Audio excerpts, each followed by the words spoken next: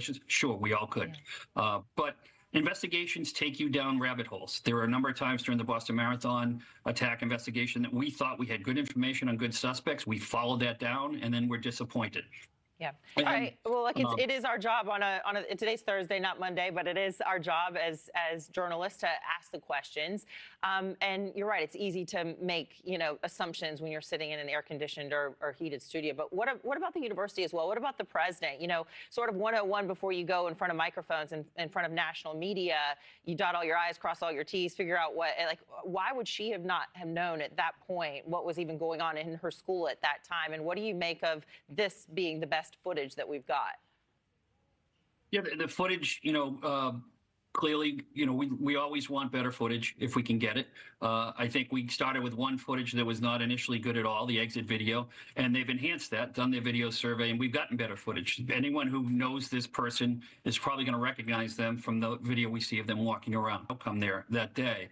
He still would have been masked. We still wouldn't have known who he was at this point coming out, and the challenges would still be there. Can I criticize a university president who has lost some of her students in a crisis, and a couple hours later is up before a microphone and doesn't know whether it was an exam or a study group? No, I'm not going to criticize them. I'm going to give them grace and give them some time to work it out and get the information. And if they don't have the information to make a mistake, own it. We've seen law enforcement, press conferences across the country where people make mistakes and they don't own it. So the worst thing you can do is not own the mistake, and then make sure you're better prepared the next time going forward. But the main focus is doing what they're doing, getting the information out to the public, making sure the public eyes are there. We saw that in the Mangione case, right? Very similar case. And it was the public and the news media pushing this message to the public that created that opportunity for the people at McDonald's to identify and bring that subject into custody. Certainly. And as we go, we're out of time, but if we can quickly put those full screens up of some of the most infamous manhunts of our time to compare this, going in to day 6 now, it seems like a long time, especially for students there and people in the community are like, you can't find this individual quickly enough. But, some of these they were apprehended shortly after. A lot of them, sort of die on their own battlefield. They go into this ready to die there. These individuals, not so much. And then if we can go ahead and show the next as well, sometimes it does take time, and hopefully there will be a break in the case now that they've got this additional photograph of this other person that they think may lead them to the individual who did that awful atrocity on that school campus. Dan Linsky, thank you so much for weighing in with your expertise. Thanks.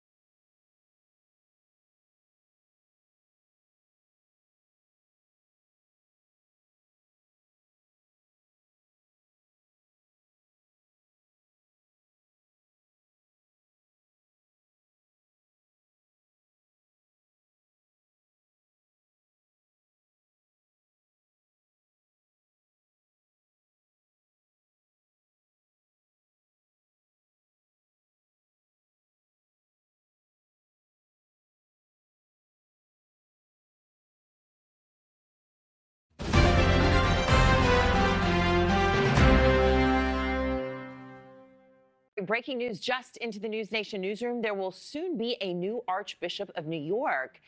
And it's like the Pope, he's actually from Chicago. Pope Leo has tapped Bishop Ronald Hicks to replace the retiring cardinal. Grew up not far from Pope Leo's childhood home, spent 5 years leading a church-run orphanage in Latin America and the Caribbean. Well, as kids are wrapping up school before winter break, a new AI tool is aiming to help students by providing some more customizable learning experiences so they can hopefully better retain the information that they're being taught, right? NewsNation's Max Paris is going to explain for us just how it works and sits down with students to use the new technology in an exclusive interview. These are the first students to ever use it. For years, teachers have been struggling with how to incorporate AI as a tool for learning rather than it simply being used for cheating. Cue Google's latest innovation, which harnesses the power of AI to personalize the way students learn and help them retain what they're being taught. It being able to tailor to what I like, I thought was the coolest part. The different options that this AI gave was very helpful for me. Until now, the textbook has been a staple part of the classroom, forcing a limited one-size-fits-all approach to teaching. But with Google's new Learn Your Way technology, textbook material is uploaded and analyzed by AI before the student personalizes their learning experience. With one of Google's project leaders telling me they looked at teaching studies to decide how to make as many learning options for students. What dual coding theory says is that when you present material in different ways, it actually completes a more robust and complete mental model of these concepts and therefore reinforces learning. Once a topic is uploaded to the site, material is outputted at the grade level the student chooses, while incorporating their hobbies and interests into the subject matter, before the student decides how it's all displayed, with options like immersive text, slides, audio narration, or mind maps to connect core concepts. And now we're hearing from these students that were the first to test Google's new AI tool, speaking exclusively with NewsNation about their experience. I'm not someone who can read a whole article because I just get bored. I go on my phone. I do everything else besides actually reading. So giving me these different ways to learn something is super helpful. Sometimes when you're reading text, it all just blends together. So having that quick summary just to catch you up if you lost your track, it's definitely very helpful. Did you feel like you were able to retain the information being taught to you better than from a traditional textbook? Honestly, not great. But I do think I was very surprised that I could remember a lot of what I learned. And the results speak for themselves. Google tested 60 high schoolers after they utilized Learn Your Way and found students performed 8% better than the control group that only read from the textbook. A week later, Google tested the students again on the same material and found those that used the AI tool performed 11% higher than the control group. What we're seeing is that students who use Learn Your Way have this opportunity to perform a full letter grade higher when they use the tool. I cannot wait to actually use this tool and implement it into my learning. A demo version of Learn Your Way is already available to use, and if you want access to the full version, students and teachers can be added to a wait list in order to upload their own course material into the system. All right, Max, thanks for that reporting. Today, singer and actor Ricky Martin has sold his New York City apartment after it had been on the market off and on for 8 years. Wow, that's a long time, isn't it? Must have been frustrating for him. NewsNation senior story editor Paula Froelich is here with the scoop. Paula, I've been trying to figure out, like, why do I care about Ricky Martin's apartment? But tell me, it's been on the market for this long. Tell me what the controversy is. What's it all about? Okay, I'll tell you all about it. Here's the deal. He bought the apartment in 2012 for $5.9 million. It's a big deal. That's a lot of money. I don't have that money. And, you know, he got married to Joanne. He had 2 kids. He and Joanne split up. He spends most of his time in Miami, and he just doesn't need the apartment. So he thought, I'll get rid of it. I want $8.2 million. And 8 years later, he got $6 million. And a lot of people are like, why? Why didn't this sell? It's 4 bedrooms, 4.5 baths. And you know what? It's all about location, location, location, Anna, because it's just kind of on the wrong side of Manhattan, if there is one. And trust me, I think there is. All right, well, Nobody really wants to live there. Sure. I mean, my goodness, New York City, it's so funny when you see shows like Friends and you see these big apartments, you're like, that is not what it really looks like in New York. I can tell you that from living there for 6 years myself. Let's move on to this. Meghan Markle and Prince Harry, they're producing a new flick for Netflix. This is the couple that left the royalty because they didn't want attention, but they seem to always be asking for it now. You and I are on the same exact page, Anna, once again. So they bought the rights for Jasmine Guillory's book, The Wedding Date, and they sold it to Netflix, which means they're going to produce it. It will appear on Netflix. And frankly, it kind of sounds like it's more suited for Hallmark. These man and woman get stuck in an elevator. While they're stuck in there, they find out he needs a date for a wedding. She says, okay, I'll be a fake date. And guess what happens? Yep, you got it. They end up together. Shocker. Shocker.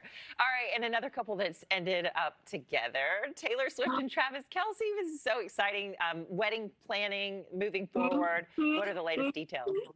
Okay, you know I love this so much. I really do like this couple. And what I really like about them is that they are equal partners, even in wedding planning. So, you know, they got engaged in August. They are expected to be married this summer, most likely at our house in Rhode Island. And they are equal partners in planning this. You know, he might be on the field. Well, he's not anymore. But even though her doc came out on Disney, and even though he was playing football, they're still planning the whole thing together. They want it nice, low key, and just perfect. Nice. You know, given his fashion sense, I'm not surprised he wants to be involved in wedding planning. You know, some guys are like, nope, just tell me where I need to sign the check if I need to sign a check, you know, but some guys really want to be involved. And wow. I can't wait to see what tux he wears, because you know it's not going to be some regular born thing. Totally. All right, Paula, great to see you. The Scoop with NewsNation senior story editor Paula Froelich. Great to have you. And check her out. You got to get her newsletter, The Scoop, all the latest Hollywood headlines delivered to your inbox. Do you want to make an announcement while you're here to our viewers who may not have seen?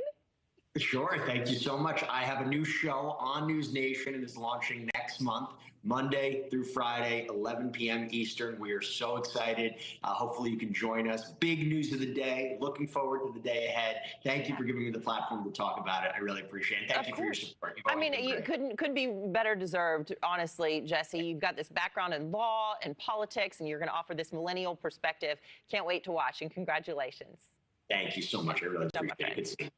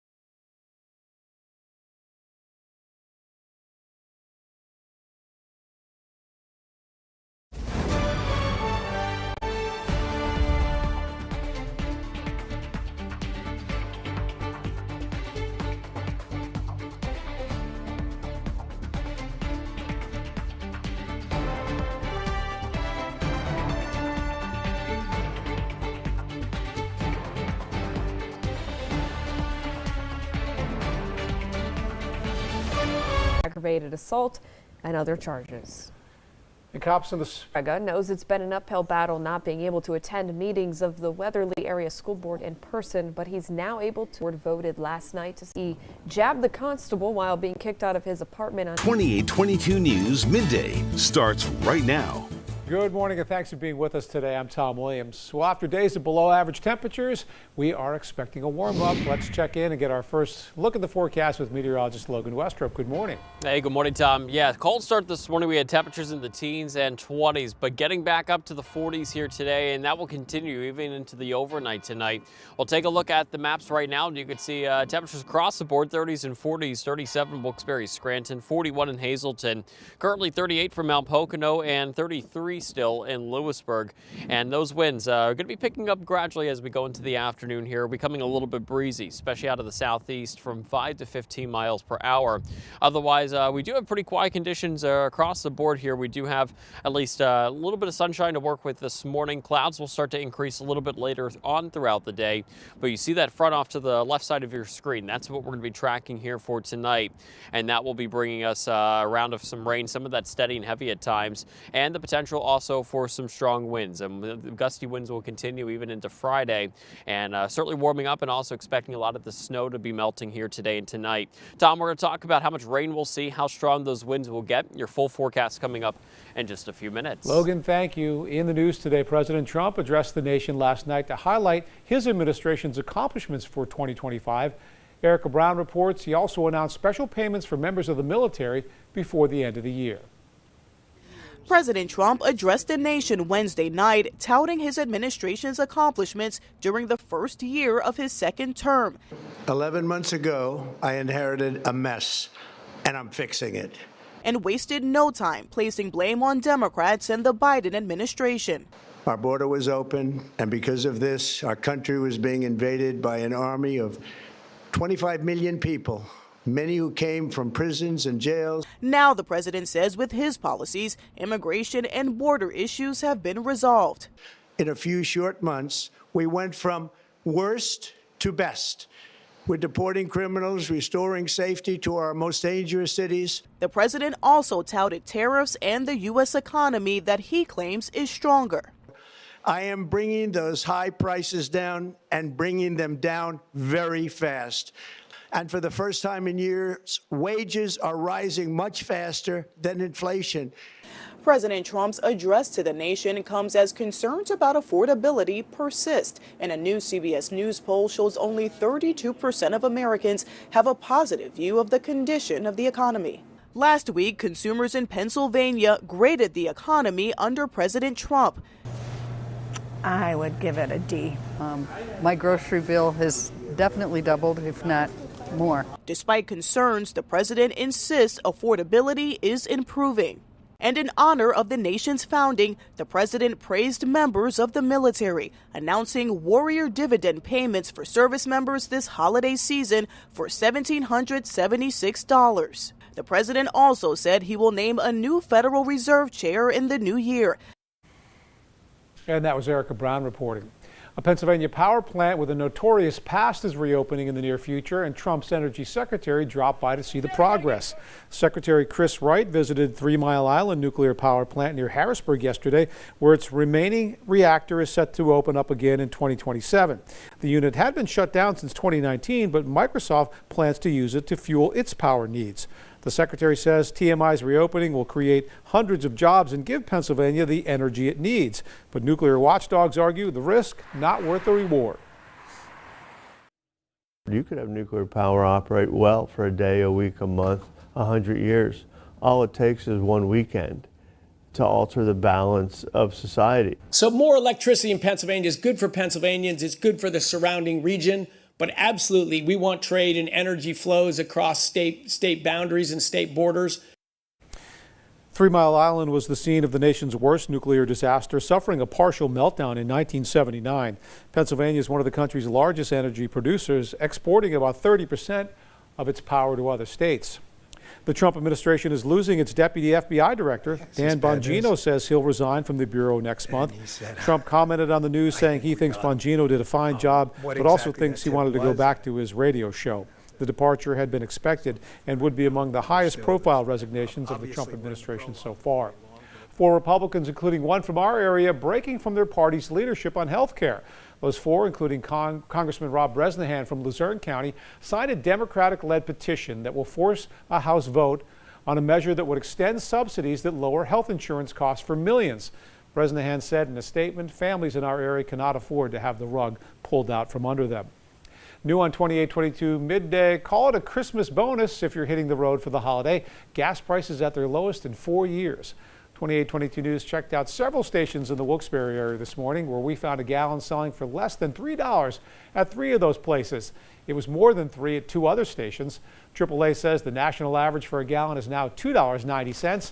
The Auto Club notes gas prices are below $3 in 37 of the 50 states. Expect your heating bill to jump this winter. A new report from the National Energy Assistance Directors Association expects home heating costs will rise by more than 9%. The group expects households to spend more than $900 on heating this winter. That's $84 more than last year. And electric bills could also go up by 12%, and natural gas customers could see an 8.5% hike. State Police will have a new leader in the new year. Governor Shapiro announced yesterday Colonel Chris Parris will retire as commissioner next month and take a job with the FBI. Lieutenant Colonel George Bivens will be named acting commissioner on December 31st. Colonel Parris, who lives in Dunmore, enlisted in the state police back in 1999. Both Parris and Bivens served at the Dunmore barracks and played instrumental roles in the capture of Eric Freen, who killed one trooper and injured another in 2014 in the Poconos. A drug trafficker is going to prison for bringing a powerful drug to our area. Police say Shane Burns was the leader of a drug operation that had ties to Mexican cartels. The 26-year-old from Arizona planned to deal fentanyl in Wilkes-Barre, Scranton, and other locations in Northeast PA. He was ordered to spend 14 years behind bars. And there's new information about the man police say stabbed a constable during an eviction in Scranton. 2822 News was there when Anello Motocchio was led to a cruiser Monday. That was after police say he jabbed the constable while being kicked out of his apartment on Adams Avenue and then locked himself inside. He faces aggravated assault and other charges. And police hope surveillance video will lead to the 3 who trashed a holiday display in downtown Stroudsburg. Several snowmen of Stroudsburg on West Main Street were vandalized in recent weeks, and the culprits were caught on camera. These are pictures from an incident earlier this month provided by Stroud Regional Police. Cops say several items from 4 of the art installations were swiped, including props and noses. The snowmen have been a Christmas tradition in Stroudsburg since 2017. And it's a win for a Carbon County School Board member who was bedridden for more than a year. Gerard Grega knows it's been an uphill battle not being able to attend meetings of the Weatherly Area School Board in person, but he's now able to maintain his position after the board voted last night to suspend a policy preventing members from joining sessions over the phone. Grega has served on the Weatherly School Board since 1991. He says he was elected by the people and intends to serve them despite his physical condition. I can do this kind of work without physically walking into that building, much better than many board members can. And I'm not talking about Weatherly's in particular, I'm talking about board members across the state. Grega says he's satisfied with last night's decision and just wants to be able to take part in the school board like the rest of the members. Christmas is coming just a week away, and for a lot of families, fish is on the menu. Seafood can be expensive far from the shore. What you can expect to pay at the register ahead of the holidays when we come back.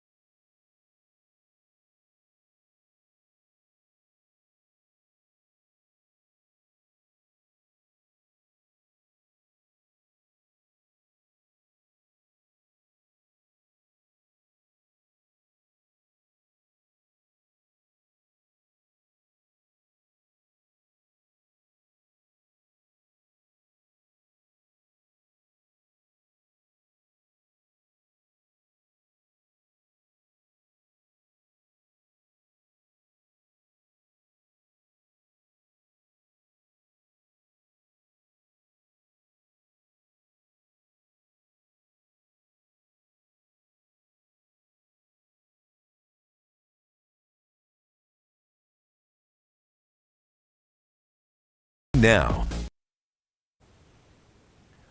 Well, the U.S. government has admitted the FAA and Army played a role in causing the deadliest mid-air crash on American soil in decades. An airliner and a military chopper collided in January near Washington, killing 67. The admission comes in response to a lawsuit filed by one of the victims' families. The National Transportation Safety Board will release a report next year, but has already said a number of factors played a role, including the helicopter flying too low. Investigators in Rhode Island still searching for the gunman who shot and killed 2 Brown University students. The search now in its 6th day. Police say the suspect might have been scouting that area hours before the attack. They released a picture of a second person who they believe might help in the search. The shooting happened in a part of a building where there were few cameras, providing little useful video. Authorities are asking neighbors to review their own security or phone footage. Authorities in Boston searching for a suspect in the killing of a Massachusetts Institute of Technology professor. The prof was shot at his home outside of Boston Monday night and died at the hospital. He joined MIT in 2016 and last year took charge of the school's Plasma Science and Fusion Center. The investigation is ongoing with no suspect in custody.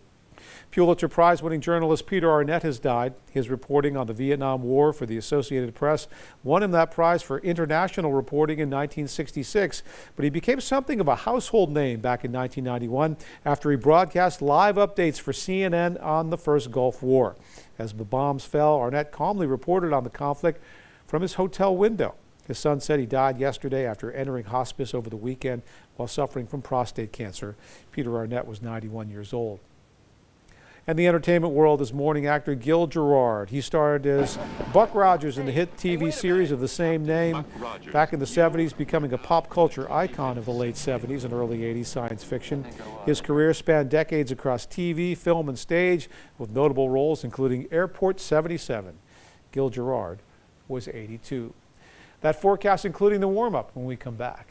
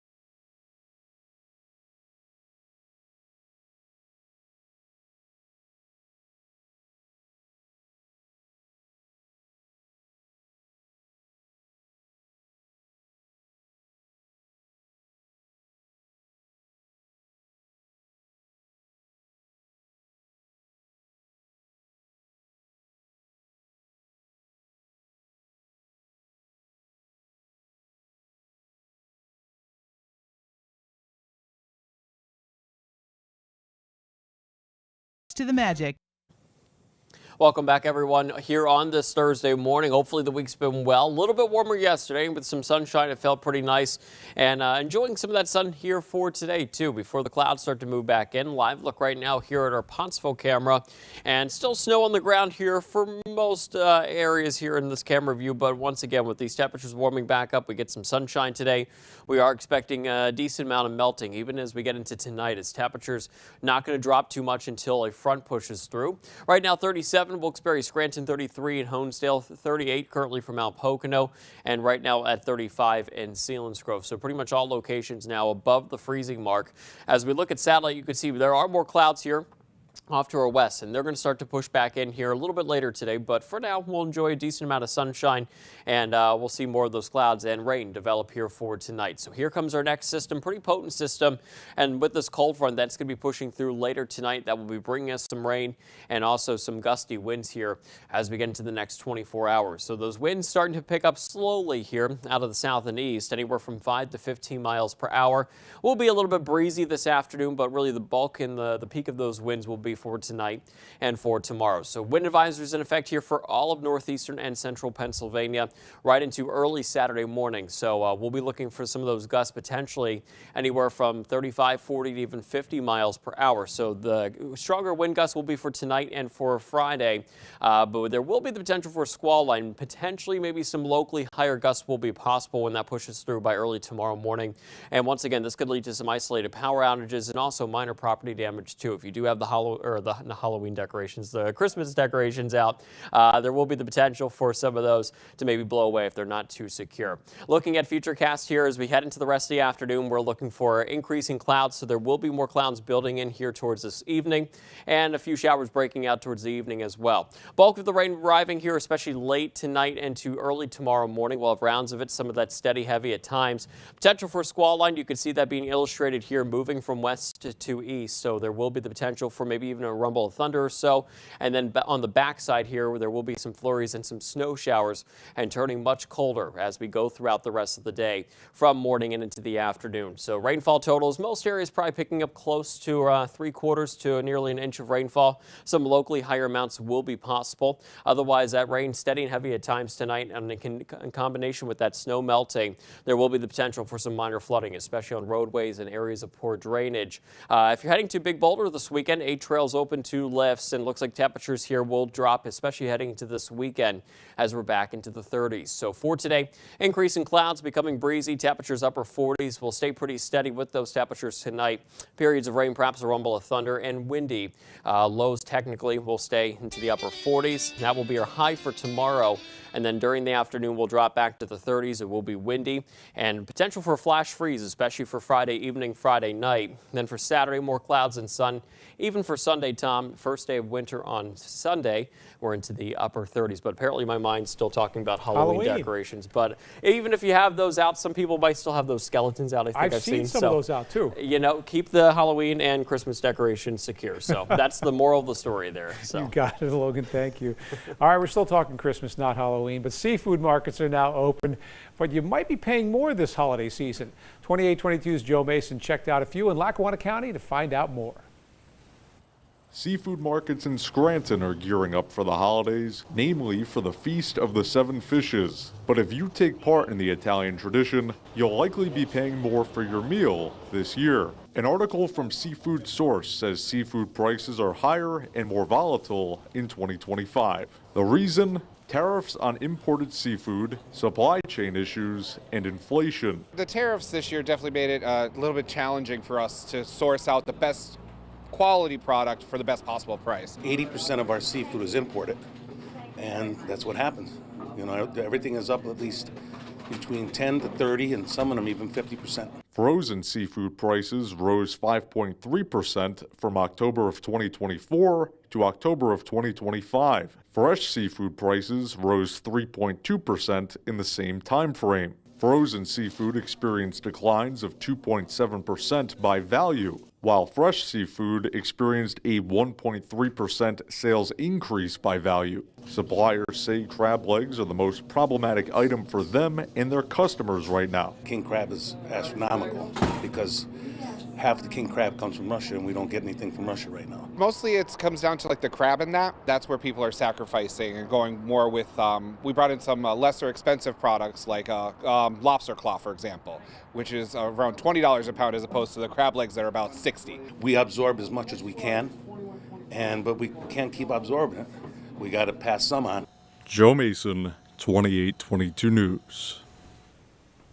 And customers tell us prices aren't stopping them from taking part in their holiday traditions. The markets say most people buy smelt, bacala, as Uncle June from The Sopranos will tell you, is salted cod, haddock, and other fish products ahead of Christmas, the Feast of the Seven Fishes tradition. You're running out of time for Christmas shopping, but for mail carriers, the season can be the most stressful time of the year. We'll bring you to the heart of the Postal Service when we come back.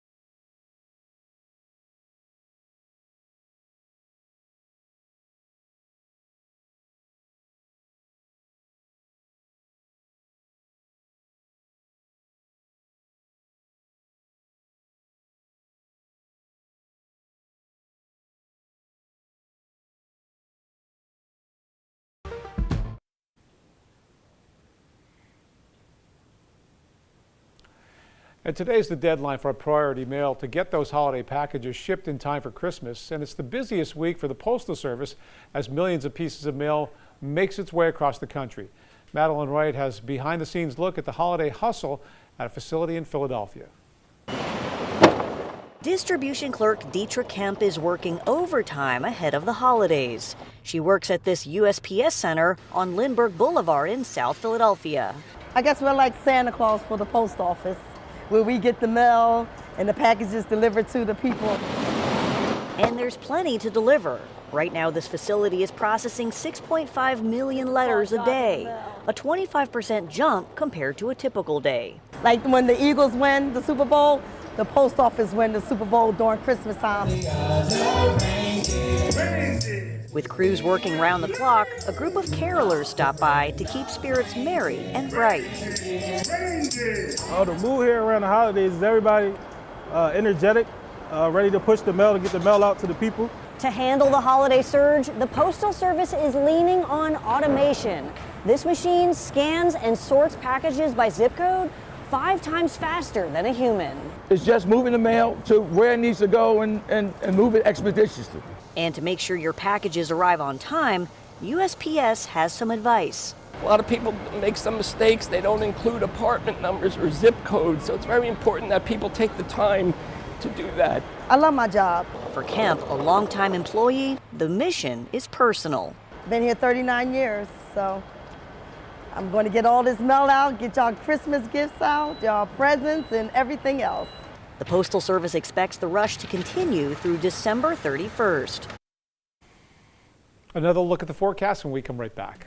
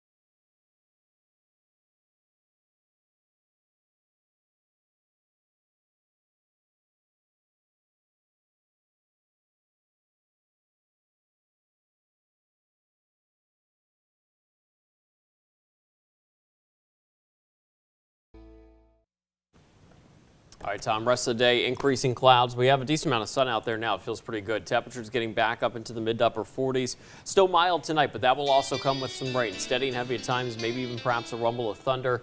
And the winds will certainly turn gusty here tonight and then for tomorrow. So we are on weather alert, especially for tomorrow morning with that rain. Some of that steady heavy at times could cause snow melting, and our temperatures dropping throughout the day from the 40s to the 30s. Saturday and Sunday, more clouds and sun, mid to upper 30s. First day of winter on Sunday. And temperatures feeling more winter-like here, especially by early next week. No 40s there in sight as we're into the 30s. And Christmas Eve so far looks pretty quiet, too. And now you have the melting of the snow. Yeah. And the salt still on the road. It's going to be all over your car again. Yep, exactly. Look forward to it. Can't wait. Just don't brush your suit up against your car. I know, that's a problem every winter. Logan, thanks. Well, no seat in the restaurant? How about sitting with strangers? The national trend when we come back.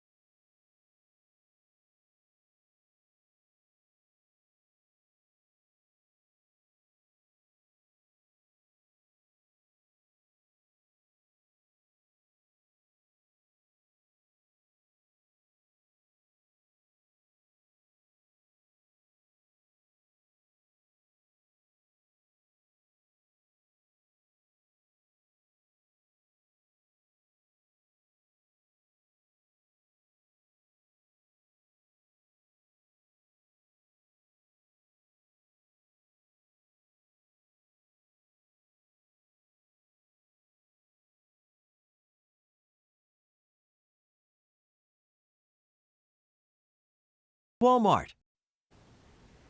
Well, it might be strange to be seated with a group of strangers at a restaurant, but increasingly younger diners are opting to try it out.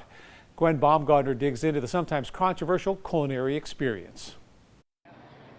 At LA's Republic restaurant, everyone is encouraged to pull up a seat next to a stranger. It's always been successful for us. Owner Walter Mansky incorporated this communal table 12 years ago as a space where diners can mix groups, meet new people, and share meals. It's obvious to us that there's those that love the tables and love being, in the action and meeting others. He says customers regularly call ahead to reserve a seat next to someone they don't know. It seems to me like it's working. Everybody here is having a great time. The proof is in the pudding and the data too. A new survey by the restaurant reservation service Resy found that 90% of Gen Z diners enjoy communal tables, with 1 in 3 saying they made a friend in the process and 1 in 7 saying it prompted a date. The communal table is so hot right now.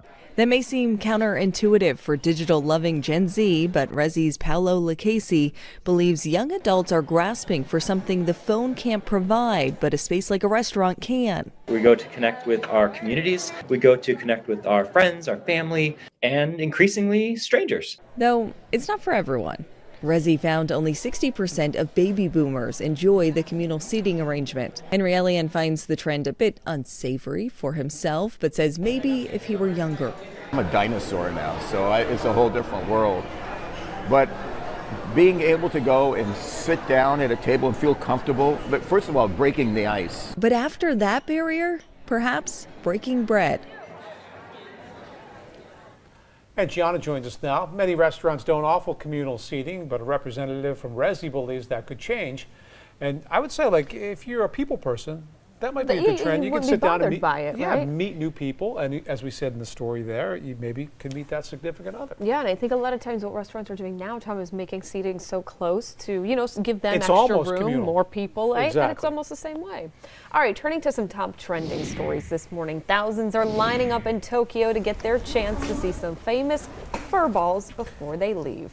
This video is from Monday, where you can see visitors checking Xiao and Lele, their brother and sister, and even though they were born in Japan, the two pandas are on loan from China and will be heading back there starting February. Their farewell will leave Japan with no pandas for the first time in about 50 years. I feel like we, see several videos of these guys throughout the years, so people have enjoyed their stay as much as they've probably enjoyed Right. it here. If you're not going to Japan, you can still see them at the National Zoo because they are back there. Yep. All right, living at the North Pole, Santa must know how to ski, but which one is he here? Check this out. It's a Santa Ski Fest put on by the famous red and white suit and a pair of skis. More than 300 in Santa costumes hit the slopes on Sunday at a place in Maine for the resort's 25th annual fundraiser.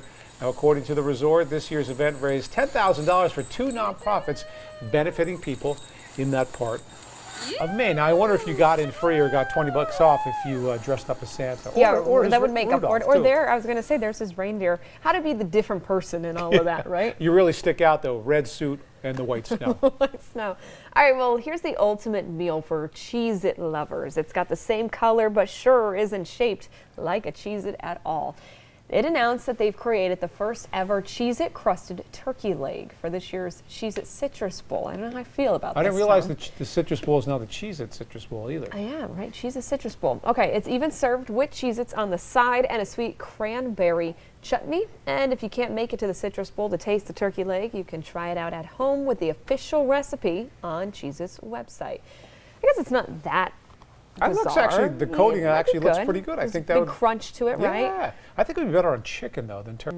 Now I know Michigan's Now playing. you're thinking of something. Michigan's playing in the Citrus Bowl. They'd be playing an SEC team. I don't know who it is. We'll have to look it up. All right, maybe Let's turkey ask leg. Logan. He's a big sports fan. He's in with your forecast. Who is Michigan playing in the Citrus Bowl this year? That's a great question. Well, they have a new coach when they're going in there too. So what's that, Tom? You know, they have a new coach too. So yeah, I knew all about. Actually, Google is my best friend in these instances. Yeah, right on top of Yeah, that one. I'm going to type in it right in. Yeah, I'll let you know in just a few minutes. Honestly, no idea off the top of my head. 37 Wilkes-Barre, Scranton, currently at 38 in Mount Pocono, 41 in Tunkhannock, and 35 in Selinsgrove. As we take a look at the winds currently, they have been slowly picking up throughout the morning, and it will become a little bit breezy here as we head into this afternoon. Winds out of the south and east today, generally 5 to 15 miles per hour, but they really will be picking up as we get into tonight and for tomorrow. Satellite radar showing we've had quiet conditions here, decent amount of sunshine over Pennsylvania, but you do notice more activity off to our west. We'll be tracking this front with this area of low pressure pushing in as we get into later tonight and for tomorrow. And that's what's going to really bring us those gusty winds and also good soaking rain too. So tracking the system, steady heavy rain at times, potential for those strong wind gusts as well. But also out ahead of it though, it will be warmer, and we're expecting a lot of that snow to be melting here today and tonight. Tom and Gianna will talk about how much rain we'll see and also how strong those wind gusts will get and how things look for the upcoming weekend. Your full forecast in just a few minutes. And I know we figured it out. You wanted to know Michigan is playing Texas December 31st in the Cheez-It Citrus Bowl, Logan. There you go. Get your turkey legs, Logan. The things you'll learn. Did not know until now. Thank you. You got it, buddy. Well, our pets are family and our cars keep us moving. That's why we are sharing simple ways to help protect both. Yes, Ashley Howard and Alyssa Bergamini are standing by with this week's Epic Discounts. Welcome to Epic Discounts by BestReviews.com. I'm Alyssa Bergamini. And I'm Ashley Howard. Grab your phone and scan that QR code on your screen. First up, the Rove R2 4K dual dash cam gives you crystal clear video from the front and rear of your car, so you're always protected. It even watches your car while you're parked. And with the free 128 gig memory card, you can start recording right out of the box. Plus, you can instantly view and save videos right on your phone with super fast Wi-Fi. And as we're all driving a little more this season, here's a reminder, insurance prices always change and not always in your favor. According to Money.com, among insured Americans who switched carriers, 92% saved money and 63% saved at least $100 annually. If you've moved, drive less, or got a new car, it's a great time to shop around. Save by going direct and skip the agent. Money.com lets you compare and buy car insurance right from their site. If you're looking to save and stop overpaying, go to Money.com or scan that QR code on your screen to compare right on their homepage. And since the holidays are all about family, including our four-legged friends, you'll want to check out their pet insurance. Our pets are family, but those rising vet costs can make emergencies really stressful. And that is why more owners are turning to pet insurance. It helps cover unexpected bills, offering peace of mind so families can focus on care and not cost. Money.com reviewed top providers and found plans starting as low as $10 a month. To learn more, visit Money.com or scan the QR code right on your screen. And while we're spoiling our pets with treats and extra cuddles this season, let's get to know them a little better. Meet the Base Paws DNA testing kit for dogs and cats. It reveals over 330 breeds, more than 280 health risks, and 30 unique traits. Whether you have a mystery mix or want insights to genetic health, you get a full ancestry and health breakdown, personalized information to help your pet live their best life. Let's take one last look at today's products and services. Head to epicdiscounts.com or scan the QR code on your screen. And get ready to scan, shop, and save all season long with Epic Discounts by Best Reviews.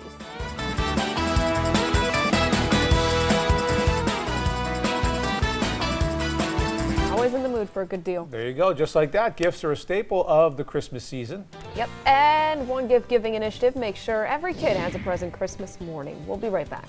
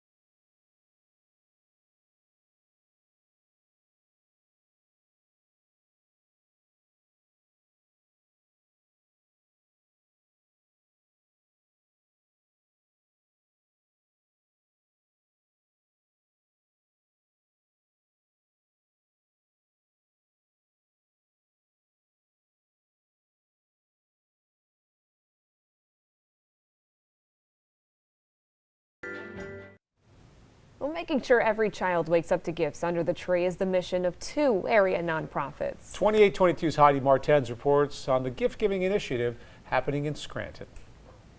A local nonprofit is continuing its annual holiday tradition to help families in need in our community. As the holiday season approaches, dozens of volunteers work to sort and organize toys that are distributed to families that are in need. Families of the Poor and the Catherine McCauley Center collected toys to help make sure that children in the community have something to open this holiday. Over the past 2 days, volunteers gathered at the Byron Recreational Complex at the University of Scranton to help collect and organize toys for children before the holidays. Organizers say the drive helps relieve some of the financial stress families face this time of year. As a parent now, thinking about the stress and the anxiety of what am I going to get my child for the holidays, I can't find anything, I can't afford anything. Thinking about just that little bit of relief we're offering parents is what means the world. The toy drive is a local collaborative effort with Catholic Social Services of the Diocese of Scranton helping to get toys into the hands of families who need them most. Organizers recognize that this could not be done without those that volunteer. We couldn't do this without the volunteers here helping families. And I say 5,000 kids. Just imagine 5,000 kids are going to wake up and have a Christmas present under the tree thanks to the work we did here. That feels really good. All of the toys that are organized and collected are distributed to the families served by the local nonprofits. Organizers say that every donation, big or small, does make a difference. They also say they are accepting donations year-round. Reporting in Scranton, Heidi Martens, 2822 News. Alrighty, and we are coming right back. Another look at your future alert weather forecast.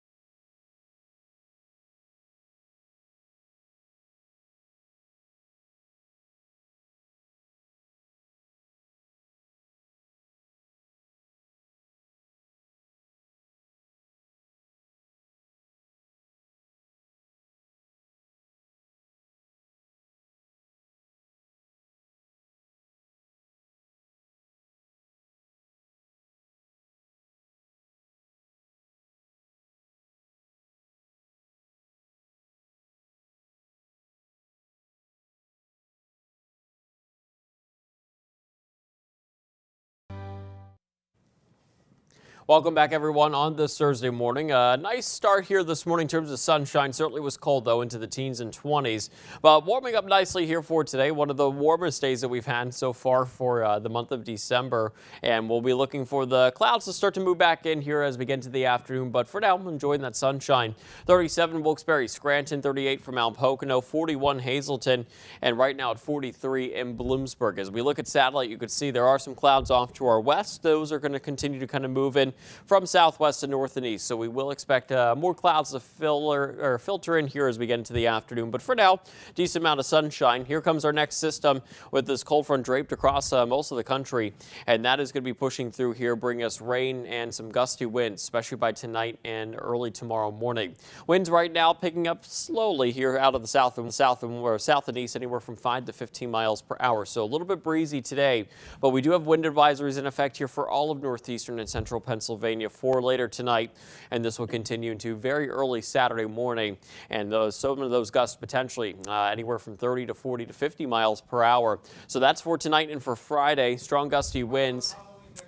Oh, yeah, Tom said keep those Halloween decorations, because I said that in the last half hour. Instead of holiday, I said Halloween. Isolated power outages certainly possible, though, and also some minor property damage, especially with those decorations, whether you have Halloween or holiday decorations out. Tom's laughing over there. You can see here with Futurecast, we'll continue with a decent amount of sunshine, but clouds will increase, though, a little bit later on today.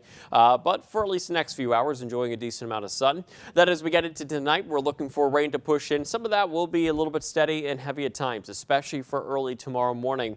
When that front pushes through, there will be the potential for a squall line here, and even that could bring in a rumble of thunder or so. And also that squall line will have the potential to bring even some stronger wind gusts as well. Behind it, we'll look for temperatures to fall from the 40s in the morning to the 30s into the afternoon, and there is the potential for some flurries and snow showers on the backside of the system, and then looking like we'll have a pretty quiet night here by Friday night. Temperatures here will be into the 40s overnight, so looking for rain here with all this event for the overnight hours.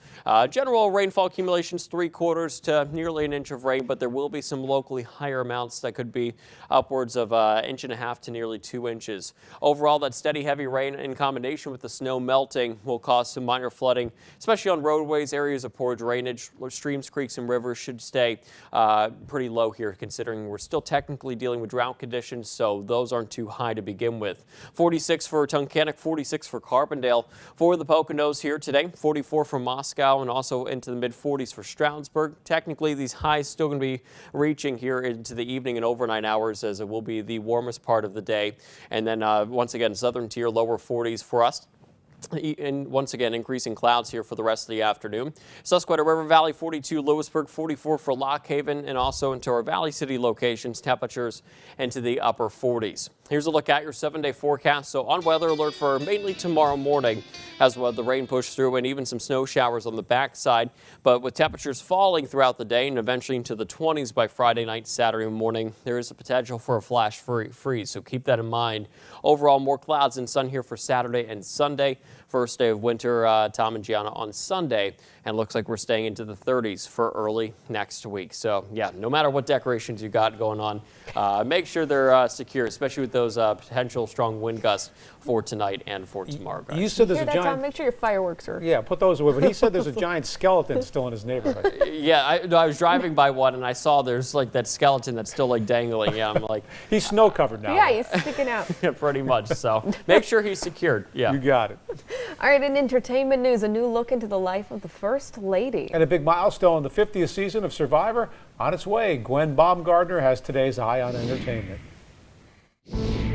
Fans of the hit show Survivor are getting their first look at the full cast for the milestone 50th season. Welcome to Survivor 50. Survivor 50 features an all-star lineup of legendary castaways, including competitors from the most recent 49th season that ended yesterday. Even before the new season starts, there will be a first-ever nationwide Survivor Challenge, calling on people across the country to track down authentic immunity idols hidden in their state. Survivor 50 premieres on Wednesday, February 25th on CBS and streams on Paramount+. Hollywood's biggest night is leaving its longtime home at ABC for YouTube. The Academy of Motion Picture Arts and Sciences announced the seismic shift Wednesday, giving the streaming giant exclusive rights to stream the Oscars live and for free to over 2 billion viewers around the world. The YouTube deal begins in 2029 with the 101st Oscars ceremony and runs through 2033. Here we go again. And it's First Lady Melania Trump as you've never seen before. Hi, Mr. President. Congratulations. Amazon MGM Studios dropped the first trailer for the upcoming documentary titled Melania, featuring behind-the-scenes footage leading up to her husband, President Trump's second inauguration. The film was licensed by Amazon as part of a $40 million deal and directed by Brett Ratner, who was accused of misconduct by multiple women in the Me Too movement. Melania hits theaters worldwide January 30th before streaming on Amazon Prime Video. Well, grocery prices are up there, but the consequences of shoplifting even bigger. We'll tell you about a new problem for grocery stores here in America when we...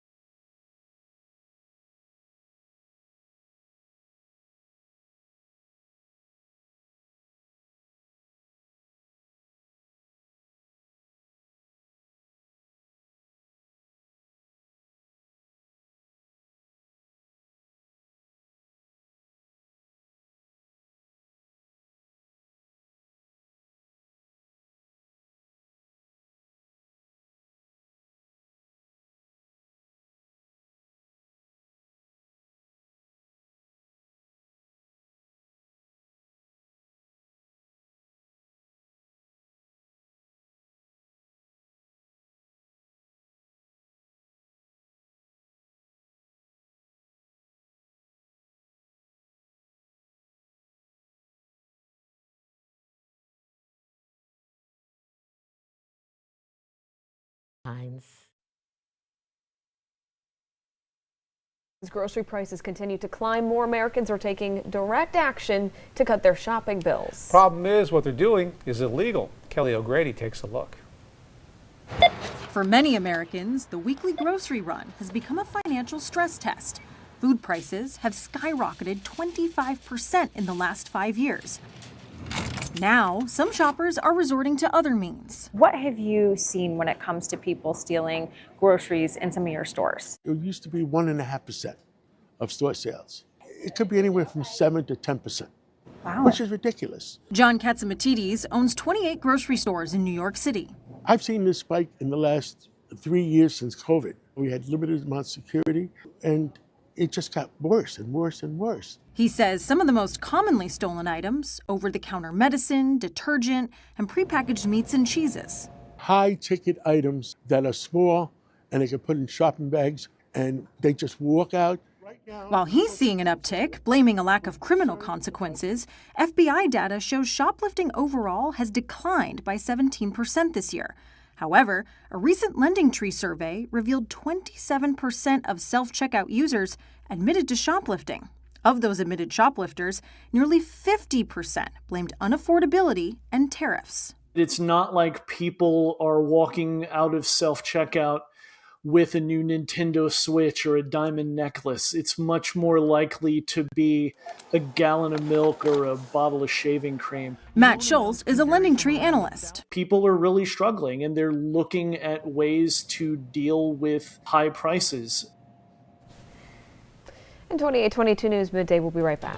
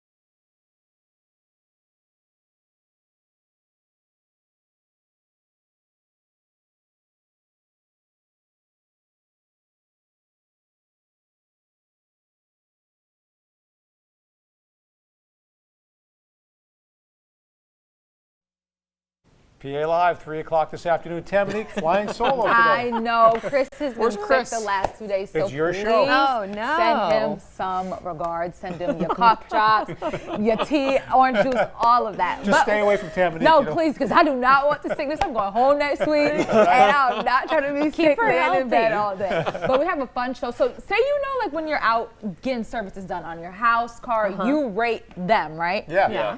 No, we're switching it up today. Okay. Contractor Shield is coming in studio. They're talking about missed payments, unreliable clients, and a wasted time can quietly drain their business. So he came up with an app that helps the contractors rate us Wow. as customers so they can say, oh, they're not paying their bills on time. They were super rude. They weren't there when I needed them to be there, let me in the house or do whatever. So now they're flipping the script on us. So turning the they're tables a little literally, bit. they're Gianna's rating that us one star instead. now. Hey, Yeah. they reviewed a customer. It was so funny. I told my mom about this and she was like, oh, they taking control now. They're in charge now. We're in trouble. This is the new big thing. Y'all better start Do being you good. think you're the 2-star? Yeah, no, Tom's a 5-star. No, I'm not. Watch out. We're going to rate your forecast. So you better give us a great. good Well, one. we already Please do. Tamnique's like, no, not for this.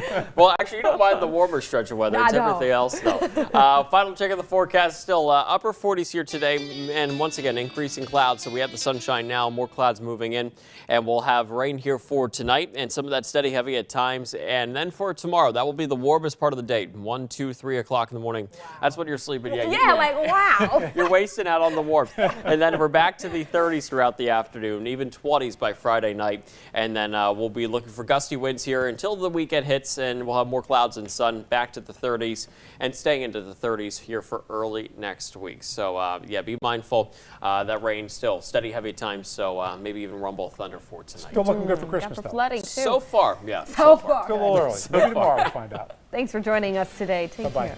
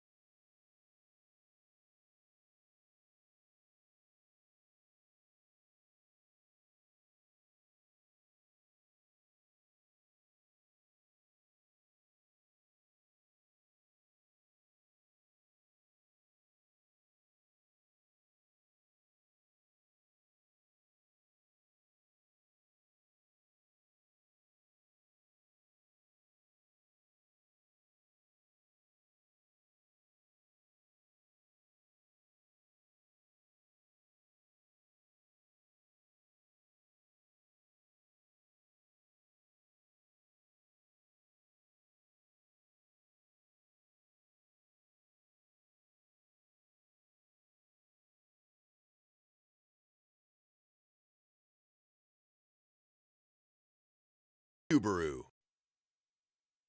2822 News at Noon starts right now. Good afternoon, and thank you for joining us today. I'm Gianna Gali. Well, we begin this afternoon on the bright side. Let's get a check of the forecast now with meteorologist Matthew Howard, who joins us with those details. Matthew, good afternoon. Good afternoon, Gianna. We are seeing that sunshine right now. It's also noticeably warmer than it's been over the past couple weeks, but we do have some changes to talk about. Looking right here at the Wilkes-Barre rooftop, we see a lot of sunshine today, and that and those southerly winds have allowed us to warm up plentiful. We're into the mid-40s right now, and it's a little bit breezy as you're heading out there. That will continue to be the case as we go throughout the coming days. I have 46 degrees for Scranton, Wilkes-Barre, 38 in Mount Pocono, 42 degrees in Williamsport. And for our satellite and radar, we do have quiet conditions over here, but we are tracking some more rainier weather as we're actually headed out through the next 24 hours. And that rainier weather is going to be tonight into Friday morning. We'll also see some strong strong gusty winds. Those gusts can get up to 35 to 50 miles per hour. Gianna, we're going to time out that rain and some cooler weather. More in your full forecast. All right, Matthew, we'll see you soon. Thank you. President Trump addressed the nation last night to highlight his administration's accomplishments for the year. Erica Brown reports he also announced special payments for members of the military before the end of the year. President Trump addressed the nation Wednesday night, touting his administration's accomplishments during the first year of his second term. 11 months ago, I inherited a mess, and I'm fixing it. And wasted no time placing blame on Democrats and the Biden administration. Our border was open, and because of this, our country was being invaded by an army of 25 million people, many who came from prisons and jails. Now the president says with his policies, immigration and border issues have been resolved. In a few short months, we went from worst to best. We're deporting criminals, restoring safety to our most dangerous cities. The president also touted tariffs and the U.S. economy that he claims is stronger. I am bringing those high prices down and bringing them down very fast. And for the first time in years, are rising much faster than inflation. President Trump's address to the nation comes as concerns about affordability persist. And a new CBS News poll shows only 32% of Americans have a positive view of the condition of the economy. Last week, consumers in Pennsylvania graded the economy under President Trump. I would give it a D. My grocery bill has definitely doubled, if not more. Despite concerns, the president insists affordability is improving. And in honor of the nation's founding, the president praised members of the military, announcing warrior dividend payments for service members this holiday season for $1,776. The president also said he will name a new Federal Reserve chair in the new year. A PA power plant with the notorious past is reopening in the near future, and Trump's energy secretary stopped by to see that progress. Secretary Chris Wright visited the 3 Mile Island nuclear power plant yesterday, where its remaining reactor is set to open in 2027.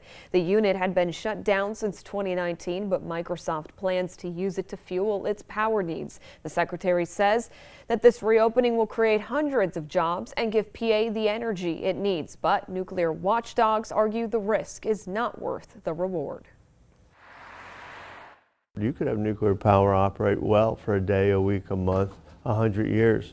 All it takes is one weekend to alter the balance of society. So more electricity in Pennsylvania is good for Pennsylvanians, it's good for the surrounding region, but absolutely we want trade and energy flows across state boundaries and state borders.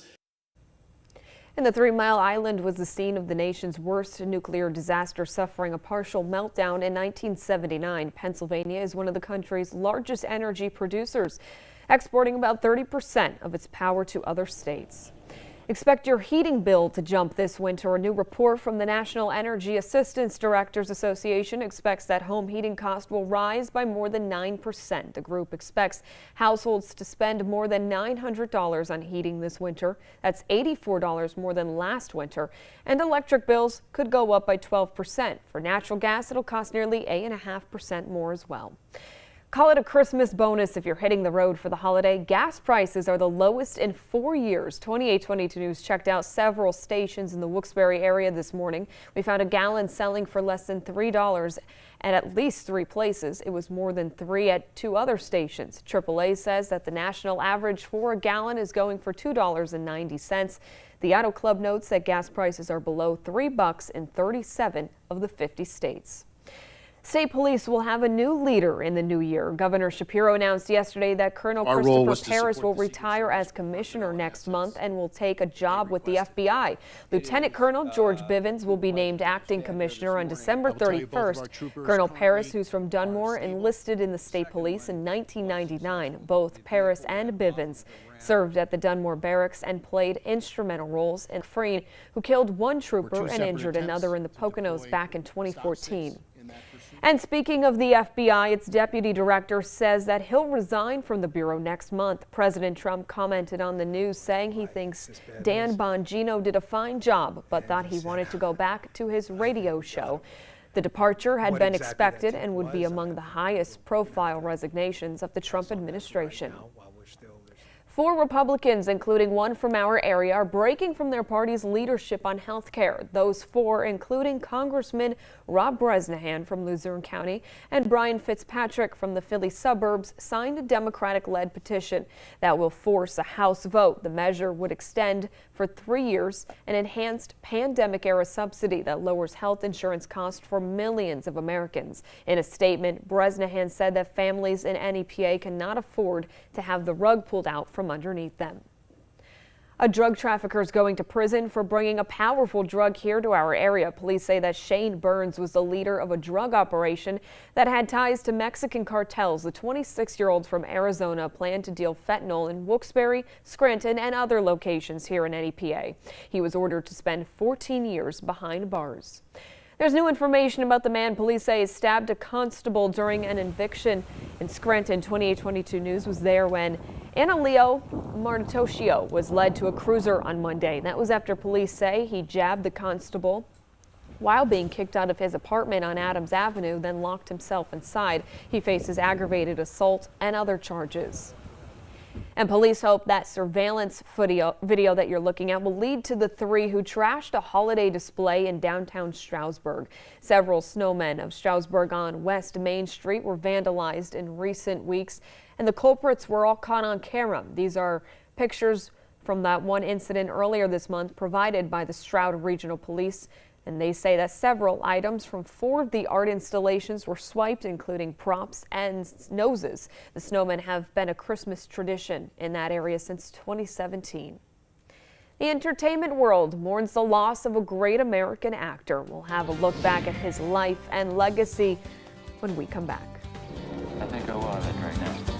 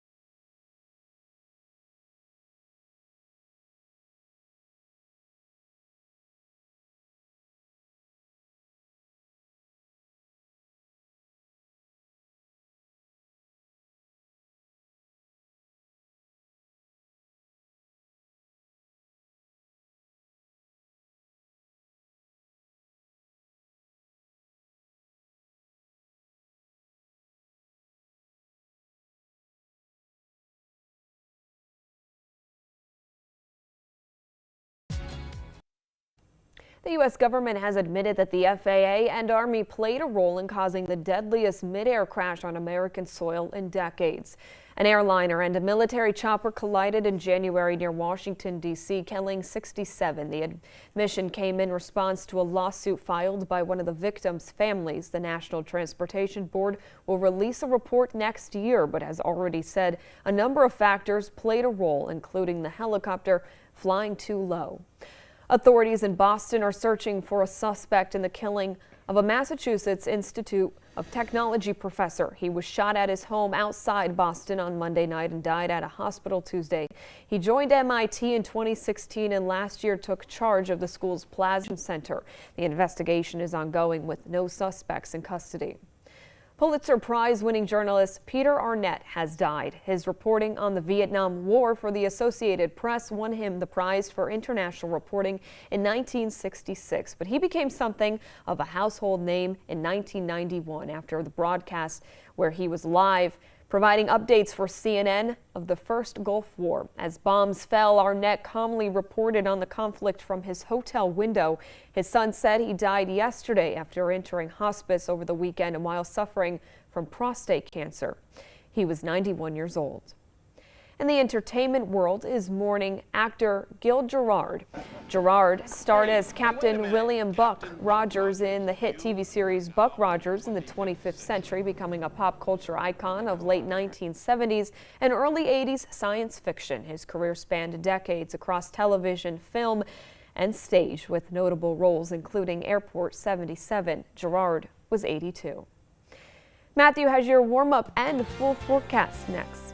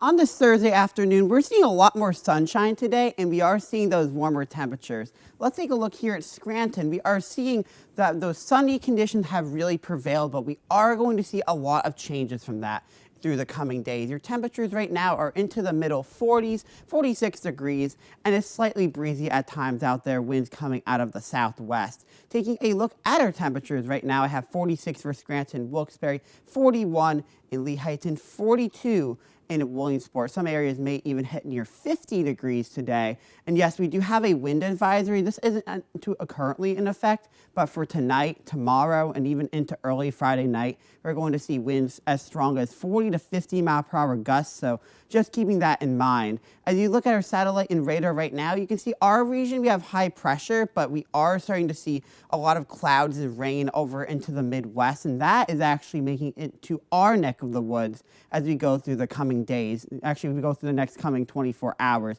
So for tonight into Friday morning especially, we're going to see that rain. And yes, there's going to be strong gusty winds, potential gusts of 35 to 50 miles per hour. So everything, those decorations going to be loose. You might want to put them away for a little bit as you're headed outside. And we are going to see about ½ inch to an inch of rain. And we'll time that all out for you. We have in our future cast for today, we're going to be quiet with mostly sunny skies. And then we start to see the clouds built in as we approach that sunset hour. And we're going to be left pretty dry until we get towards that later evening, especially across eastern Pennsylvania, maybe a little earlier for central PA. And then for tonight, we're going to see some periods of some steadier rain possible. And yes, we could not even rule out a rumble or two of thunder. So there's going to be some heavy rain at times out ahead of this.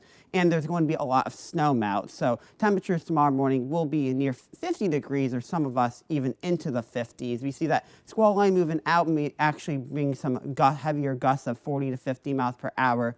And then we have some rain and snow showers behind the front that could actually be, that could maybe bring some light accumulation in some of our elevations. So just keeping that into mind.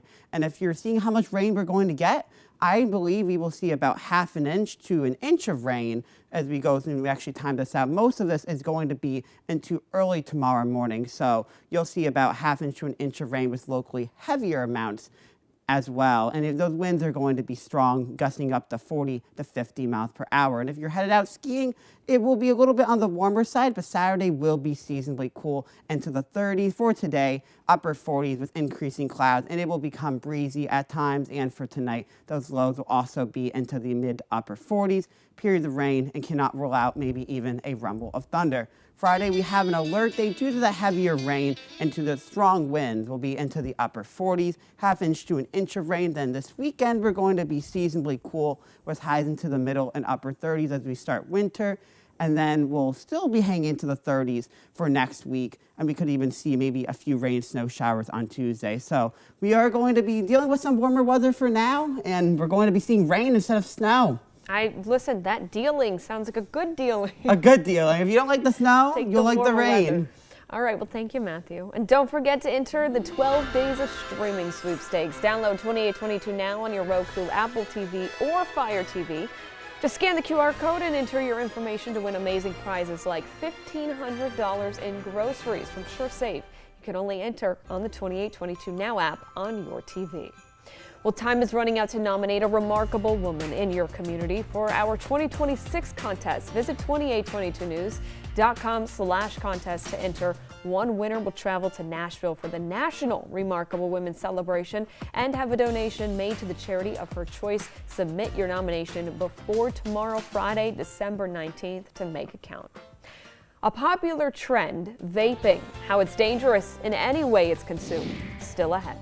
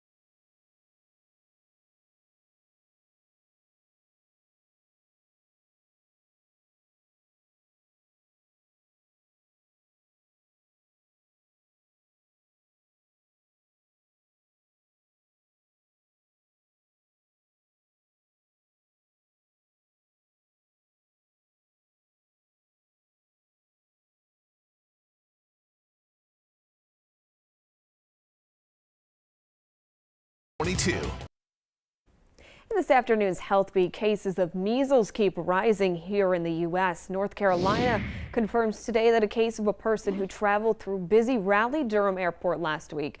Cases are mainly impacting unvaccinated children, with the most recent outbreak in South Carolina. More than 135 have already been infected in the state, with another 168 in quarantine. The CDC has tracked nearly 2,000 confirmed cases across 43 states this year, with 3 deaths. For the first time in more than 2 decades, the U.S. is on the verge of losing its measles-free elimination status as vaccination rates around the country drop. Women might face some more difficult recovery after a stroke than men do. A University of Michigan study found that within the first year following a stroke, female patients struggled more with daily tasks like eating, dressing, driving, and cooking. There were no gender differences in other aspects of recovery, including communication, neurological function, and performing some simple movements. Well, nicotine is bad for your heart and circulatory system no matter how you consume it. Research published in the European Heart Journal found that whether nicotine is vaped, smoked, or from a pouch, it is toxic to the heart and blood vessels. The information comes at a time when more young people are trying nicotine, fueled by the popularity of e-cigarettes. In today's Consumer Report, a new poll finds most American adults think that it's okay to receive cash as a holiday gift. 6 in 10 say that cash or gift cards are a very acceptable present, and younger adults are more likely to favor cash gifts compared to those above 45. But when it comes to secondhand gifts, only 6 in 10 say that re-gifted items are somewhat acceptable. A Grinch-themed pair of Nike sneakers worn and signed by late NBA great Kobe Bryant are expected to net a lot of green at auction. Bryant wore the sneakers in a Christmas Day game against the Miami Heat back in 2010. Digital auction house Jupiter expects that those bright green kicks are going to sell for more than $10 million. Well, it might seem strange to be with a seated group of people, of strangers at a restaurant, but increasingly younger diners are opting for communal tables. Gwen Baumgartner digs into the sometimes controversial culinary experience. At LA's Republic restaurant, everyone is encouraged to pull up a seat next to a stranger. It's always been successful for us. Owner Walter Mansky incorporated this communal table 12 years ago as a space where diners can mix groups, meet new people, and share meals. It's obvious to us that there's those that love the tables and love being, in the action and meeting others. He says customers regularly call ahead to reserve a seat next to someone they don't know. It seems to me like it's working. Everybody here is having a great time. The proof is in the pudding and the data too. A new survey by the restaurant reservation service Resy found that 90% of Gen Z diners enjoy communal tables, with 1 in 3 saying they made a friend in the process and 1 in 7 saying it prompted a date. The communal table is so hot right now. That may seem counterintuitive for digital-loving Gen Z, but Resy's Paolo Lucchesi believes young adults are grasping for something the phone can't provide, but a space like a restaurant can. We go to connect with our communities, we go to connect with our friends, our family, and increasingly strangers. Though it's not for everyone. Resy found only 60% of baby boomers enjoy the communal seating arrangement. Henry Elian finds the trend a bit unsavory for himself, but says maybe if he were younger. I'm a dinosaur now, so it's a whole different world.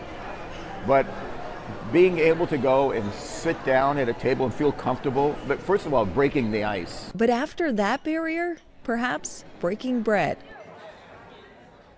Many restaurants don't offer communal seating, but those in the industry believe that could change. Washington, D.C. has the highest percentage of communal tables. We'll be right back. One final look at your forecast today.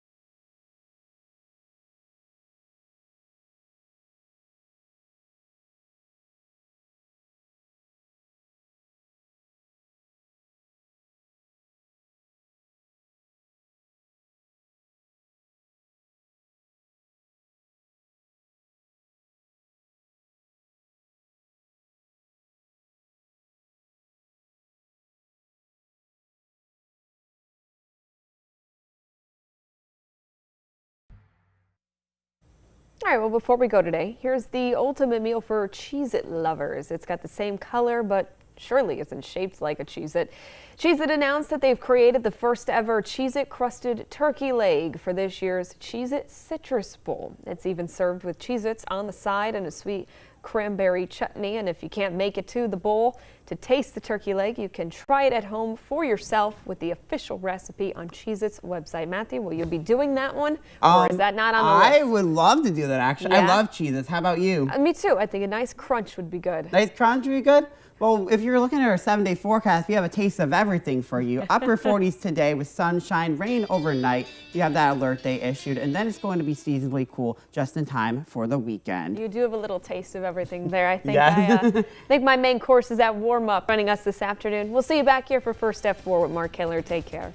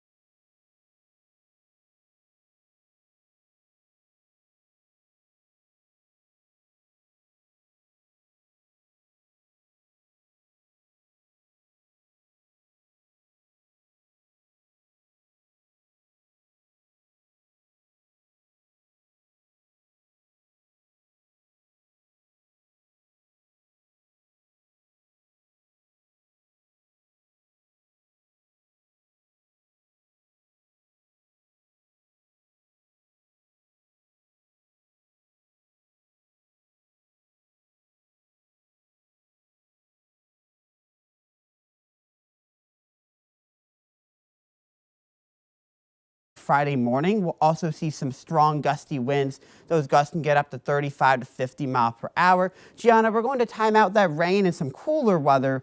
More in your full forecast. All right, Matthew, we'll see you soon. Thank you. President Trump addressed the nation last night to highlight his administration's accomplishments for the year. Erica Brown reports he also for members of the military before the end of the year. President Trump addressed the nation Wednesday night, touting his administration's accomplishments during the first year of his second term. 11 months ago, I inherited a mess, and I'm fixing it. And wasted no time placing blame on Democrats and the Biden administration. Our border was open, and because of this, our country was being invaded by an army of 25 million people, many who came from prisons and jails. Now, the president says with his policies, immigration and border issues have been resolved. In a few short months, we went from worst to best. We're deporting criminals, restoring safety to our most dangerous cities. The president also touted tariffs and the U.S. economy that he claims is stronger. I am bringing those high prices down and bringing them down very fast. And for the first time in years, wages are rising much faster than inflation. President Trump's address to the nation comes as concerns about affordability persist. And a new CBS News poll shows only 32% of Americans have a positive view of the condition of the economy. Last week, consumers in Pennsylvania graded the economy under President Trump. I would give it a D. My grocery bill has definitely doubled, if not more. Despite concerns, the president insists affordability is improving. And in honor of the nation's founding, the president praised members of the military, announcing warrior dividend payments for service members this holiday season for $1,776. The president also said he will name a new Federal Reserve chair in the new year. A PA power plant with the notorious past is reopening in the near future, and Trump's energy secretary stopped by to see that progress. Secretary Chris Wright visited the 3 Mile Island nuclear power plant yesterday, where its remaining reactor is set to open in 2027. The unit had been shut down since 2019, but Microsoft plans to use it to fuel its power needs. The secretary says that this reopening will create hundreds of jobs and give PA the energy it needs. But nuclear watchdogs argue the risk is not worth the reward. You could have nuclear power operate well for a day, a week, a month, 100 years. All it takes is one weekend to alter the balance of society. So more electricity in Pennsylvania is good for Pennsylvanians. It's good for the surrounding region. But absolutely, we want trade and energy flows across state boundaries and state borders. And the 3 Mile Island was the scene of the nation's worst nuclear disaster, suffering a partial meltdown in 1979. Pennsylvania is one of the country's largest energy producers, exporting about 30% of its power to other states. Expect your heating bill to jump this winter. A new report from the National Energy Assistance Directors Association expects that home heating costs will rise by more than 9%. The group expects households to spend more than $900 on heating this winter. That's $84 more than last winter. And electric bills could go up by 12%. For natural gas, it'll cost nearly 8.5% more as well. Call it a Christmas bonus if you're hitting the road for the holiday. Gas prices are the lowest in 4 years. 2822 News checked out several stations in the Wilkes-Barre area this morning. We found a gallon selling for less than $3 at least 3 places. It was more than 3 at 2 other stations. AAA says that the national average for a gallon is going for $2.90. The Auto Club notes that gas prices are below $3 in 37 of the 50 states. State police will have a new leader in the new year. Governor Shapiro announced yesterday that Colonel Christopher Paris will retire as commissioner next month and will take a job with the FBI. Lieutenant Colonel George Bivens will be named acting commissioner on December 31st. Colonel Paris, who's from Dunmore, enlisted in the state police in 1999. Both Paris and Bivens served at the Dunmore Barracks and played instrumental roles in the capture of Eric Freen, who killed one trooper and injured another in the Poconos back in 2014. And speaking of the FBI, its deputy director says that he'll resign from the bureau next month. President Trump commented on the news, saying he thinks Dan Bongino did a fine job, but thought he wanted to go back to his radio show. The departure had been expected and would be among the highest profile resignations of the Trump administration. 4 Republicans, including one from our area, are breaking from their party's leadership on health care. Those 4, including Congressman Rob Bresnahan from Luzerne County and Brian Fitzpatrick from the Philly suburbs, signed a Democratic-led petition that will force a House vote. The measure would extend for 3 years an enhanced pandemic-era subsidy that lowers health insurance costs for millions of Americans. In a statement, Bresnahan said that families in NEPA cannot afford to have the rug pulled out from underneath them. A drug trafficker is going to prison for bringing a powerful drug here to our area. Police say that Shane Burns was the leader of a drug operation that had ties to Mexican cartels. The 26-year-old from Arizona planned to deal fentanyl in Wilkes-Barre, Scranton, and other locations here in NEPA. He was ordered to spend 14 years behind bars. There's new information about the man police say stabbed a constable during an eviction in Scranton. 2822 News was there when Annaleo Martocchio was led to a cruiser on Monday. That was after police say he jabbed the constable while being kicked out of his apartment on Adams Avenue, then locked himself inside. He faces aggravated assault and other charges. And police hope that surveillance video that you're looking at will lead to the 3 who trashed a holiday display in downtown Stroudsburg. Several snowmen of Stroudsburg on West Main Street were vandalized in recent weeks, and the culprits were all caught on camera. These are pictures from that one incident earlier this month provided by the Stroud Regional Police. And they say that several items from 4 stations were swiped, including props and noses. The snowmen have been a Christmas tradition in that area since 2017. The entertainment world mourns the loss of a great American actor. We'll have a look back at his life and legacy when we come back. I think I will have it right now.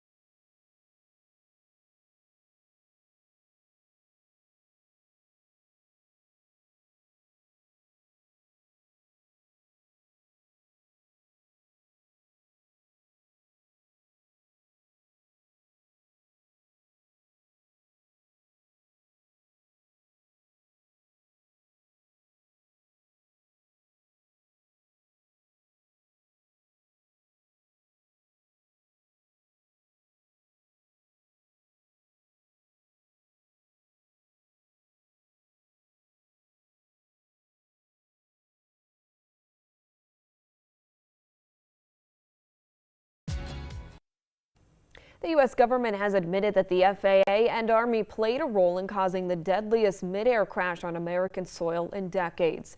An airliner and a military chopper collided in January near Washington, D.C., killing 67. The admission came in response to a lawsuit filed by one of the victims' families. The National Transportation Board will release a report, but has already said a number of factors played a role, including the helicopter flying too low.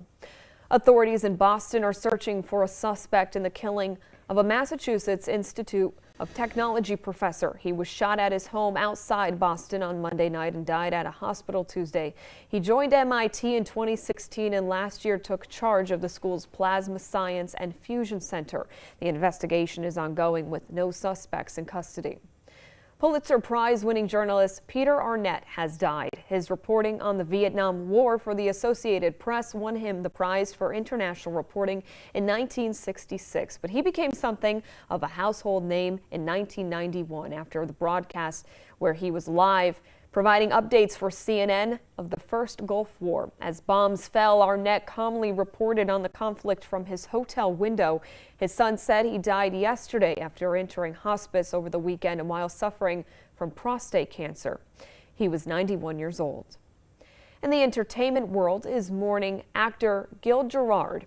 Gerard starred as Captain William Buck Rogers in the hit TV series Buck Rogers in the 25th century, becoming a pop culture icon of late 1970s and early 80s science fiction. His career spanned decades across television, film, and stage, with notable roles including Airport 77. Gerard was 82. Matthew has your warm-up and full forecast next.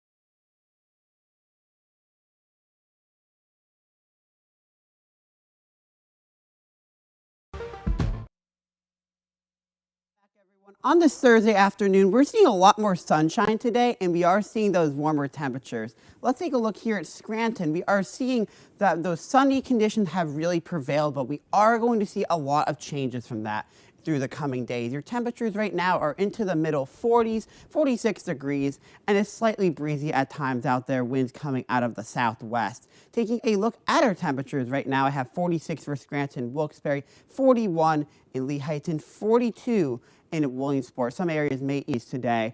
And yes, we do have a wind advisory. This isn't currently in effect, but for tonight, tomorrow, and even into early Friday night, we're going to see winds as strong as 40 to 50 mile per hour gusts. So just keeping that in mind. As you look at our satellite and radar right now, you can see but we are starting to see a lot of clouds and rain over into the Midwest, and that is actually making it to our neck of the woods as we go through the coming days. Actually, we go through the next coming 24 hours. So for tonight into Friday morning especially, we're going to see that rain, and yes, there's going to be strong gusty winds, potential gusts of 35 to 50 miles per hour. So I think those decorations going to be loose. You might want to put them away for a little bit as you're headed outside, and we are going to see about ½ inch to an inch of rain. And we'll time that all out for you. We have in our future cast for today, we're going to be quiet with mostly sunny skies, and then we start to see the clouds built in as we approach that sunset hour, and we're going to be left pretty dry until we get towards that later evening, especially across eastern Pennsylvania, maybe a little earlier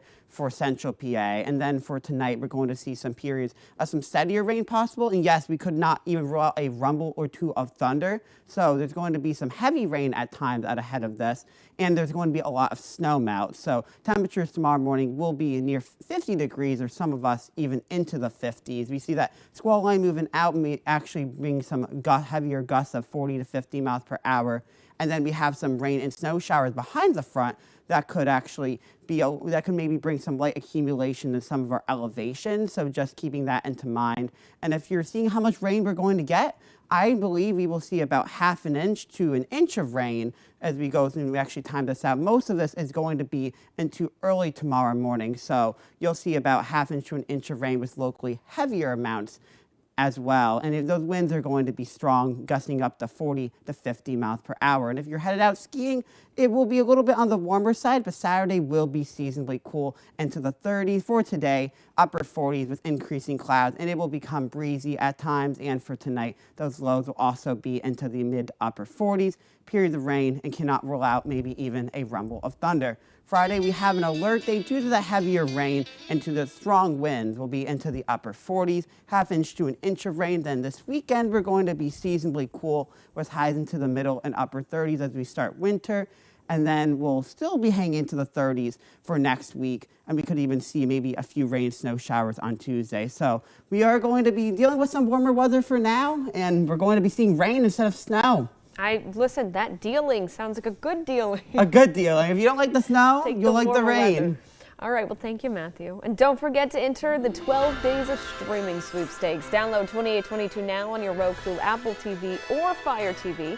Just scan the QR code and enter your information to win amazing prizes like $1,500 in groceries from SureSafe. You can only enter on the 2822 Now app on your TV. Well, time is running out to nominate a remarkable woman in your community for our 2026 contest. Visit 2822news.com/contest to enter. One winner will travel to Nashville for the National Remarkable Women Celebration and have a donation made to the charity of her choice. Submit your nomination before tomorrow, Friday, December 19th, to make it count. A popular trend, vaping, how it's dangerous in any way it's consumed, still ahead.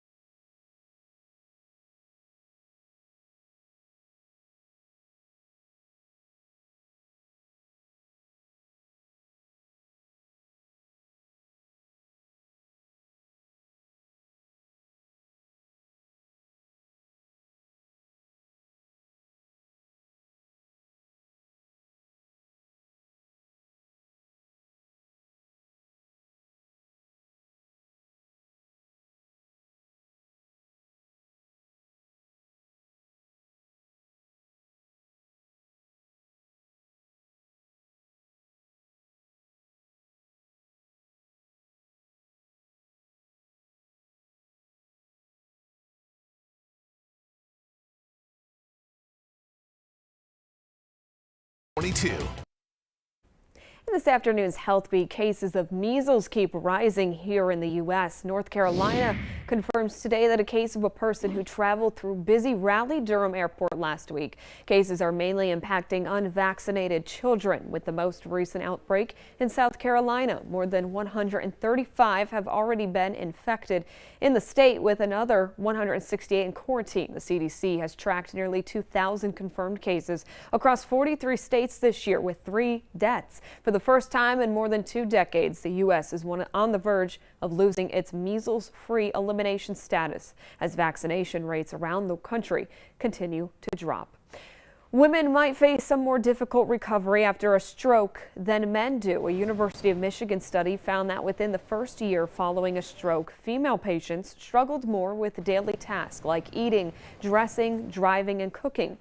There were no gender differences in other aspects of recovery, including communication, neurological function, and performing some simple movements.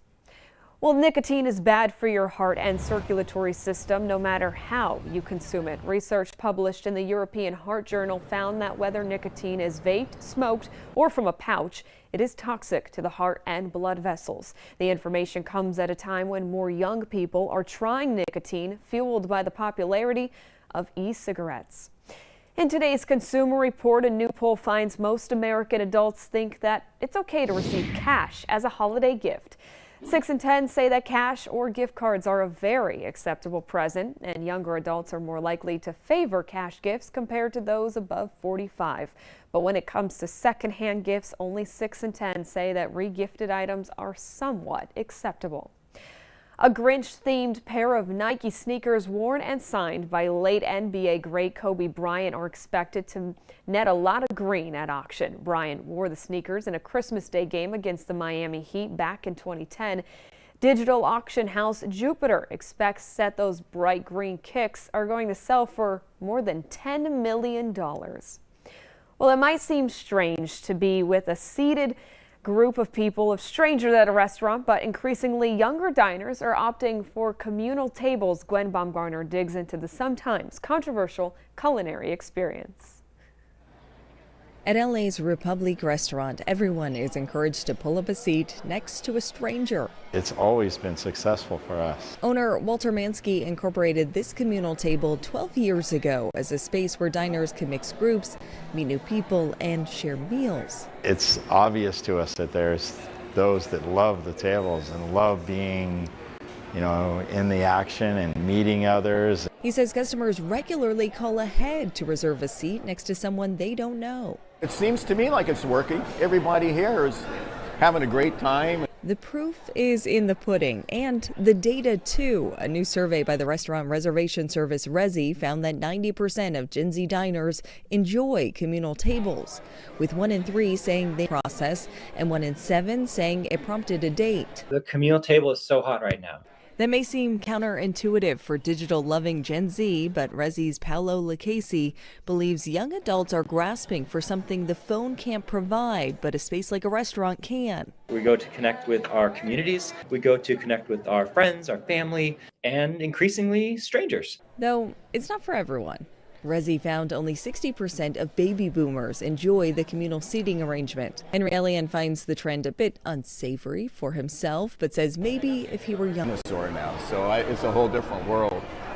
But being able to go and sit down at a table and feel comfortable, but first of all, breaking the ice. But after that barrier, perhaps breaking bread. Many restaurants don't offer communal seating, but those in the industry believe that could change. Washington, D.C. has the highest percentage of communal tables. We'll be right back. One final look at your forecast today.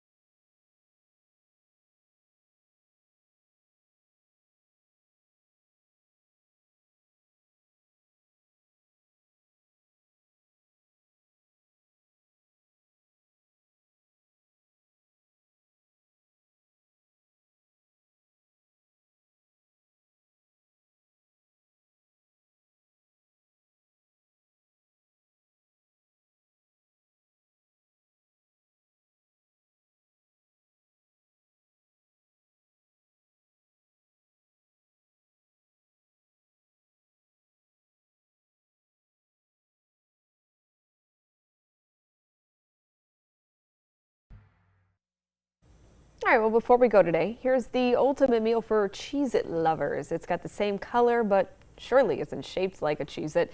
Cheez-It announced that they've created the first ever Cheez-It crusted turkey leg for this year's Cheez-It Citrus Bowl. It's even served with Cheez-Its on the side and a sweet cranberry chutney. And if you can't make it to the bowl to taste the turkey leg, you can try it at home for yourself with the official recipe on Cheez-Its website. Matthew, will you be doing that one, or is that not on the list? I would love to do that, actually. Yeah? I love Cheez-Its. How about you? Me too. I think a nice crunch would be good. Nice crunch would be good?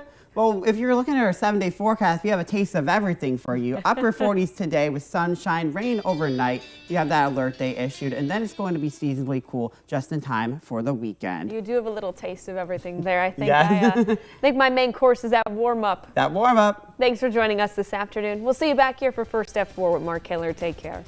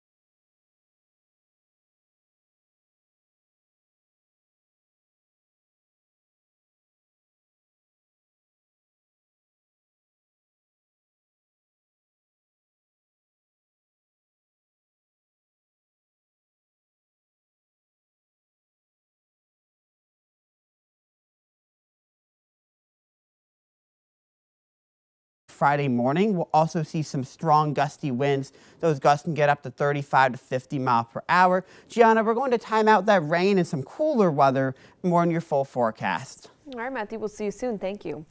President Trump addressed the nation last night to highlight his administration's accomplishments for the year. Erica Brown reports he also announced special payments for members of the military before the end of the year. President Trump addressed the nation Wednesday night, touting his administration's accomplishments during the first year of his second term. 11 months ago, I inherited a mess, and I'm fixing it. And wasted no time placing blame on Democrats and the Biden administration. Our border was open, and because of this,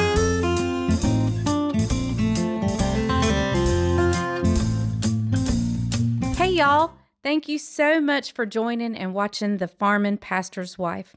This is where I get to share my love of all things food and cooking with you guys. Not to mention that I get to share our sweet little farm where we raise cattle and poultry. And more importantly, I share our deep faith in Jesus Christ and our love for His church. But I also get to share our wild, crazy, yet loving and wonderful family with you guys. Thank you again for joining us. I hope you enjoy. Hey everyone, welcome to The Farmin' Pastor's Wife. I'm so glad you're here and welcome to my kitchen down on the farm. I'm Leslie, I am the Farmin' Pastor's Wife, and I am thrilled that you're here and going to spend some time with me today. I feel like baking a cake today. I just want to bake a cake. Now this is also one of those old retro type recipes, and I love bringing those out occasionally and just refreshing myself with old times. And I am bringing out an old recipe. Now I'm sure you have some variation of this recipe in your repertoire, or you've had it sometime in your past. And I just wanted to bring it out again. Now I have this recipe or a variation of this recipe that I make, and I call it the farmhouse cake. But you may know it as the Lazy Daisy cake. Now my original recipe, I make it in a 9x13, but this recipe is coming out of the Gooseberry Patch recipe book, and it is a 9x9. Or I believe you can make it in an 8x8. You may just need to bake it a little bit longer in an 8x8. But this is a 9x9, which is perfect. Bryant and I can have a small piece, and then we can share the rest with Caroline and the boys, and Isaac and Jessica. We can just share what's left because we don't eat a lot of sweets anymore, but I do like to bake them occasionally just to have them here, especially at Christmas. And it's so hot here, I kind of want to think about Christmas because it is hot here in North Carolina. So, all right. The first thing I'm going to do is I'm going to get my water kettle going over here, and I'm going to preheat my oven to 350. So let me do that and I'll be right back with you. I wanted to wait and talk to you guys before I turned all that on because my oven has a fan that goes on and my water kettle makes a little bit of a noise. So you may hear those in the background, and if so, I'm sorry. So let's go ahead and measure out a cup of old-fashioned oats. I'm just going to measure out approximately a cup. I may go overboard occasionally on most everything, and you'll find especially vanilla flavoring I go overboard on. Okay, so we're just going to wait to bring our water to a boil, and we're going to pour it over here and let it sit. So it's just a waiting game now. All right, so my water was just boiling just a second ago. So it's still nice and hot. So we're going to do 1 1/4 cups of this hot water.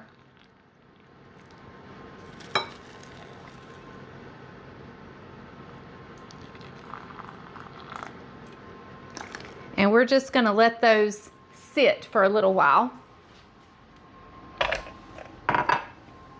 I'm going to give it a little stir just to be sure all the oats are, you know, separated and coated with that water. And we're just going to let this sit for about 20 minutes. So while our oats are hanging out in that hot water, let's go ahead and mix up our dry ingredients. So we need 1.5 cups of all-purpose flour.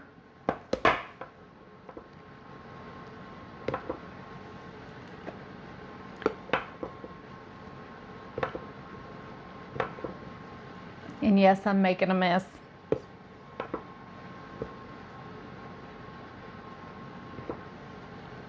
Cup and a half of all-purpose flour. Let me wipe my finger off. I always keep some, you know, dishwater handy in case I need it. All right, so to our flour, we're going to add 1 teaspoon of baking soda. Baking soda, not powder. And I always use the lid to scrape it off and level it off. We're also going to add in 3/4 teaspoon of cinnamon, a pinch of salt, and about 1/4 teaspoon of nutmeg. And we're just going to mix that up and set it aside. You can sift it if your flour is extremely lumpy. You can sift it, but I find usually that just using a good fine wire whisk is fine, and my flour was not lumpy at all, and I think it is mixed perfectly. So I'm not going to worry about that. So now let me put everything, the dry ingredients away, and then we can start mixing up the batter while we're continuing to wait for the oats to hang out. So let's start on our batter now, why don't we? I'm going to start with 1/2 cup or 1 stick of softened room temperature butter. And mine is extremely soft, so I'm going to take my beaters and wipe the paper off. All right, and so let's just give this a quick little, it's so soft, I don't really need to do this, but I'm going to. If you guys do not have a battery operated hand mixer, let me tell you, it's a game changer. You don't have to drag that cord around. That cord doesn't have to be getting twisted in anything. They're wonderful. And I think there's several different brands out there. Okay, and to that butter, and I use salted butter. That's the only kind of butter I get ever. And a lot of times if the recipe calls for salt, which we saw I just put some in, I'll either decrease it by a lot, so I just added a pinch, or I'll leave it out completely. So that's the recipe actually calls for more salt, but if I'm using salted butter, which I always do, I decrease the salt to a very little, to a pinch or none at all. So we're going in with a cup of regular granulated sugar, and we're also going to add in a cup of packed brown sugar. And we're going to leave the brown sugar out because we're actually going to need more. Now, what I do when it says packed, I just put it in the measuring utensil I have and I press it up against the side of the container. Just works for me. So I'm going to mix this a little bit. I'm going to cut the mic off because it may get a little loud. So I'll leave it on for a brief second and then we'll cut it off. So now what I'm going to add in is 2 eggs, but I like to add my eggs one at a time and I beat well in between each one. Also, I don't always do this, but I always should, and that is to break it into a separate container before putting it into the batter, because it's much easier to, if you had a bad egg, to just dump it out of here and you're not having to dump all this away. Or if you get shells in, it's easier to get the shells out of this than to dig them out of that. So 2 reasons. I don't always do as I say, but I always should. So, gonna mix well between each one.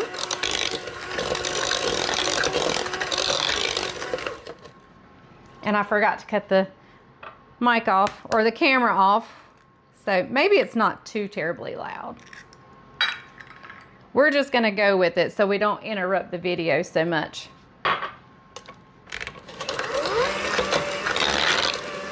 That was loud, I know. Now what I want to mix in is a teaspoon or more of vanilla. Now you can use as good a vanilla as you want or as inexpensive as you want.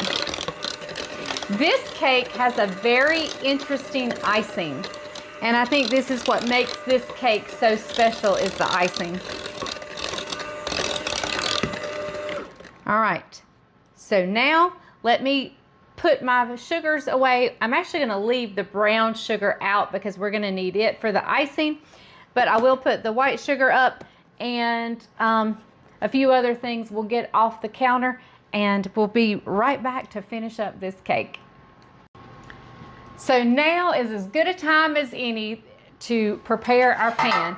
Now you can grease, like with Crisco or butter, and flour your pan, which is probably the best and the way I was taught to do it, but I have learned to like the baker spray that has flour in it. Now one of my viewers gave me a great tip, and that is to use your dishwasher, especially if, don't do it if it's got clean dishes, but if it's got dirty dishes, open your dishwasher door, spray it right there at the door, so the spray, if there's any overspray, it gets on the dishwasher door, and when you wash dishes, it's gonna wash the door off. So I love that tip because I hate spraying it in my sink. I hate spraying it out here and getting it everywhere. So I love this tip. It is so good.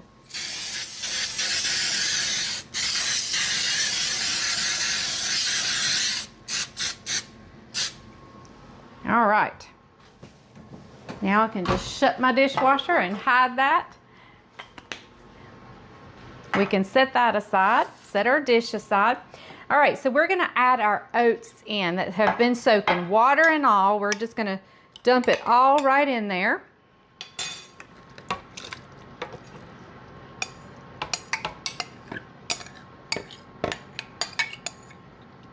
And we're gonna give that a mix.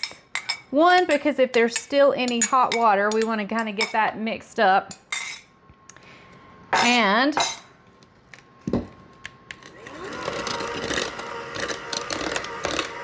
two, it just makes it easier to add in our dry ingredients and mix those in.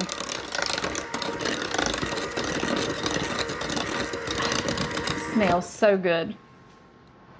I mean, that's just the oats and the vanilla. We hadn't even added in the cinnamon and nutmeg yet.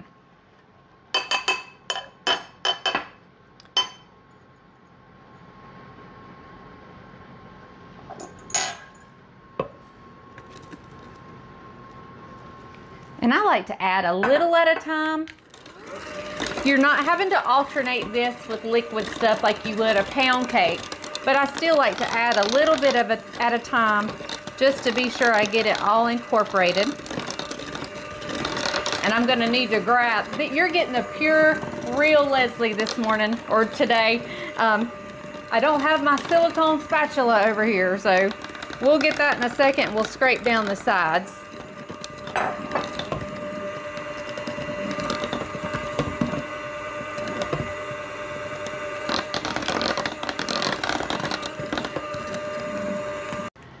So let's give the sides a scrape and get that all down in there.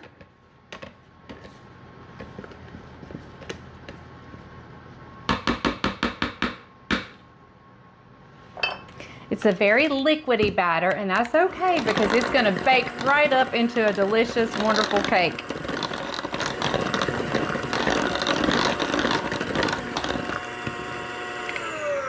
All right, and I slowly, very slowly, lift up my hand mixer and slowly turn it down as I'm lifting up. That shakes off any excess off your batter, your whisk, your attachments, and doesn't sling it all over the kitchen. That's why you lift it slowly. All right, so let's get our pan over here. And we're gonna pour this batter right in.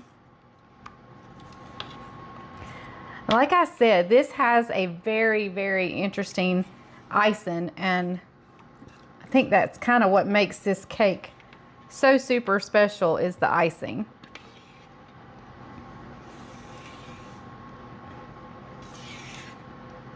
And I'm a notorious cleaner out of the bowl.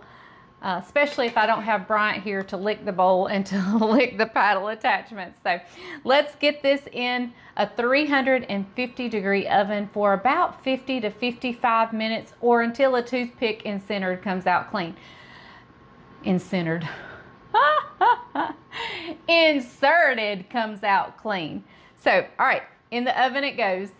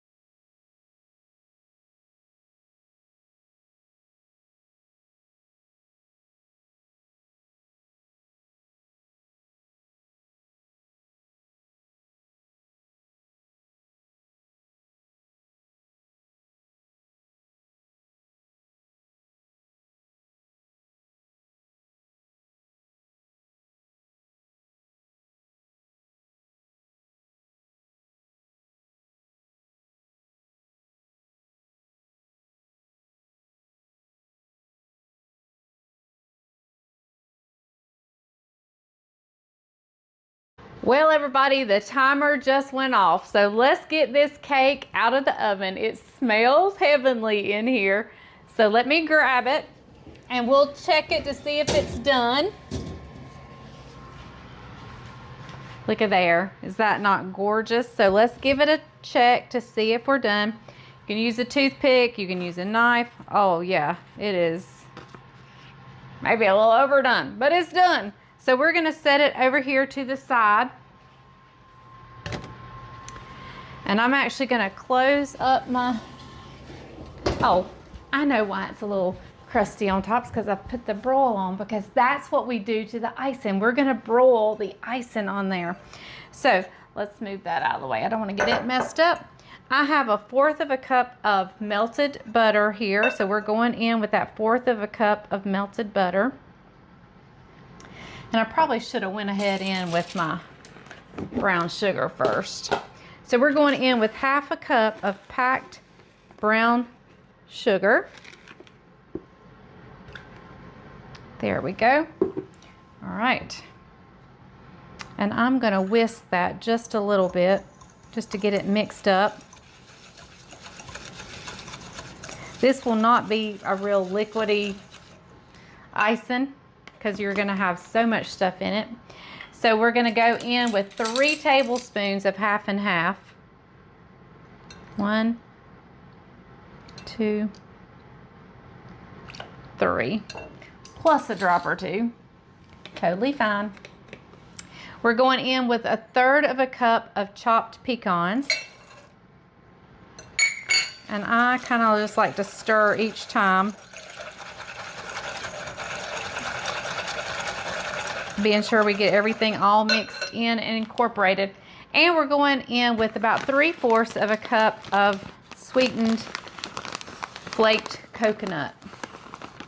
So I'm just going to eyeball this. I'm going to go in with 1/2 cup. And I'm eyeballing the 1/4. Ah, just do it. All right. So, this is a problem with whisking it or using a whisk, is everything gets caught up in there and you don't want to leave it in there. You want that good stuff. So I'm going to come over there and bring you and show you what this icing looks like before you put it on there.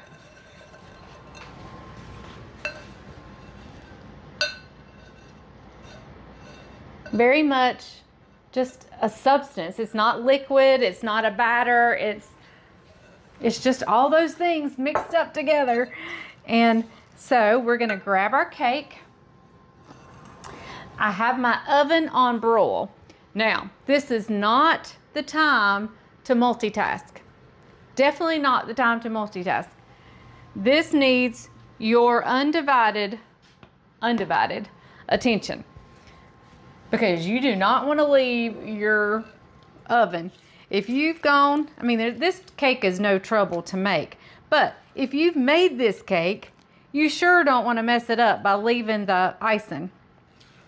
Leaving it on broil. So I'm just putting everything on here. We're going to spread it out in just a minute. All right. Oh, I just dropped some on the floor. Okay, and so we are just going to spread this over the cake.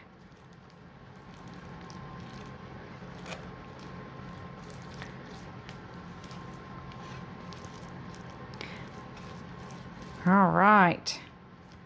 That is looking good. Looking so good. Lazy Daisy cake. Like I said, I have one that I make that I call my farmhouse cake.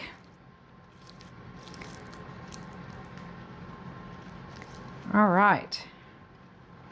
Very good. So now, like I said, don't go anywhere, because you don't go vacuum the carpet, because you're going to see a spot, you're going to spend too much time vacuuming, and you're going to forget your cake, and you're going to burn the icing. So let's get this in under broil, and you just let it broil until the icing starts to bubble, and then you get it out, you let it cool, and it just becomes delicious.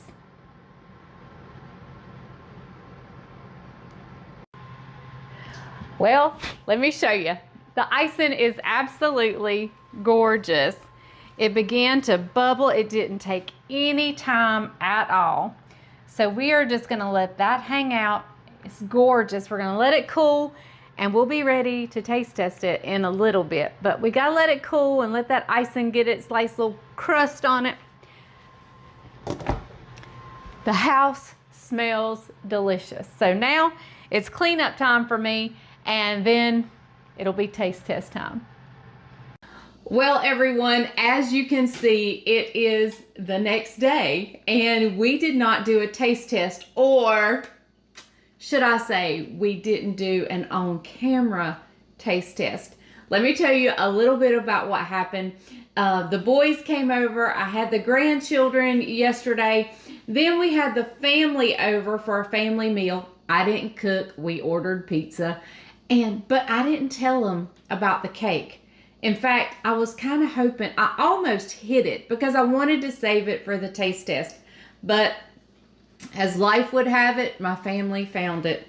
And I didn't even tell them. So they found it at the last second. And look, it's already been into. And let me just give you a couple of the comments I heard from my family. Mama, this is good. You can make this all the time. Mama, you need to make this more often. In fact, Isaac's girlfriend Jessica said, Leslie, you can make this anytime you want to. This is so good. And in fact, Jessica's birthday is coming up, and she usually requests fried apple pies for her birthday.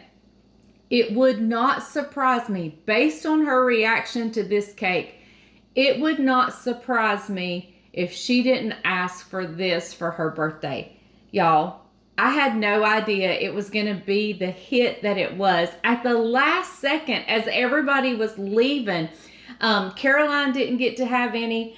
I don't know that Jamie had any. I know the grandchildren didn't have any. I know Isaac and Jessica had some, and they absolutely loved it. So let's call Bryant in. It's morning time. We're going to have cake for breakfast. I mean, who doesn't want cake for breakfast? So let's call him in and see what he thinks. Oh, look, he's already in here, but he's in the cabinet behind the camera getting out a cup for milk. He thinks you can't have cake without milk.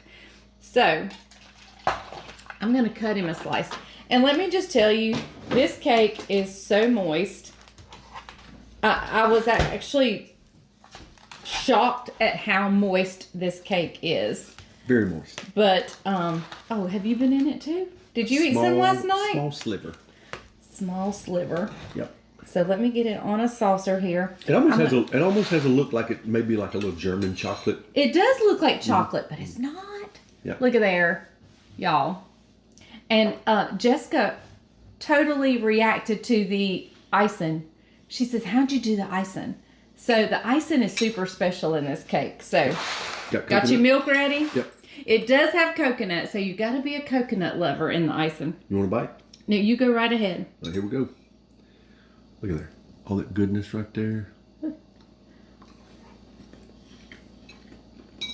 Oh, he just pulled the icing off. Mm-hmm. I'm going to take a bite. That cake We is share the moist. spoon here. The fork. The fork. Oh, yeah, it is a fork. That's one thing about me.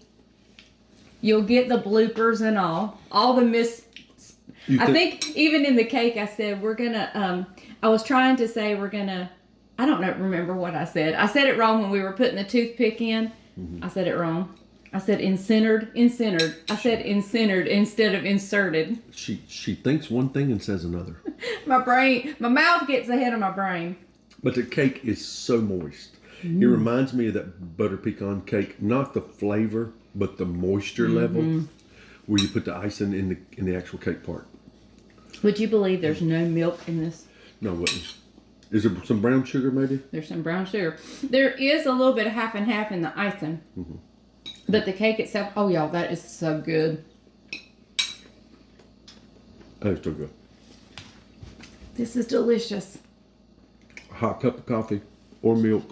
Yeah, oh, it's morning time. Oh, the coffee's already cut off. So The coffee's already turned off.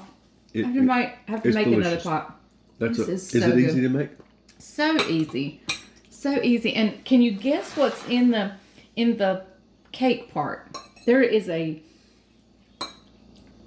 wonderful surprise in the cake part. I really can't. There is oatmeal. Oh, really? Oatmeal in the cake part. Can't tell it. It is so good. Mm-hmm. This, I know it's midsummer right now. I mean, and this cake is going to be delicious anytime. But can you imagine this at a fall gathering? I wouldn't like this in there, but there's probably a small garnishing that you could put in that cake that some people would like. But that you wouldn't like. I wouldn't like raisins. Oh, you might could add raisins, but I wouldn't either. I wouldn't add. Yeah, I don't even like raisins in the little raisin cookies. You know, I pick them off. But what I was thinking, But I do like raisins by themselves. I was thinking about like a little brunch. Oh yeah. Dessert. This is so good. Yep, delicious. All right, guys. All right. Gotta try it. Yep, you got to try this one. It is delicious. Let me find the recipe book, and I'll come back and I'll tell you goodbye, and I'll show you the book where I got the recipe. I bet they like our expensive solo cups. I do have glasses. Listen, we keep it simple here at the Farmer and Pastor's Wife. Yeah, very simple. Hang tight. Let me get the book, and I'll come back and say goodbye and show you the recipe book.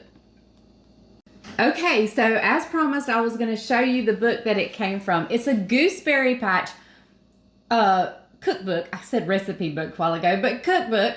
And it's Summer in the Country. And it is called A Lazy Daisy Cake. I had it dog-eared here to make. And it is really good. Like I said, I have one very, very similar to that cake, except my recipe makes a 9x13. And I call it a farmhouse cake, but it is super almost identical to that cake. So let me just say, this was so good. I had a friend of mine from Pennsylvania send me a huge box full of all sorts of gooseberry cookbooks, and I am so excited. I was so excited to go through that book. It was like Christmas, going through and looking at all these brand new, I mean, they may be old editions, but the books had not been used or anything. Cookbooks from Gooseberry Patch, and I am having a ball going through it. So thank you guys so much for joining the Farm and Pastor's Wife. I love you guys and I appreciate you.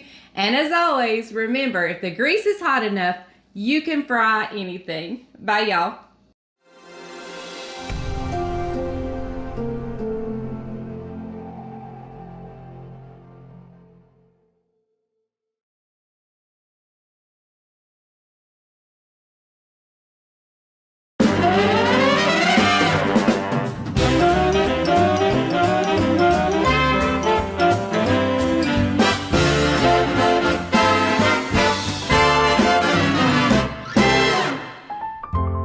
Hey everybody, I'm Vera Stewart and welcome to the Very Vera Show. You know, Halloween is right around the corner and we've done so many shows that did things with the children for Halloween, but you know, all the adults love it too. So we're gonna do an adult dinner party, and our friends at Flowers on Broad here in Augusta have completely transformed my dining room into a spooky situation. I cannot wait for y'all to see it at the end. So we're gonna do 2 recipes today that are some of our all-time favorites. We're gonna start with the portobello mushroom soup. This was the cafe favorite on Thursdays. Everybody loved it. We even sold it to go. It was so popular. I think you'll really like it, but the presentation on this, on how to serve it to make it look spooky, I just cannot wait for y'all to see it. And then we're going to do braised short ribs. You know, this is everybody's favorite. I always order it when I go out, but we're doing a sauce with that is made with blackberry berries and brown sugar. It's going to be amazing. You'll end up using it on other meats as well. And then we're going to add to the plate presentation to make it even spookier by doing fingerling fingers to put the meat on top, and then ghost meringues for dessert. So we've got a lot to do today. Let's get started with that portobello mushroom soup.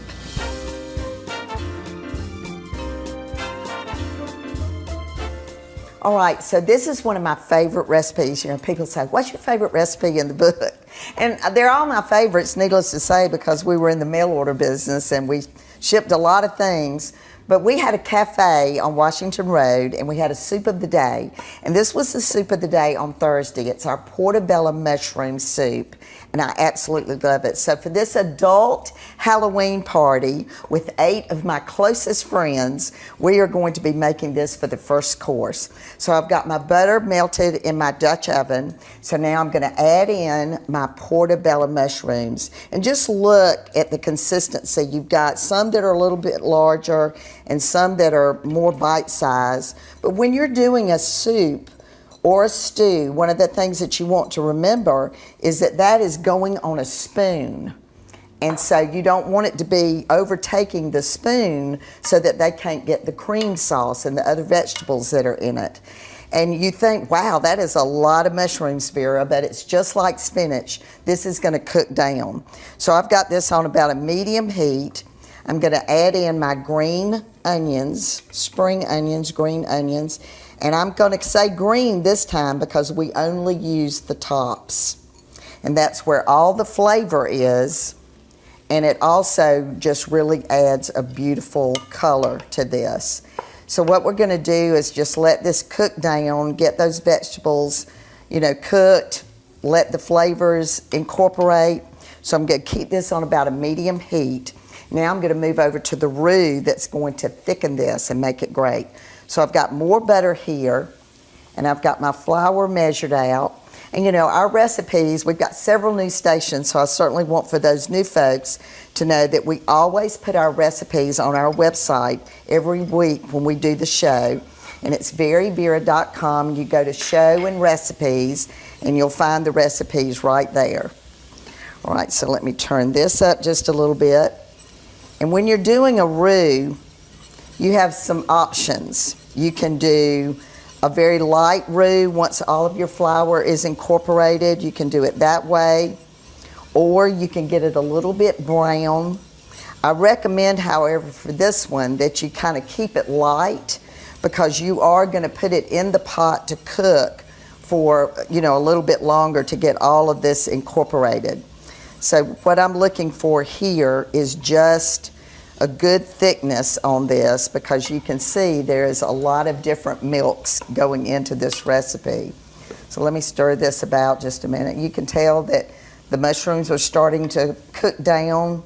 Those onions are looking great. And you know, cream soups are so hearty for the fall. I mean, you can do that with a grilled cheese sandwich, especially if you're, you know, a vegetarian. I mean, it's the perfect meal for that. All right, so now I'm going to add my chicken base to my milk. And this is just going to be part of the flavor of this soup. Take my whisk back from the roux, and I just want to incorporate that. So I've got milk, I've got half and half, I've got cream. And this soup just, and it honestly freezes really well. So when you're making it, the recipe in the book serves 8. You know, go ahead and make 8, even if you don't need that much, because you can pop it in the freezer and pull it out when you don't have time. All right, so now I'm going to gradually add this to the roux. And if you go gradually, then you don't have to let it just sit there and cook longer and longer. It's going to stay thick. And again, this is just, you know, this would be a great teaching moment too. If you've got a young person that's interested in learning about cooking, we do so much with baking with children, but to learn how to make a white sauce, a cream sauce, there's so many dishes that use that. So I'll keep adding this and get that really nice and creamy. And then we'll get started on adding that into the soup. All right, so this, just look how beautiful that is. And I mean, I could add some wine to this, capers to this. There's so many things that you can do with a good roux or a white sauce. So I'm gonna now add that in to the pot with the vegetables. And I love to use a flat-edged wooden spoon when I do this, because when you're working with creams and that sort of thing, you want to make sure that nothing is getting too hot on the bottom. And then I've got my half and half, and then my heavy cream. And then this is going to simmer on top of the stove for 35 to 40 minutes. So you can walk away and go do something else for a few minutes and just enjoy the aroma, because it's fantastic. All right, when we come back from the break, we'll get started on those short ribs. We've got a lot to look forward to.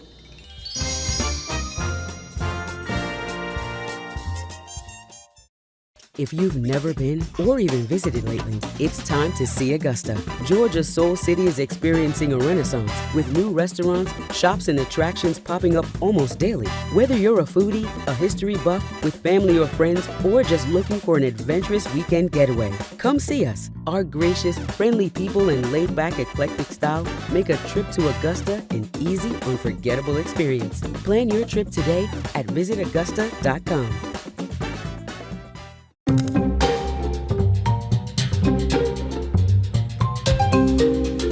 See what's possible for your kitchen.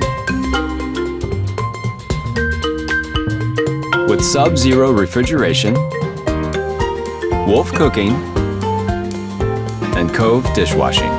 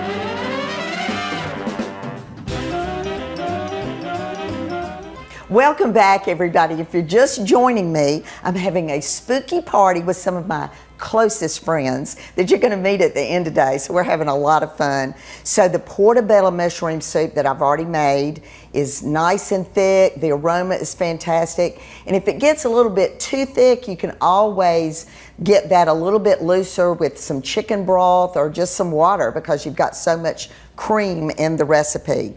All right, so this recipe is for the short ribs, braised short ribs. And we actually did a recipe very similar to this in season 1 with my special guest, Tyler Florence. And it was a fantastic show. And honestly, this is season 13. So it's just time to do short ribs again. And so there was a little bit that I had to do in advance. So I had my butter melted in my Dutch oven. I put in my celery, carrots, and onions, and I just let those saute. And then I patted down the short ribs just to get the moisture off so that the salt and pepper would stick really well to those. And so now all of that's done, and I'm getting ready to get these nice and braised. So the butter looks just great. And what we want to do here is do the fat side down to sear these. Hear that nice sound? That's what we're looking for. You know, short ribs come in all different sizes and shapes. So I want to make sure each of my guests gets 2. So I'll probably have to do this in 2 batches. So I'll just push these over. But if you have your heat on about medium high, this is going to cook for quite a while in the oven. So all I'm trying to do is get a nice brown sear to this. And because these are kind of thick, we'll also want to do a little bit on each side. So just kind of keep your eye on those. Okay, so let's start flipping these over to the other side. So that's exactly what we're looking for right there, is just a nice sear. And you know, this is one of those things that there's a few steps, it takes a little bit, but it's so worth it in the end because this, you know, cooks in the oven for about 2.5 hours. So once you've done this part, you can finish out the rest of your meal. All right, so at some point, you know, we're gonna wanna flip these on the side. So I'll let these cook for just another couple of minutes. All right, so those are looking good. I'm gonna turn it and get the sides done.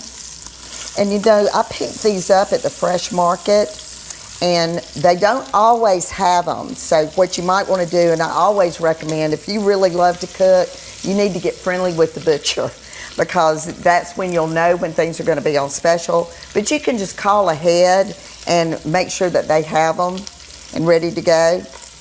All right, so now I'm going to transfer these to a plate to get the rest of this going. Because like I said, these are going to finish off and get completely done in the baking process in the oven. We've just gotten a nice sear. Okay, all of my short ribs are done. I've taken the excess fat and drained it off. I've added butter, and now I'm going to add in some freshly chopped garlic, fresh garlic. I mean, can it get any better than what we're doing right here today? I mean, it is just aroma city and just some of my favorite foods. All right, so now I'm going to add in an entire bottle of red wine. Ooh, this is so beautiful. And this is going to cook down, and this sauce is amazing. Like I said, you might be grilling steaks, and you could make this to go on top of them, and you would be a hit. All right, so now this is going to cook down until there's about a cup left in the pan. So this will take a little bit. Oh, just look at that. And I mean, honestly, if I got a measuring cup out, that's almost exactly a cup. Love it. All right, so now I'm going to add back in these beautiful vegetables. They're still bright and colorful. We're going to just cover the bottom with that. And then I've got my spare ribs.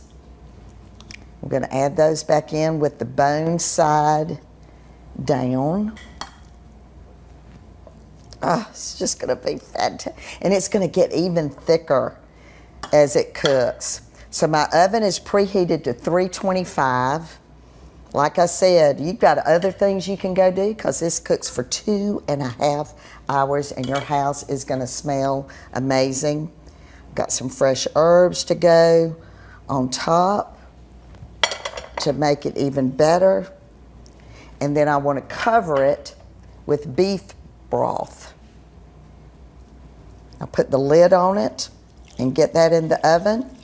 And when we come back, we're going to make this amazing sauce I keep talking about. This is going to go over it when you serve it. And my friends are hungry, so come back with us in just a few minutes.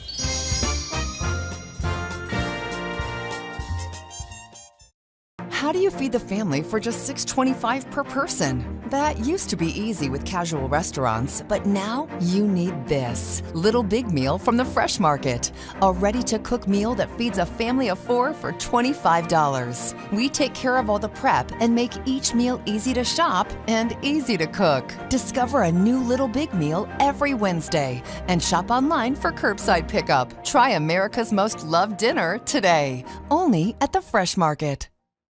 Hey, I'm Vera Stewart, and I'm excited to introduce my new cookbook, Occasions. Full of tried and true dishes from my years of catering, Occasions has the right recipe to wow your guests. And don't forget to pick up my first book, which showcases dishes sold online and in our restaurant for years. Learn more about these classic Southern cookbooks by visiting our website and follow us on social media.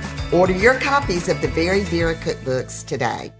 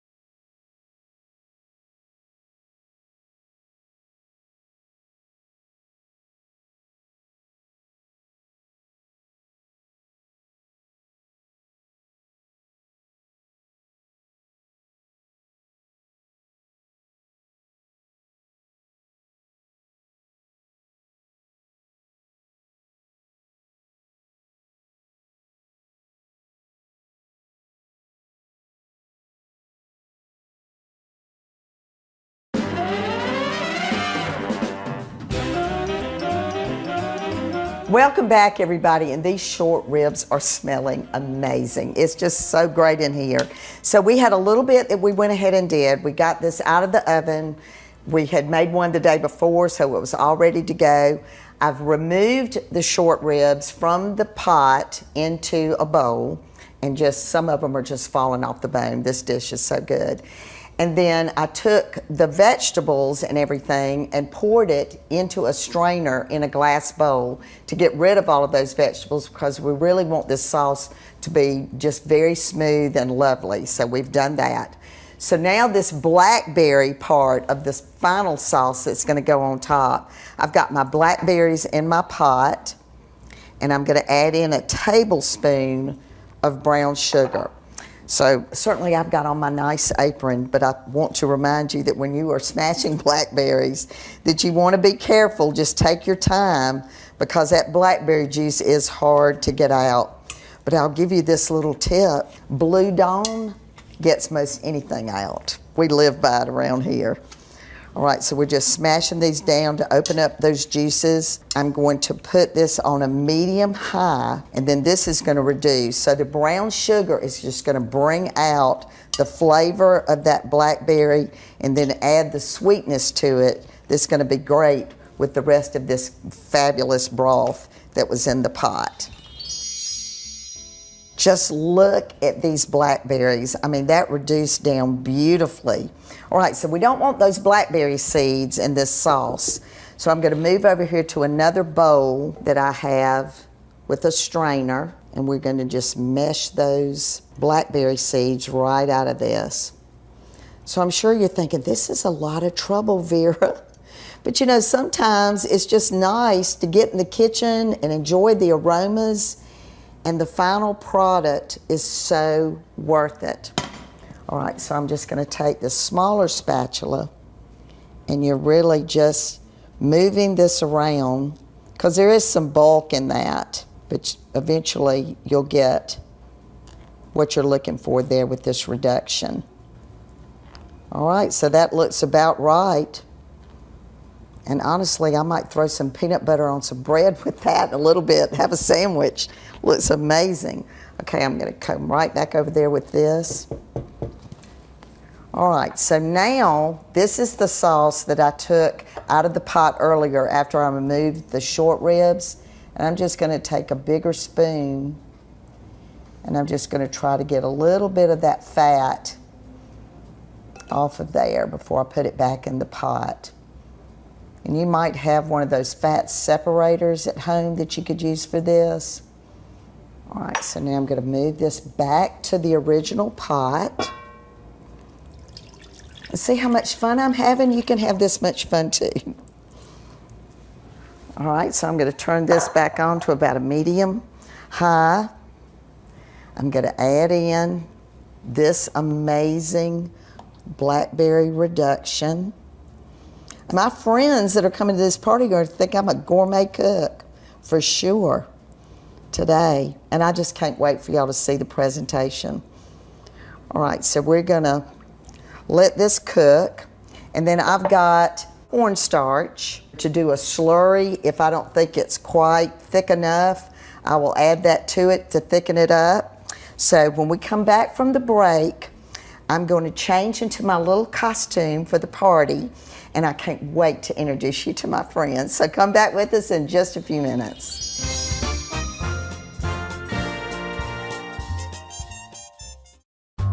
Every spring, thousands of patrons gather in Augusta for the golf event of the year.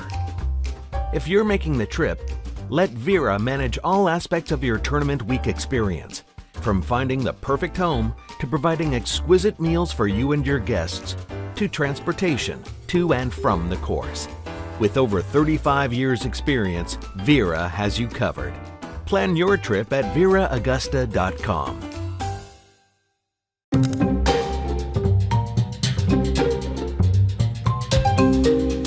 See what's possible for your kitchen. With Sub-Zero refrigeration, Wolf Cooking, and Cove dishwashing.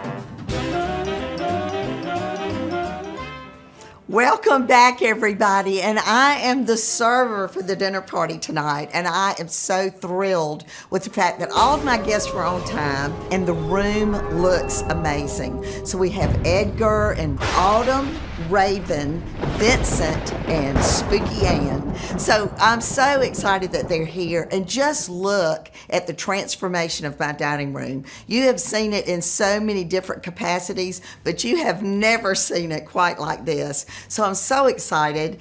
And part of what is making this so special is elements that you can pick up yourself. We've put dry ice in the silver goblets just to give that glowy, spooky look to those. The lighting in general is great, but these skeletons are just plastic skeletons that are in the chairs with all different types of accessories so you know who is who. And I cannot thank Flowers on Broad and Augusta enough for putting all of this together. They have done an amazing job, so creative. So, be sure to check us out on Instagram and Facebook about where all of this came from and how it came together. So let's talk about the recipes we made today. We started with the portobello mushroom soup. This is a thick and creamy soup. And, presentation is everything to the Very Vera Show. So don't just put that soup in a bowl, garnish it, make it look amazing. So what we've done is moss that you can pick up at a craft store to go around on the charger plate. The bowls that Replacements Limited sent are just fabulous. Perfect for this theme. And then we did mushrooms to kind of enhance the fact that it's a mushroom soup. So it really does have that scary look to it, but it's going to be so exciting to eat it because it is just absolutely delicious. If the soup is too thick when you make it, you can certainly make it thinner with some chicken broth or water. All right, so those braised short ribs are fat and juicy, very much unlike the guests that we have today. So as I said, that meat is going to fall right off the bones, and these people really need to eat those short ribs. So it just turned out beautifully on the plate. It's got a fantastic blackberry sauce that goes over it. But what we've done in the presentation there is we just halved little fingerling potatoes, cut out a little wedge at the top, added an almond, and painted the nails green. So you've got that witch's hand right up under those short ribs. It just looks great. So how in the world are you going to get all of this ready to serve? Well, as we showed you earlier, these things can be made in advance. The soup can even be frozen. And when it's time to reheat things, you want to go slowly with it.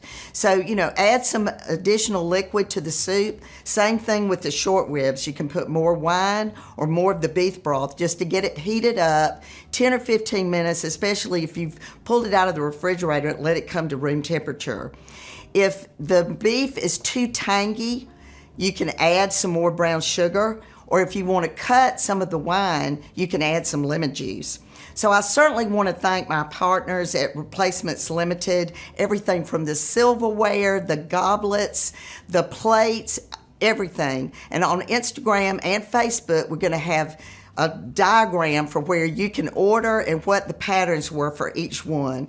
And then again, Flowers on Broad, I cannot thank my friends down there enough for putting this together. And remember, no matter what you do it in good taste. Even if it's spooky, you can do it well.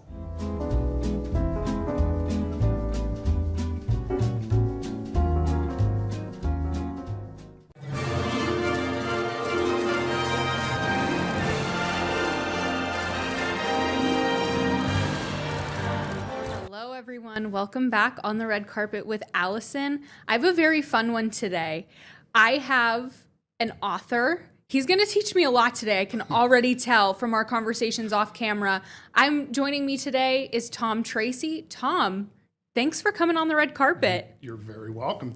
I'm flattered, so thanks for having me. Oh my gosh. He spoils me, doesn't he?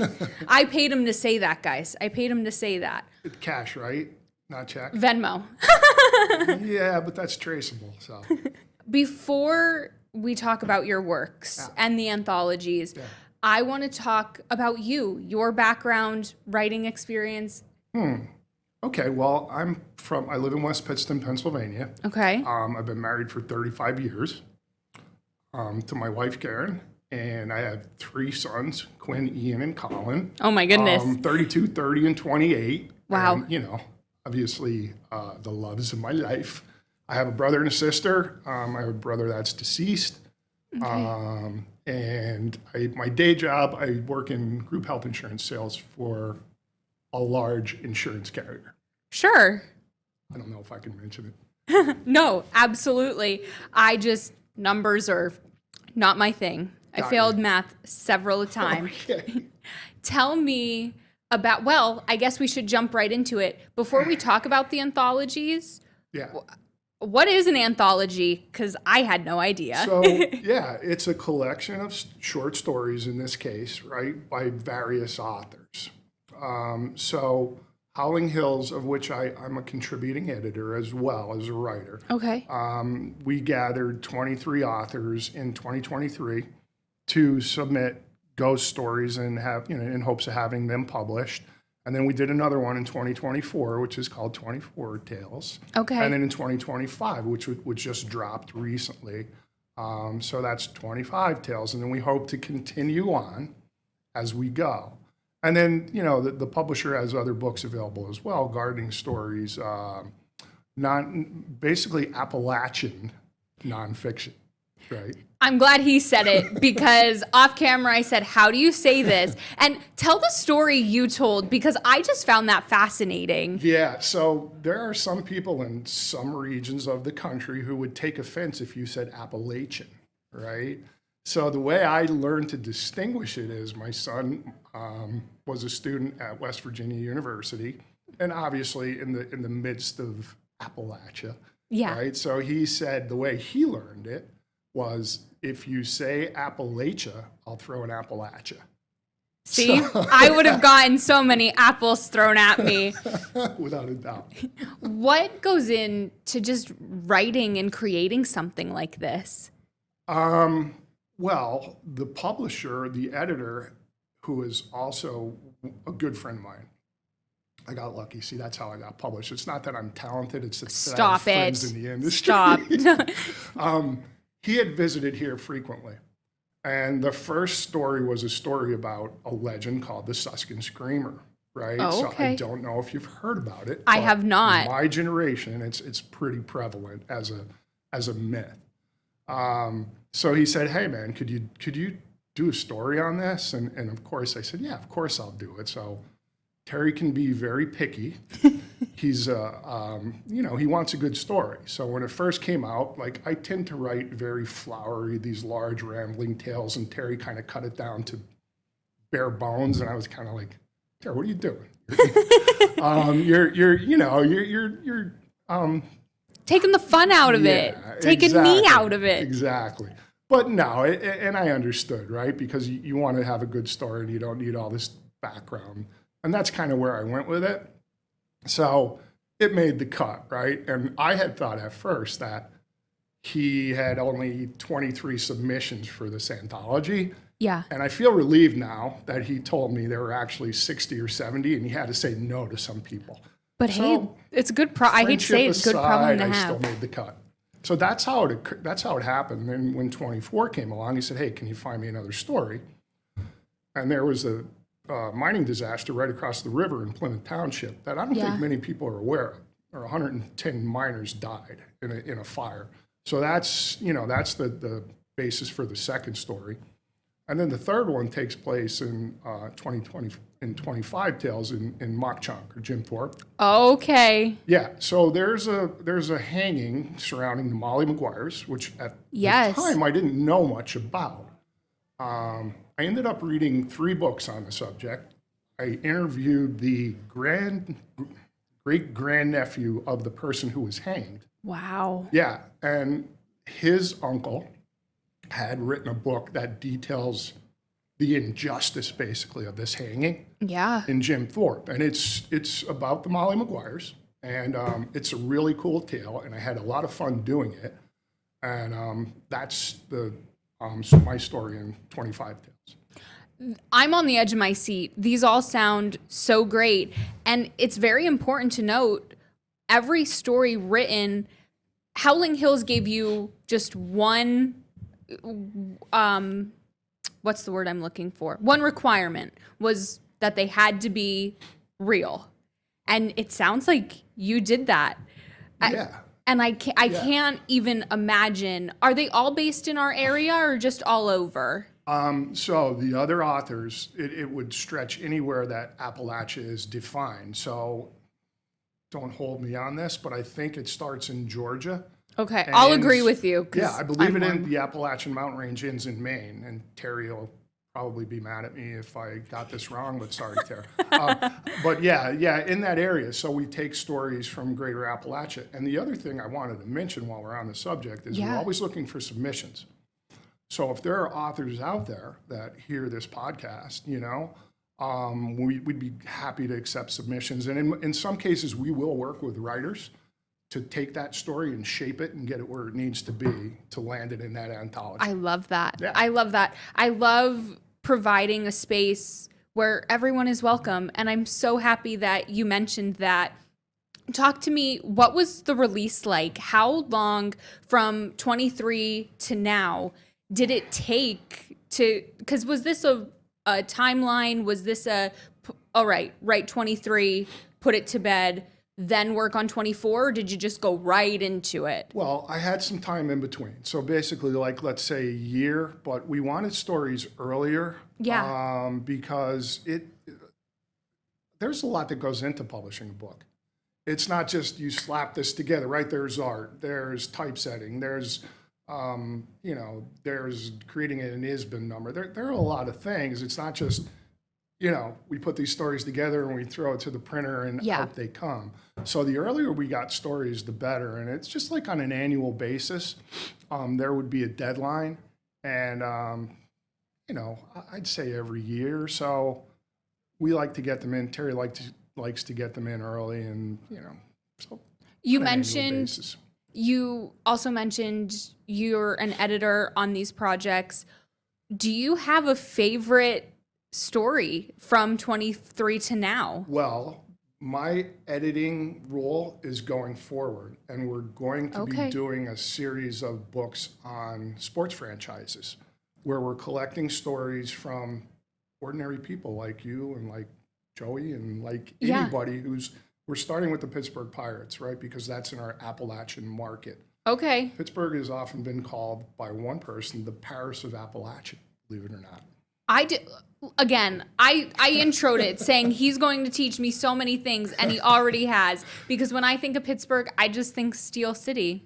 Obviously, but there's a beauty to Pittsburgh outside the steel industry. It's a wonderful city. Is that your team? The Steelers are, but I'm a San Francisco Giants baseball fan, which is kind of strange. And I mean, we can get into that. I don't know if we'll have enough time, but we're just chatting. My older brother was, and I kind of piggybacked off him. Yeah. I'm a Phillies fan. Okay. And Well, Chiefs. That's okay. I'll excuse that today. He's like, I'm never coming on again. Phillies and Chiefs fans. Oh boy. Where can one, if they want to read it, I don't know how somebody would not want to. It sounds amazing. Yes. Where can they get their hands on it? So you can go to howlinghillspublishing.com. It's spelled exactly, as How it it sounds, yeah. Yeah. howlinghillspublishing.com. And you can order direct from our website. Or I'm sure we're on Amazon as well, but and that's in this day and age, that's a necessary channel for us to sell books. But we prefer you come to our website and sign up for our email list. And we have a lot of things planned in the future. We have other things that might be interesting to the reading public. Oh, nice little teaser. Yeah. Can you tease further upon that? What you working on? There's right now. Terry is putting together a book on the flood that took place, the flooding in North Carolina and Virginia, and the name of the hurricane escapes me, right? But there was devastation in that area. Yeah. So that's something in the works. We just released a calendar from it's the Instagram account called Old Soul Appalachia, and it's some really cool photos and captures like the spirit of that area. So, a lot of different things that we're that we're pursuing right now. But the thing that has me most excited is the sports franchise books, without a doubt. Who wouldn't? That's like any sports lover's dream. And in our area, I don't think you can go to the grocery store and not see at least 20 people in a hat with their team logo on it. It's true, and it makes for great conversation, right? Because if you see a fellow Phillies fan, you can either share the joy or you can commiserate and say, did you see that loss last night, right? When they got knocked out of the playoffs. Don't remind me. Because I'm not a huge Dodgers fan, and I would, laud any team that knocks the Dodgers out of the playoffs, and let's hope it's the Blue Jays, but I won't go any further with that. Shout out, good job to the Blue Jays. I'm speaking like a San Francisco Giants fan. I'm just a little bit biased. Yeah. Hey, that's fine. We love every kind of entertainment here, and sports are entertainment. Yeah. I also, a huge congratulations are in order for you. You will soon publish your first nonfiction book, Yes. The Kings of Cork Lane. Yes. Talk to me about it. That's awesome. So the way this took shape, and you'll have to excuse me, I sometimes get a little emotional when I think about this. Oh, yeah. My grandpa played minor league baseball in 1912, 1913, and 1914. So I'm the youngest of the youngest, right? Yeah. My grandpa was born in 1889. And he had this very interesting life. And he died when I was 10, so I didn't really have a lot of time with him. And when I went out onto newspapers.com, I found a literal treasure trove of information on my grandpa. Yeah. He was considered as one of the candidates for the manager to be the manager of the Wilkes-Barre Barons, who played right here in Artillery Park. Wow. He played with all these people who had connections to Babe Ruth and all these other major leaguers, and fascinating story. He probably played well into his 40s, and semi-professional baseball around here was very interesting. Yeah. So guys got paid a couple bucks to play the game, and then everybody in the stands bet on the games, which is even more intriguing, right? So they had huge crowds. I mean, in my book, I detail a day in DuPont, Pennsylvania, where there was thought to be 6,000 to 7,000 people in the crowd. And I think DuPont right now is only like 4,000 people in and of itself, right? Yeah. So it was this huge thing. And what was there to do on Saturdays and Sundays in 1912 or 1913 or 1920 but go to a baseball game, right? So Fascinating. I found all this information that I put together, and I originally intended to just do a book on my grandfather, maybe some other guys around here who never made it to the major leagues, right? Yeah. But then I kind of mixed in some memoir about me growing up with my brother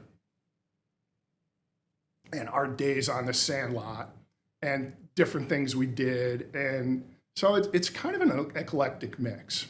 It's a lot about my grandpa and how he got to the minor leagues, which is an interesting story in and of itself. Yeah.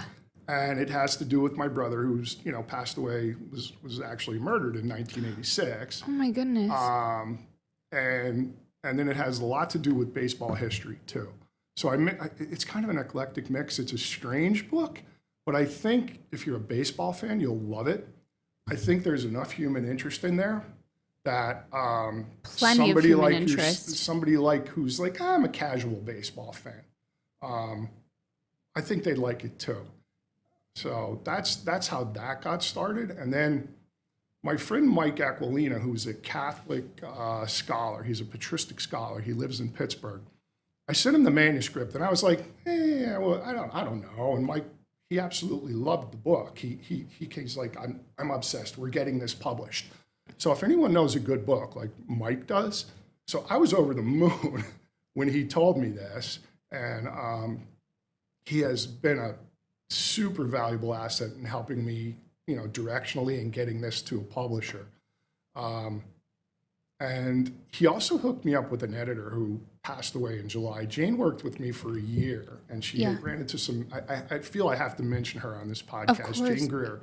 She was in South Dakota. We'd never met, but she shaped this book.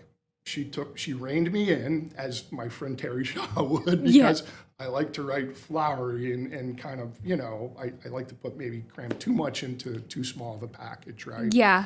So she took my book, she shaped it, she made it what it is today. Got a lot out of it. And once again, you kind of get upset because, William Faulkner said, I think as he put it, you have to be able to kill your precious darlings, right? Right. And that's the life of a writer, is you say, I worked so hard on this and I love this part, but in a book, it has to go. Listen. In a story, it has to go. Right. You understand the editing process. Yes, of course, because when I produce, I'm like, I'll go to one of my anchors and I'll be like, don't take that out. That line's great. Don't move it. And they'll take it out. And I respect it because I'm writing like that, and that's not how they would talk. There's so much, you've given me so much to work with. This is fascinating. So you feel my pain is from the editing process, right? 1000%. We're going to take a quick break. You're going to stick around? I'd be more than happy to. Thank you. We'll be right back.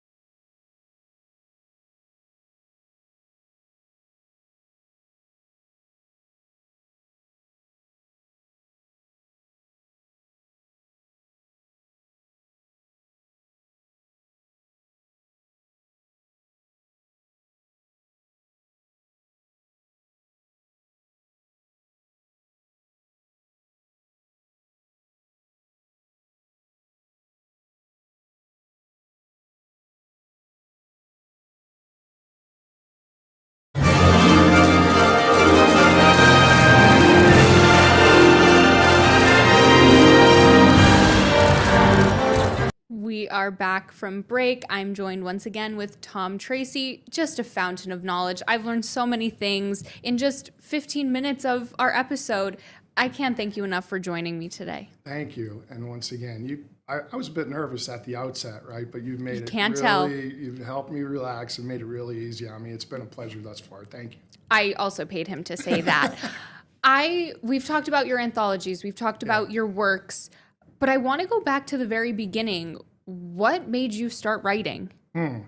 So I'll give you a really early memory, and that starts with one Mother's Day where my older brother, who was kind of a mischievous dude, stole flowers out of the neighbor's garden and presented them to my mom, before she woke up with this nice vase. And I was about, 8 or 9. And I'm thinking, well, I don't have any money. What am I going to do? I can't go steal flowers because I'll probably get caught. He didn't. Yeah. But, I got out my crayon and construction paper, and I think I wrote her a little poem, and it kind of blossomed from there. And I always had, I always read. I always was reading, and that's important advice to budding writers, is to read all you possibly can, right? So I like to write. I was a stringer for the Times Leader in the late 80s. But I had no college degree, right? So I dropped out of college, out of Penn State, regrettably, and I couldn't catch on as a regular reporter for the newspaper.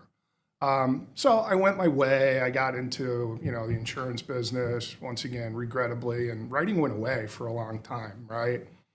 Come to 2017, when one of my sons was going to college, I didn't want to West Virginia. I didn't want him to be stuck with all this debt. So I'm like, I got to do something. And what can I do to try and help them out on a part-time basis? So I started to write for content mills. Okay. I don't know if you've ever heard of anything like this, but you do these blogs for them. And at the time, believe it or not, they were paying me $8 a pop, right? Okay, not and bad. I stressed over these things to get them right, and they wouldn't even use them. If they didn't use them, they didn't pay you. So I caught a break with a company called Investopedia. Investopedia, if you go check a financial term on the web, they'll usually be the first to come up. Like if you check stock options, they'll define it, they'll give you a story. So once I had that, I had clips right now to share, and I started to write business blogs, insurance blogs, stuff that fell within the realm of my subject matter expertise during my day job. Of course. And then my friend Terry, who I mentioned, Terry Shaw, the owner of Howling Hills Publishing, said, hey, if you could write, what would you want to write about? And I had to think about it for a minute. And, I'm a sports guy. And I started, even before he'd asked me that question, it was a fictionalized account of my grandfather's tale. But I didn't have enough information. I didn't dig into newspapers.com. And I kind of ditched that. And then all of a sudden, this book just came, this idea came to me, and I worked very feverishly on it. And, here we are. So after all those years of maybe going to sleep, like, Rip Van Winkle for 25 years with the writing thing, Yeah. you find out that you haven't lost it. You haven't lost the passion. You haven't lost the desire to produce. So the book came together, the story opportunities came together, and I keep plugging on. So that's basically how it all happened. And you're using your writing talents and what you know about the industry to shape young writers and young minds. Tell me about that. Yeah, if I can. So we have there's a writers group at the West Pittston Library. I'm also involved with a group of playwrights in Scranton at the Diva Theater. Nice. It's the Old Brick Theater on Market Street in Scranton. So we meet there about once a month. So I do take a stab at playwriting. I have one that I've been told has some potential, so who knows? Okay. And then, I have, young and old. I mean, I have a friend who's trying to get a book self-published. Her husband passed recently, and she made a promise to him that she'd get it published. So I'm helping her kind of shape that, right? And I help her with short stories. And that's one of the most gratifying parts of this whole thing, is that when you can share that knowledge and share what you know and help people get to that level where they see their name on a byline, it's an awesome feeling. So it's really cool to be able to do that. And how could people take part in those writing sessions at the Pittston Library? So at West Pittston Library, it's on there. We meet typically once a month, and I was remiss, I hadn't gone there for a while. And that's usually advertised on their website, right? Okay. So anybody can come, anybody at any level. We have people at all levels, beginners, people who are more advanced. I'm always happy to share my knowledge. Jess Niemiec is the moderator, and she's if I'm not mistaken, she's a local professor at one of the universities, and she's willing to help anybody as well. So that's an outlet, right? But I'm approachable as an individual with other people. Like, they'll come to me and say, hey, I have this idea. I'm always happy to help, So when you're not being a jack of all writing trades, what does Tom Tracy just do for fun? For fun, I like to cycle. Okay. I've been remiss. I haven't been on my bike in a while. So I have to get back to that.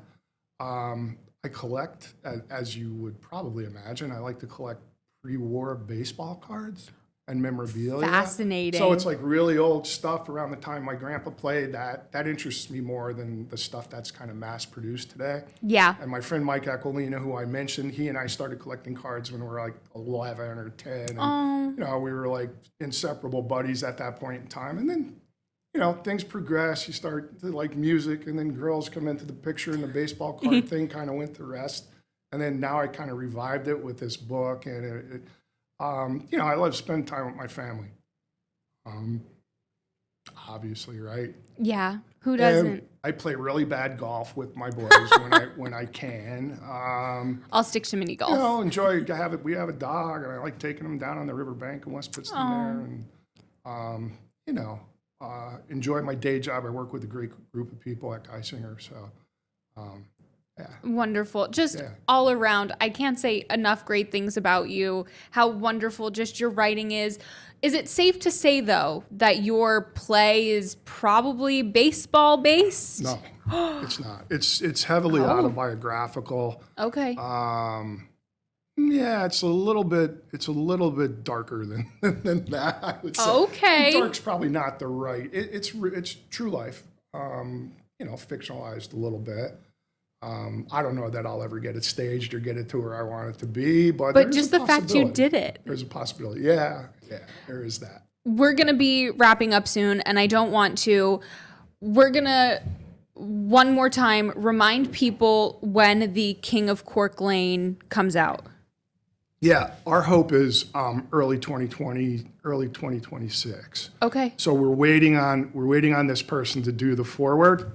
So we are praying that he's probably in principle agreed to it. It's just Major League Baseball's approval at this point. Right. Who knows, with everything going on in the World Series right now, it might be a bad time, but who knows, it may be quicker than that, and we may have to pivot very quickly to get somebody else to do it, if not. But my hope is that everything else is ready to go. The art, well, the pictures that'll be included, and the manuscript's obviously finished and edited, but I'm hoping early 2026. That's great. Yeah. I cannot wait. Yeah. I want a copy. I'll get you an autographed copy. Yes, please. Yeah. That would be Yeah, awesome. because I appreciate this opportunity to share, my thank experience you. so much. Thank So you. And then we talked about that one last time. 23, 24, 25 Tales are all out now. They are available on howlinghillspublishing.com or, Amazon. But we would like you to come through Go to Howling Hills. Go to howlinghillspublishing.com and see what else we have, All the good stuff you're cooking up. Yeah, absolutely. Sign up for our email list. We won't bombard you with spam. There might be information on one of our releases. So yeah, come to the website. It's a much more pleasant place than the other alternative. Tom Tracy, thank you for joining me on the red Thanks, carpet. Allison. Thank you so much. Until next time, guys. Joey, roll the outro.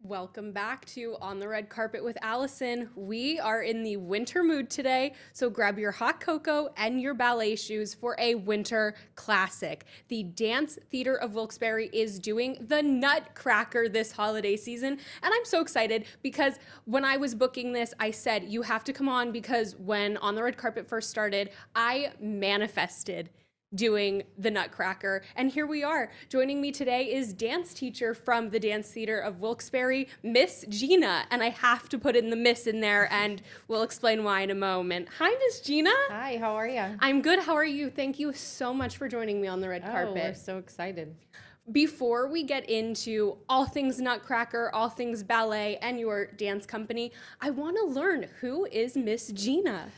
So Miss Gina has been doing the Nutcracker over 50 years, whether dancing or choreographing. So I run the Dance Theater of Wilkes-Barre, and we are performing the Nutcracker on Sunday, December 21st at the FM Kirby Center at 3 o'clock. And ballet has been my passion, and now it's my profession. So I'm excited to share the magic with all the dancers on stage. I am so excited that you're here. I'm so excited to learn about the Nutcracker. For people at home who maybe aren't familiar with it, talk to me about it. So the Nutcracker, it's a magical story. It's a holiday tradition. It's something that the students look forward to. At our dance company, it changes a little bit every year. So even though it's the traditional story, we do mix it up a little bit. So this year we are doing the party scene with Drosselmeyer and Clara and all the characters. And then after intermission, we actually do some holiday dances that kind of just highlight different kinds of dances. We do some jazz, we do some tap, but we're very excited to share all the magic with the audience. And it's holiday magic, really, because for me, it is not the holidays without seeing a production of the Nutcracker. And I want to go back really quick to the Miss Gina thing. When Gina came in, I said, "Oh, hi, Gina, I'm Allison, and I have a cute little dancer waiting in the wings to be interviewed." And she goes, "Miss Gina." I was like, okay, I will make sure to call her Miss Gina. So that really, I'm going to transition here saying, it's a family, community at the Dance Theater of Wilkes-Barre. It is, but the miss in front of my name is it's kind of like a ballet teacher etiquette. I called all my teachers, Miss Yuja, Miss, so that is just part of the dance training. It's proper, and that's what we use. You are just a fountain of dance knowledge, and I'm so excited to learn more from you. So tell me about your cast. So the cast, we start the end of September, and then we have a 10-week rehearsal. Wow. We have a cast of over 40 this year. The girls have been with me since, you'll get to meet Savvy in a little bit, since they're like 3 years old. So they kind of grow up learning the whole process. We are a ballet-based school, so they do get a lot of ballet technique. And then as they get a little bit older and get the technique under their belt, we branch out to other dance forms. But in the Nutcracker, the girls just, at rehearsal, they just watch each other, they support each other. The little ones who are in the party scene, they pretend that they're dolls or they're the maids. And I just love to even watch in the wings, the kids just getting excited for each other. And it really is such an impressionable age, because you were saying you have such young ones, and to have that community and that togetherness, that's something that should be taught that young. And I'm so happy that they have an outlet for that. How many would you say are in the cast? There's over 40. Wow. So we have a good group of ladies that are really dedicated and just love the art of ballet. And I just love watching them. And, the day of the show is my proud teacher moment that I just, I beam, because they all do so great. But, we instill in them, that they have to work hard, and it's dedication and it's support, and it all happens in the studio, and then we bring it live to the stage. I'm saying this openly where people can laugh, so please laugh at home.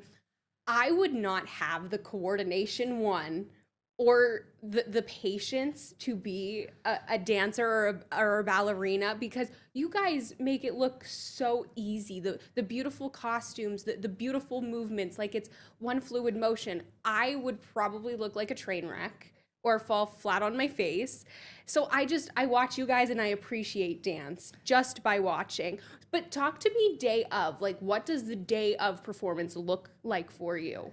So first, I'm going to challenge you on your your thought that I would guarantee that if you spend a year with us, that you would be able to go to the stage and be part of our production. So we could get back to that at a later time. Challenge accepted. Challenges. But the day of the show, so Sunday morning, we actually get to the theater about 8:30 in the morning. Cool. We'll do a full run through from 9:30 to 11:30 on the stage. The girls will go home. Some of them will take a nap. They'll have a light lunch. And then we have like a 1 o'clock call.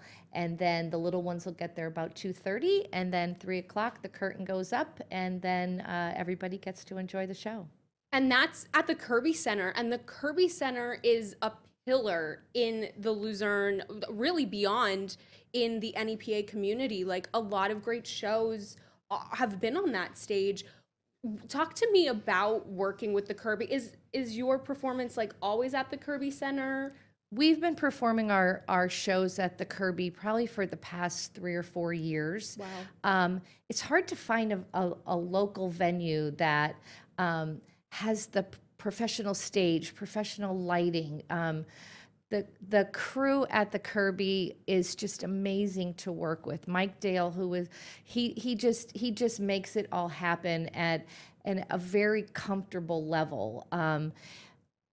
Without our sponsors, we would never be able to perform at the Kirby. You know, we probably have an audience of 300 to 400. You know, the Kirby seats over 1,500. So it's expensive. You know, it's a union-run house, so we. And I'm respectful of that, and I fully get it. But it is expensive to do a show there, and to try to keep the ticket prices down so family, friends, neighbors, everybody gets to come and enjoy it. But we love working with the Kirby. They are so kind and generous to us. And yeah, it's amazing. The kids get up on the stage and it's the real deal. Well, we're going to fill those 1,500 some seats. Talk to me about ticket sales and prices. So the tickets, you could get them at the FM Kirby box office. They're $22. And we don't use Ticketmaster, or they're not online. You could get the tickets the day of the show. Yeah, we invite everybody to come and hopefully fill those seats. I love it. I'm so excited to talk about this show with you, Miss Gina, but I want to know from your perspective, what is your favorite part of this show in particular? Well, I don't know if I have a favorite. The music of the Nutcracker is part of my holiday tradition, and probably, my family's holiday tradition. My husband, I have 3 grown children. We have been doing Nutcracker, for a long, long time. I just love when the curtain goes up and the audience claps and the kids are smiling and everybody leaves on a positive note. What more can you ask for? You sold everybody at home. That was the selling point. You know what else is a selling point for me? Those beautiful, intricate costumes. I want to know about that process for you guys, about all of your costumes, where you get them, how they're made. I just find that so fascinating. So the costumes for me, there are many online costume organizations and companies. I really try to keep the cost down when it comes to our costumes, but also just to make the girls feel beautiful and look great. We have a local warehouse that was called Discount Dance. They have been a costume sponsor to us. One of our instructors, Lauren Timic Medico, is on their sales team, and they have just been generous, and we love to show off the costumes that they wear. I'm so excited to see them. I know we're mainly focusing on the Nutcracker, but talk to me about the Dance Theater of Wilkes-Barre and all the classes you offer, and if somebody wants to get involved with their little one and say, hey, wait, my child needs to take dance classes there. So I started the studio 18 years ago. Wow. Always involved in local dance companies. But I actually started the dance company when I started to realize that there was a need for a professional ballet studio, but on a recreational, there's so much pressure and stress in all things, in sports, in dance, in school, that I could teach at a professional level, but, allow the girls to have a life. They could go to birthday parties, they could go to their proms, they could go on vacation, and still get the professional ballet instruction. So we started, I've had students that have graduated that are on Broadway or in ballet companies, or, studying dance in college. But also, there are dancers that have graduated that are doctors, or, they're school teachers. So whenever I say, if the students, the success of it is if they still love ballet when they're older and they have stories to tell that are positive experiences that they experienced at the dance theater. And I really feel that that's the success on my end. I want to know, what ages, from when to when, does the Dance Theater of Wilkes-Barre welcome through their doors? Well, we start at 3 years old. And again, there's some kids that are ready when they're 2.5, and there's some kids that are ready when they're 4. But, I always say bring them in and we'll give them a trial class. And then they go all the way up until they graduate from high school. So after the Nutcracker, after that is in the rear view, what is next for you guys? So we take a 2-week winter break. Good for you. And then we come back in 2026. We start fresh again in January, and then we do a spring performance. We always do a storybook ballet, which the girls get so excited when I announce it. And then we perform that at the end of May, early June. I love it. Remind everyone before we take a quick break, tickets one last time and when the performance of the Nutcracker is. So the Nutcracker Spectacular will be performed on Sunday, December 21st at the FM Kirby Center at 3 o'clock. You could get your tickets at the FM Kirby box office, and we hope to see you all there. Guys, we have such a great guest after break that I am so excited. Miss Gina is going to stick around. We are going to be joined by the cutest little 5-year-old ballerina. I can't wait to introduce you to her on the red carpet. We'll be right back.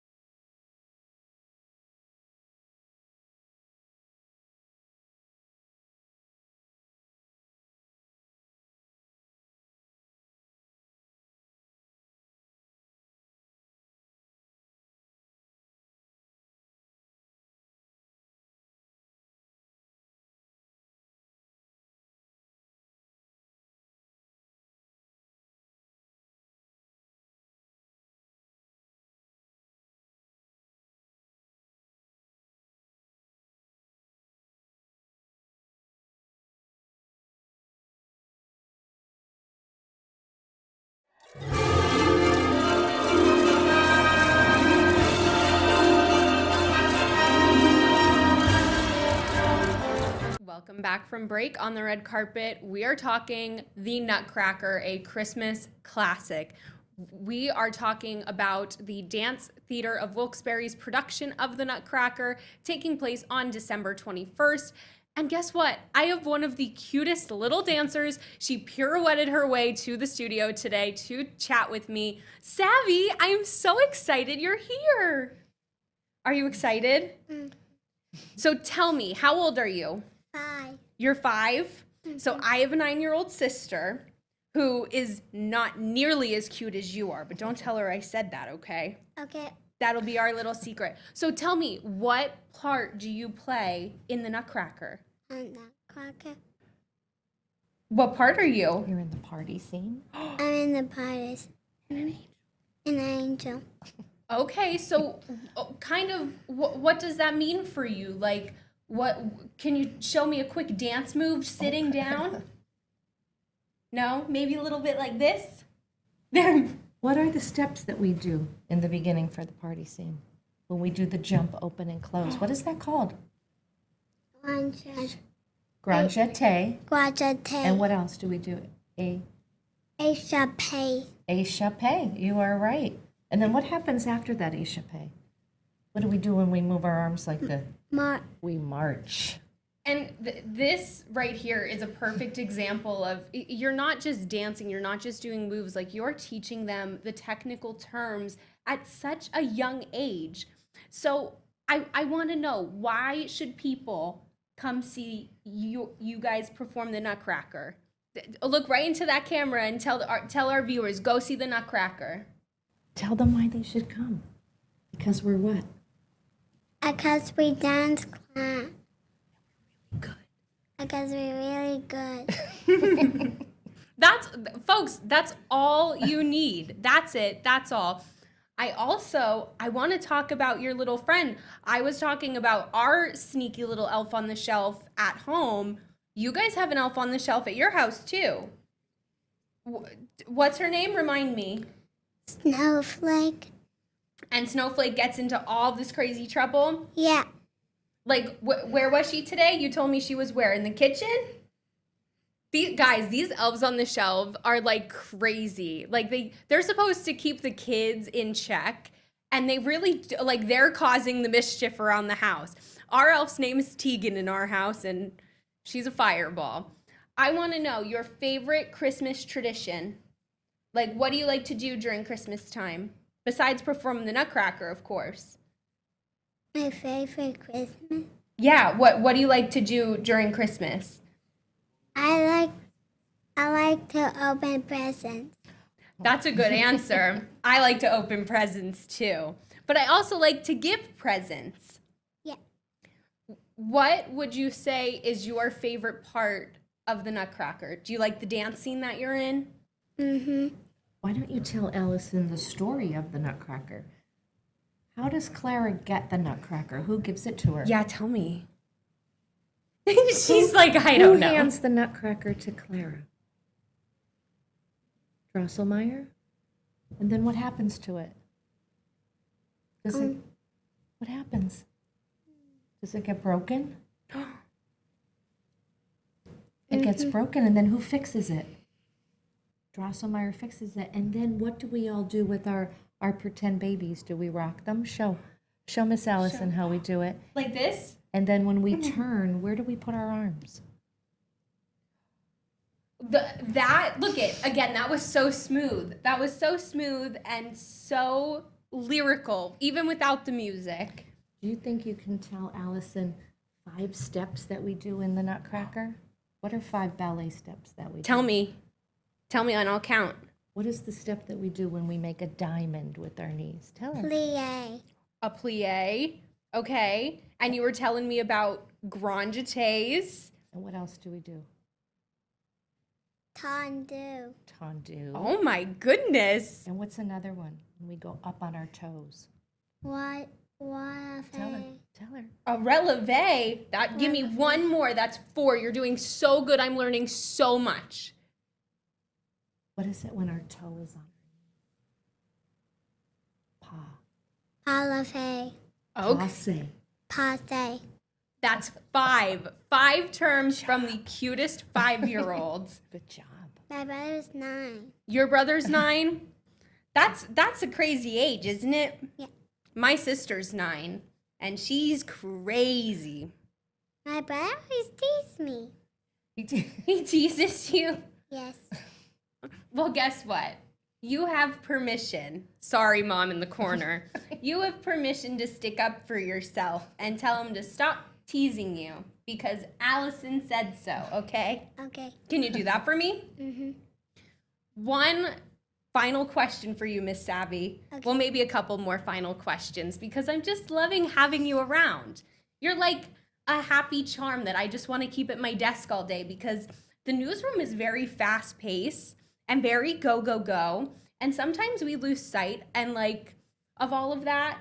And I feel like everybody's mood would be better with you around. Yeah? Mm-hmm. Do you have a favorite Christmas movie? Yeah. The Grinch. The Grinch. Wow, that was fast. That You was went through that fast. quickly. Miss Gina, what's your favorite Christmas movie? Oh gosh, It's a Wonderful Life. Okay.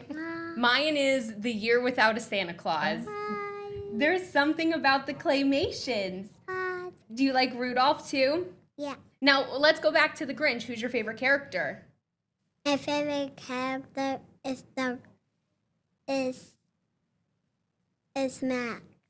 That's a good answer. I was going to say Max is my favorite character too. Do you watch the old version, like the animated one, or like the Jim Carrey version? Cartoon. The cartoon one? Is there a song in that movie? No. No songs? No. She's like, no, Miss Gina, there's not. Sorry. And don't step on my spotlight. Move over. What else? Do you have a favorite Christmas cookie? The gingerbread. Gingerbread from a 5-year-old. I don't like gingerbread and I'm 23. My favorite Christmas cookie, I like a good anise cookie, which is like a very controversial thing. You either love it or hate it, which is how I feel about eggnog. Have you ever tried eggnog? Don't try it. It's not good. You don't like eggnog. I don't like eggnog. Okay, good. Everybody could stay at this table that's at this table because I don't know. It's just a weird consistency. Remind everyone, Gina and Savvy, one last time where we can see the Nutcracker. Do you know where we're performing? Where are we performing? The Kirby Center. The Kirby Center. Yes, so we'll be there on Sunday, December 21st at 3 o'clock at the FM Kirby Center. And Savvy, tell everybody when the performance is over, what do you like what the audience does? What do they do that makes you smile? What do they do? Do they clap for you? Yes. Well, guess what? I'm right? going to clap for you right now because you did amazing. I was just told in my ear that Savvy is replacing me as host on the red carpet. So it will now be On the Red Carpet with Savvy. You did such a good job, sweetie. Thank you. So good. As for me, Roku, Apple TV, Amazon Fire, 2 to 3 p.m. weekdays on the 2822 Now app. Go see the Dance Theater of Wilkes-Barre's production of The Nutcracker, December 21st. Get your tickets. That's the best Christmas gift you could give anybody, really. Buy your tickets to The Nutcracker. Joe, you know the deal. Roll that outro.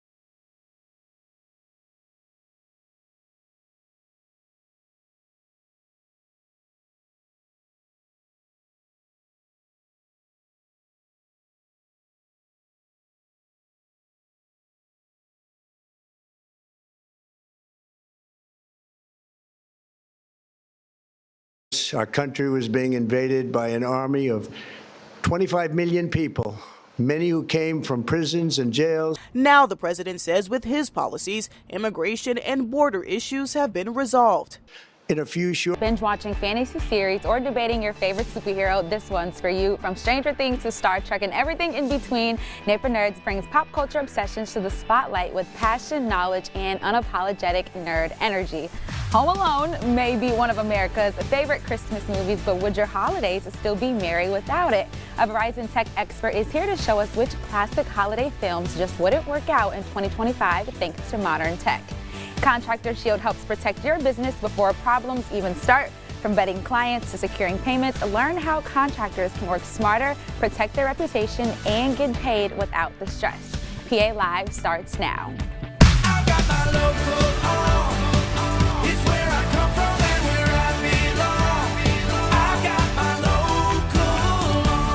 Good afternoon and welcome to the area's only lifestyle program, PA Live. I'm Tiffany Blackwell. Chris is out again today, y'all. Y'all need to send him some orange juice, a cup of tea or something, because Chris is sick and we are wishing him all the merry today. But thank you for joining me today. We're kicking it today. Here's what's trending, the stories that everyone is talking about online. Dating and relationship tips are literally always trending, and some young singles have just about had it with this whole thing. So they're putting this saying, mother knows best, to the test. I wonder if your children will let you do this. So they're letting their mothers take over their dating app profiles like Hinge or Bumble. In some cases, they're involving the whole family in the process. One woman says she is encouraged by her mother and brother's participation. She says they bring humor to the process and keep her grounded. Another woman actually let her mom fill out her entire dating profile and do all the choosing of the prospects for her. She let her date in on it, and he actually took it as a compliment. He said, at least someone's in my court, someone's actually liking my profile. This worked out though, because they're actually a legit couple to this day. So shout out to them. Let your children see if they'll let you do their dating app for them. I would never let my mom do mine, even though I love her to death and she knows what I want. I just couldn't do it. Speaking of switching up the flow of things though, and a seismic shift for one of television's marquee events, the Academy Awards will depart ABC and begin streaming on YouTube beginning in in 2029. ABC will continue to broadcast the annual ceremony through 2028. 2028 also marks the 100th Oscars showing, but starting in 2029, YouTube will retain global rights to streaming the Oscars throughout 2033. Financial terms of this deal were not disclosed, though. So if you're an Oscar fan, I want to know, are you okay with it switching over to YouTube instead of ABC? I feel like it gets more people to watch it, like the younger generation. But also another super fun event that's happening this weekend, 2 snowman films plus a live orchestra equals an instant holiday mood. This Saturday, December 20th at 7 p.m. at the FM Kirby Center. The NEPLA Philharmonic is making the season even brighter with a desk-accessible concert featuring ASL interpretation, captions, and immersive sound technology, allowing everyone the chance to experience the joy of the music together. Tickets are still available for you to witness this wintry magic. Just visit their website, nepaphil.org, to get yours today. We'll be right back with a Nate for Nerds after this break.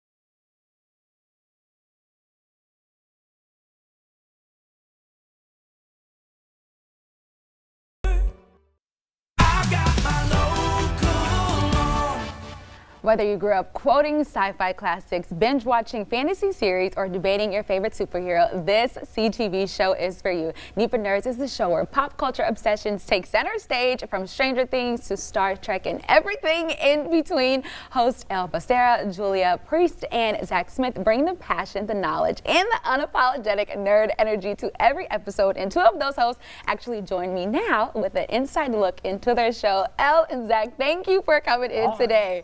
Always a pleasure. That was such the intro. I know I wrote it, but that was an insane intro. Tell me about your show. Do you want to take over for now? I mean, because I normally start out. We just kind of talk about the things that you know are passions of ours, whether it be video games, movies, TV shows that are currently out there, anything that's kind of that we're into is.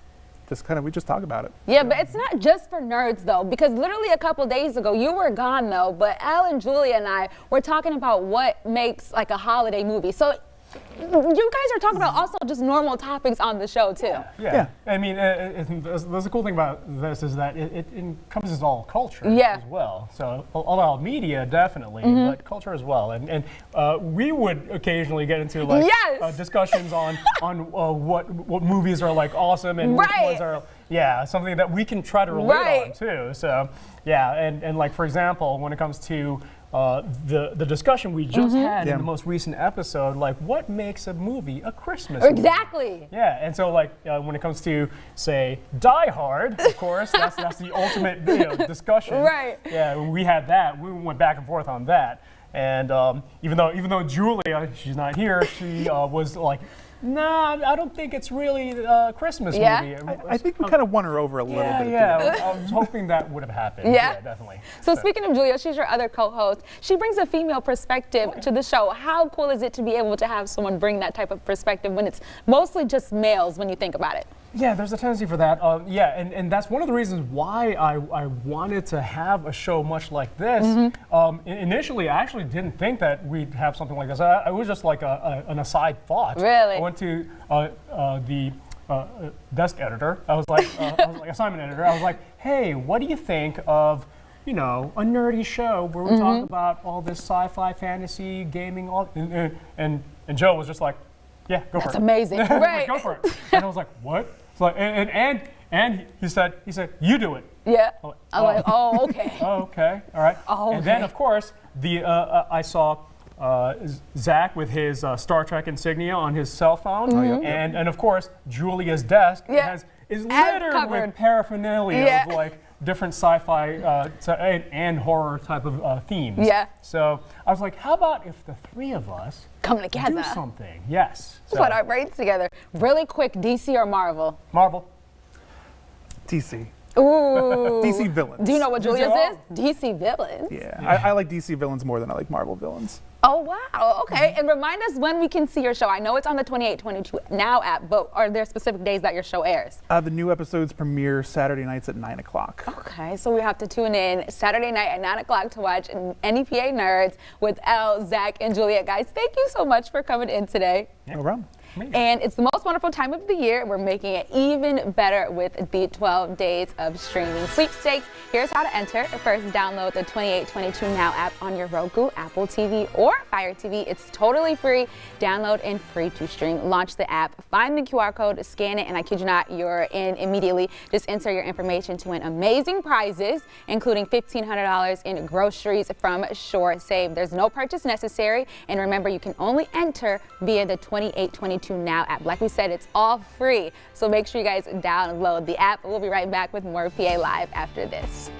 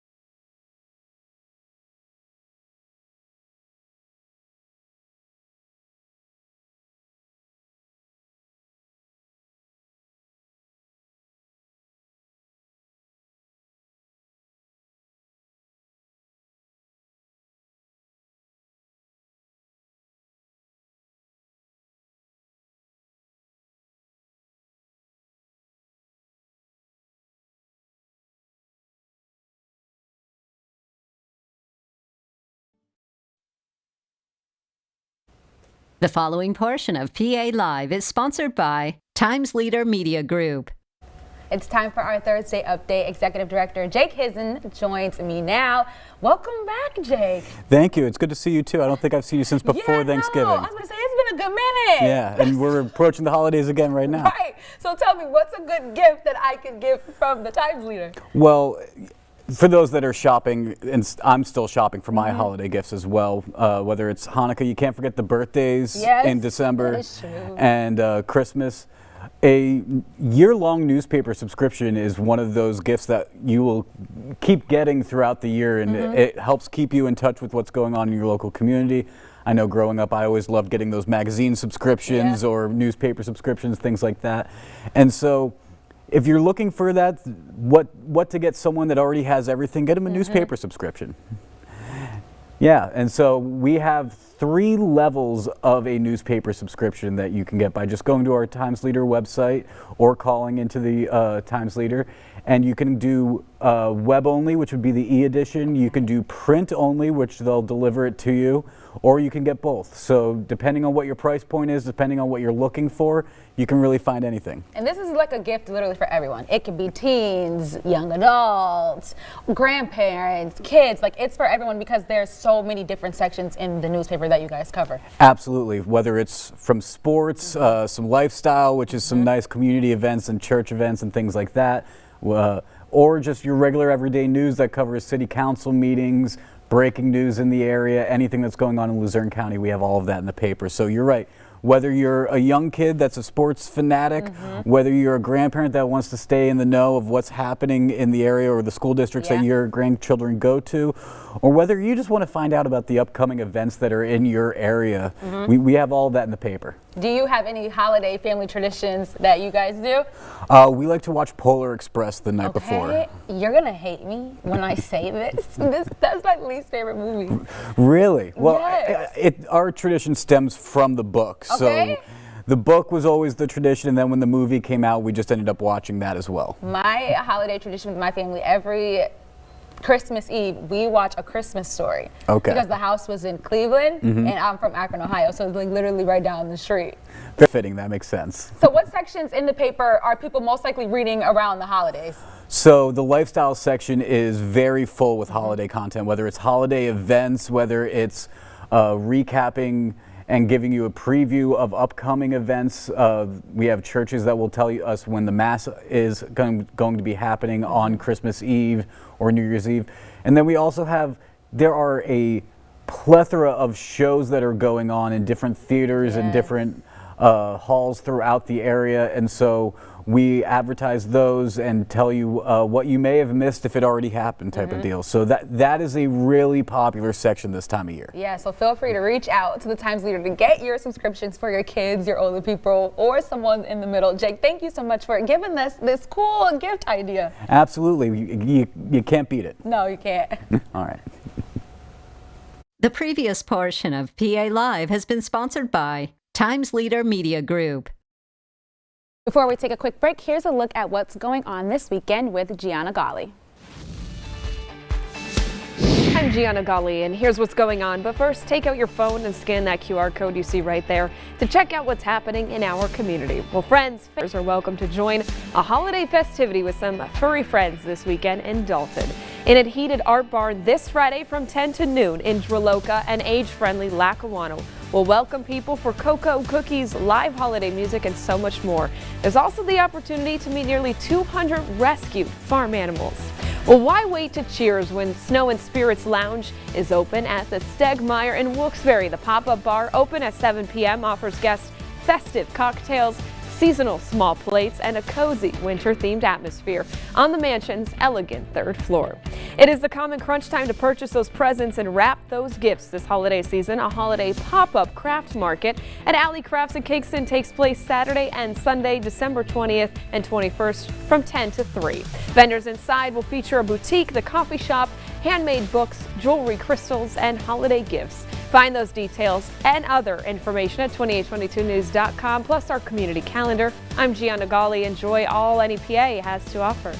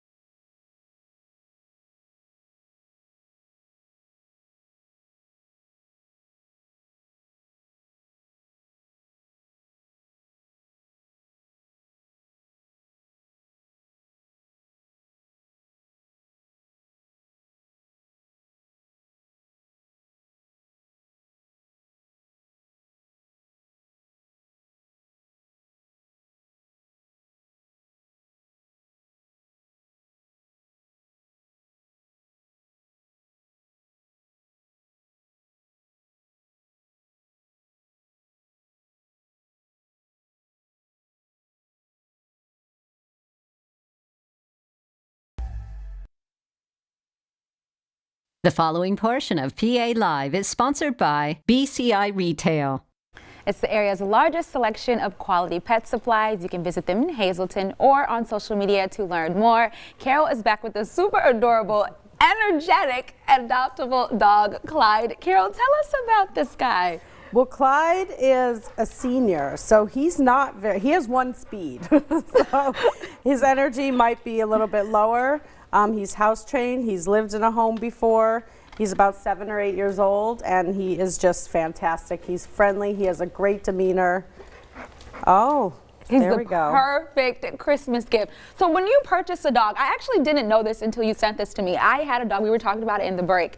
Dog licensing is super important, and you need them for your dog. Yes, it is the law in Pennsylvania.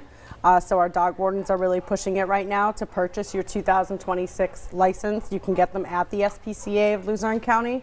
But it not only helps with identifying your dog, it helps the shelters contact you if your dog goes missing, and also helps the dog warden out.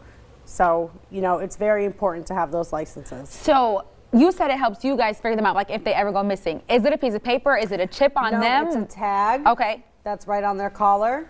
And it has information. It's linked to a license number that we put in the database, and that will tell us who the owner is. So is this something like a normal driver's license? We got to get this renewed every year, every couple years? Every year you can do a lifetime license. That's at the courthouse. And when should we start getting our dog license? You can start getting them now for 2026. Okay. Is it a super long process? Like, you know, when you go to the DMV, you there for a minute. Is this one like just quick fill out and then they ship it to me? Not even close to the DMV. It's very quick. It's $9. I think it's even cheaper for seniors. Ooh, but you can come to the SPCA. It'll take you 10 minutes. Yeah, and so we're thinking about pets in the holiday season. I know we talked about it a little bit for Thanksgiving, but remind us of things we should avoid before dropping some food down to our little pets this season. Anything that's not dog friendly. They can have sweet potato. They can have most vegetables, no onions, no carrots.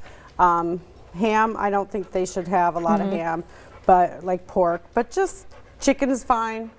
You know, no lamb, nothing like that. And when we're outside, it's winter, there's ice melts, there's a bunch of things on there that we should avoid and try to keep our dogs safe. What are those things that we should be avoiding? Just the ice melt, just wipe their paws when you bring them in. Okay. There is pet-friendly ice melt out there, but a lot of people don't use it. Yeah. So just wipe their paws, keep them warm, keep them inside. Some coats, sweaters, those cute, you can get them anywhere. If they like to be dressed up. Otherwise, like Clyde here is wearing his red bow today. But otherwise, no, keep them inside. Take them out for a quick walk, bring it back in. Remind us one more time how we can go adopt Clyde if we would like him. Sure. You want to fill out that application at spcaofluzernecounty.org, or you can come in and get a paper copy. It takes a day or two to get approved. Well, thank you, Carol, for bringing the super cute Clyde in to see us today. Well, thanks for having us, and happy holidays. Happy holidays. The previous portion of PA Live has been sponsored by BCI Retail.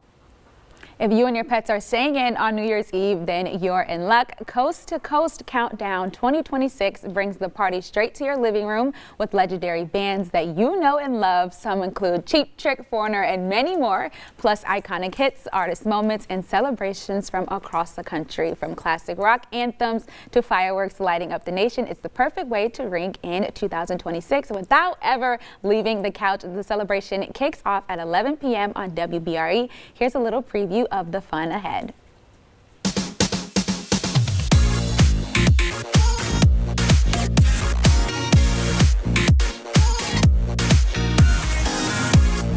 We're Foreigner, and we're hot-blooded for 2026. We are Sticks. Happy New Year! Hey, can't you see 2026 is almost here? Join us, the Marshall Tucker Band, for the Coast to Coast Countdown. Almost time to raise a glass of red wine. Join us, UB40, on the Coast to Coast Countdown. Happy New Year! You know it's a sure bet. All of our awesome bands. Countdown to 2026 with me, Mac McAnally. If you've been to a Foreigner concert, we feel like it's the right thing to play hits. But we are going to start to try to mix in other stuff and start to make it a little more less predictable. Styx is a rock band, first and foremost, but with a multicolored palette. Something like New Year's Eve, the confetti of rock. Tried to create a new 38 special for 2025. You know, we've been around 50 years. We've got the best fans in the world. Why do you think they're the best fans? They're the best looking. It is time for us to fly into 2026. So I say, Happy New Year, baby. Woo!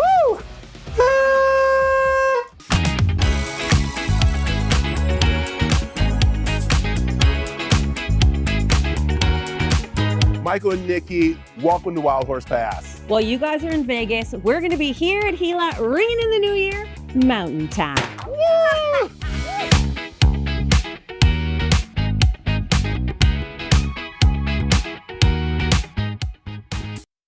Before we head to break, here's this week's look at Eye on Entertainment.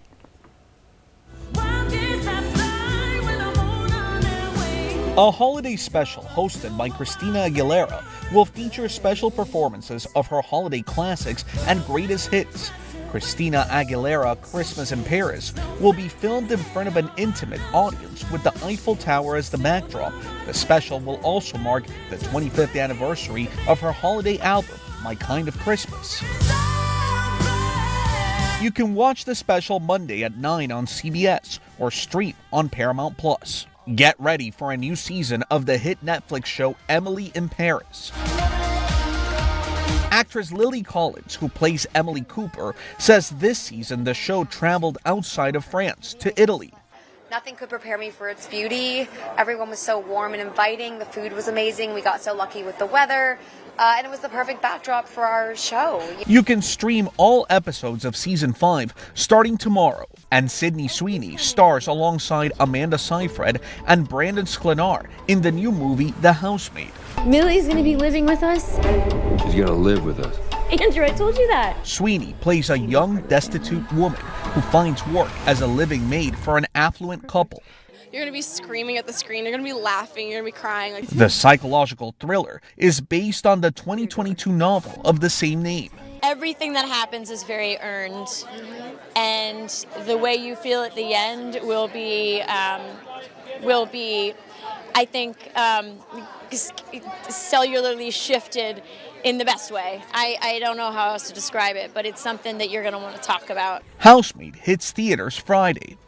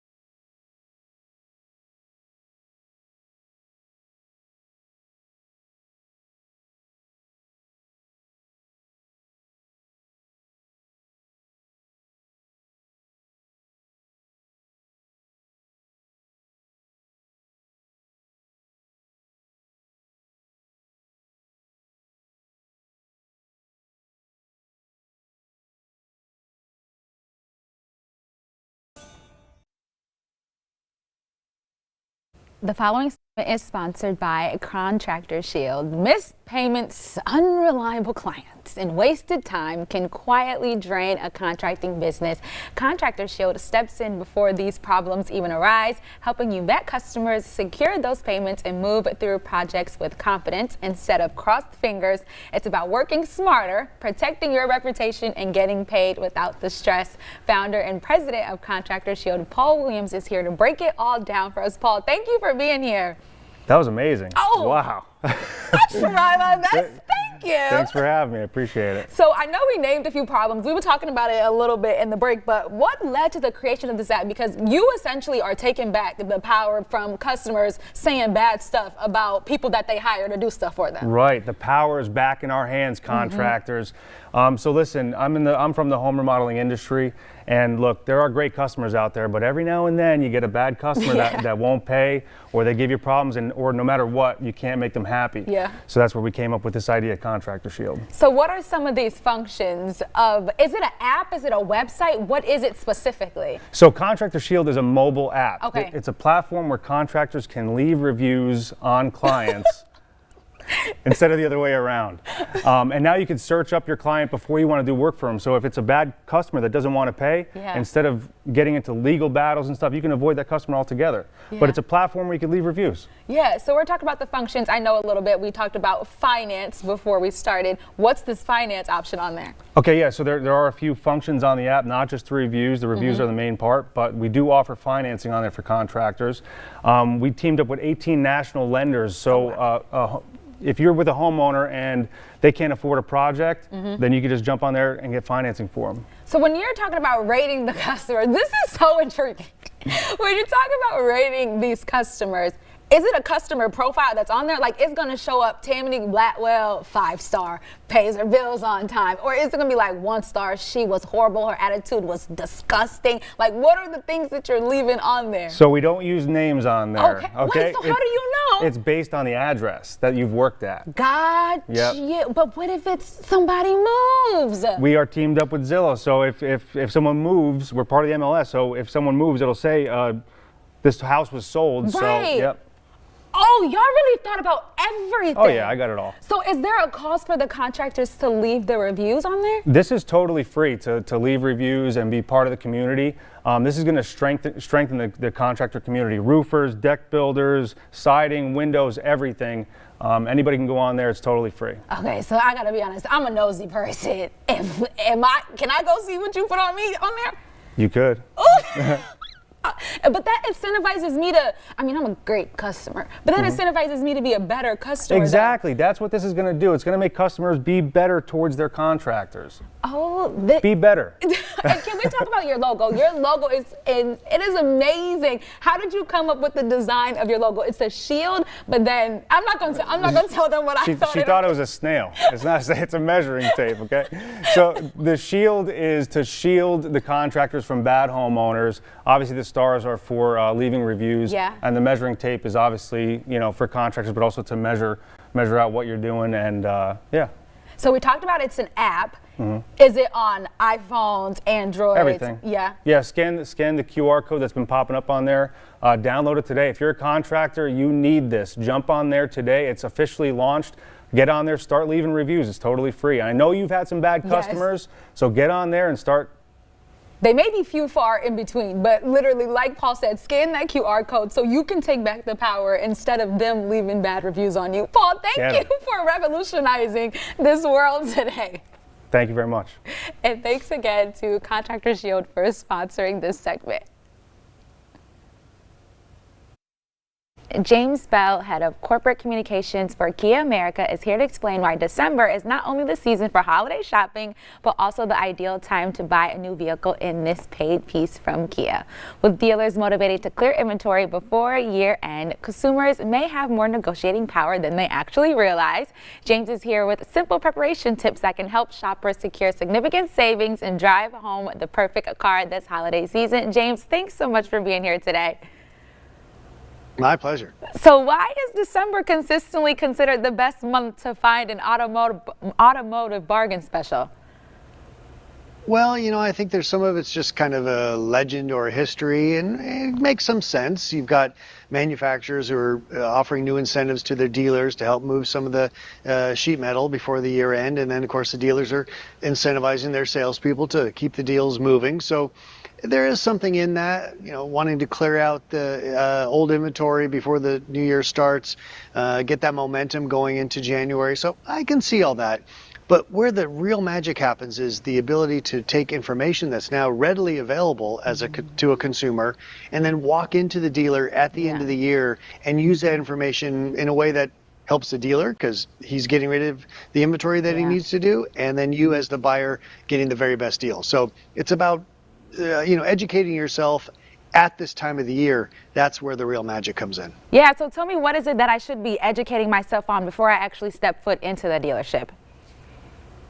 I think there's something to be done or said for knowing a little bit about the industry and the cadence of different products coming in and out of the market. A great example is the Telluride.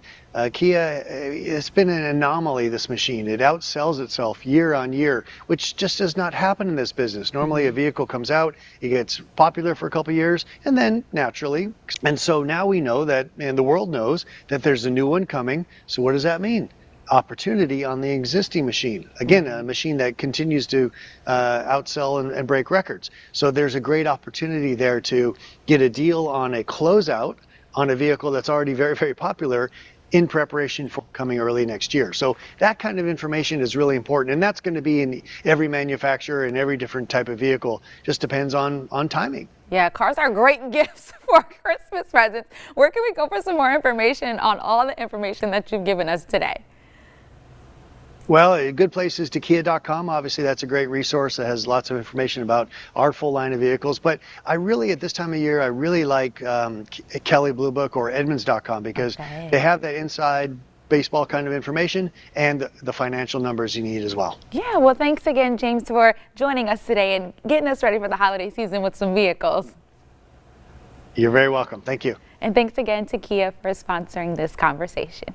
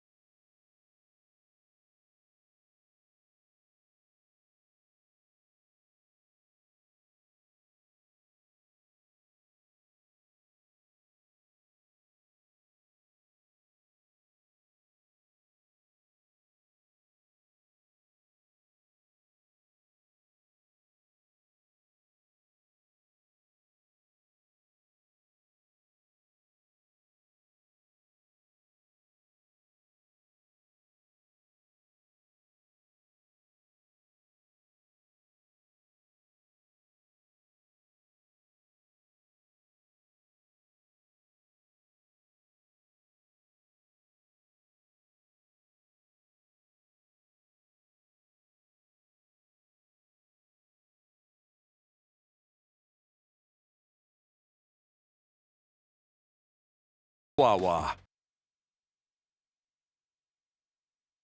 The following segment has been paid for by Verizon. According to Statista, Home Alone is the most viewed Christmas film in the United States, with 87% of respondents saying they had seen it. Right here. Right. How the Grinch Stole Christmas came in at a close second, but would your days still be merry and bright without your favorite holiday film? Well, Diana Alviar is here to tell us which holiday movies wouldn't work in 2025. This is going to be a fun one, thanks to modern tech and how those holiday hassles could have been avoided. Diana, thanks so much. Yeah, thank you. So I think the first thing that we all notice about holiday movies is they always involve some sort of chaos, right? Like everything just goes wrong. Well, I'm here to tell you how that could have been avoided with a little help from modern technology. So I'm going to start with my Christmas favorite, Christmas Vacation. Oh, Clark Griswold trying to string those lights and then them not even working. Yeah. But I'm sure you have an idea for us of how we can get them to work. Yes. So I live on a block where they take it very seriously and they have like a million lights and stuff, and I love it. They go all out. And that takes a ton of work. Well, poor Clark could have saved himself a lot of time had he just had the Google Pixel 10 and Eve Energy Smart Plug and Power Meter. Just a few little taps on the phone, he could have automated his entire light display. So there wouldn't have been any tangled cords and dazzling. It just would have been a dazzling light show. His neighbors wouldn't have been angry. Well, they probably still would have been angry. Yeah. But at least he would have been less stressed. But also, too, it would all been in his pocket on his phone. Now we know people love Will Ferrell, Buddy the Elf, but he had his fair share of struggles in New York City. Yeah, New York City is like another actor in the movie, right? And like he would have had a way easier time getting there. He would have managed Santa's naughty list. He would have fixed his sleigh on time if he'd had the Samsung S25 Plus. He could have used the GPS on this to navigate the Big Apple, and he could have used AI to search for an appropriate gift for his dad. Yeah, that definitely would have saved him a lot of time, and those awkward moments maybe would have been avoided. I know our family favorite, Home Alone, but Kevin, as we famously know, got left behind by his family. Which, like, okay, like when I was a kid and I saw this, I thought he was so cool and it was so fun and it was like this great movie. As a mom, this is terrifying. Like the idea that you would leave your kid behind when you're on your way to France, okay? Well, that would not have happened had he just had this, the Gizmo Watch 3. Okay, this is the best overall smartwatch for kids. And if he had it on his wrist, then he would have been able to send his mom a text and say, hey, you forgot me. His mom would have been able to use the location tracking in real time. There would have been no, she might have still screamed like, but she would have been like, oh, he's home. He's home. Let's go back. Let's get an Uber. Let's go. So yeah, it would have been a little bit easier. We would have missed out on the mayhem. And for those of you parents who might want to avoid a Home Alone type of situation, this is available right now for $75 off with a new line. But I mean, Home Alone is a classic because of the chaos. So. Well, I know those three films and even more I want to be watching this holiday and Christmas season. Yes. What is the best way?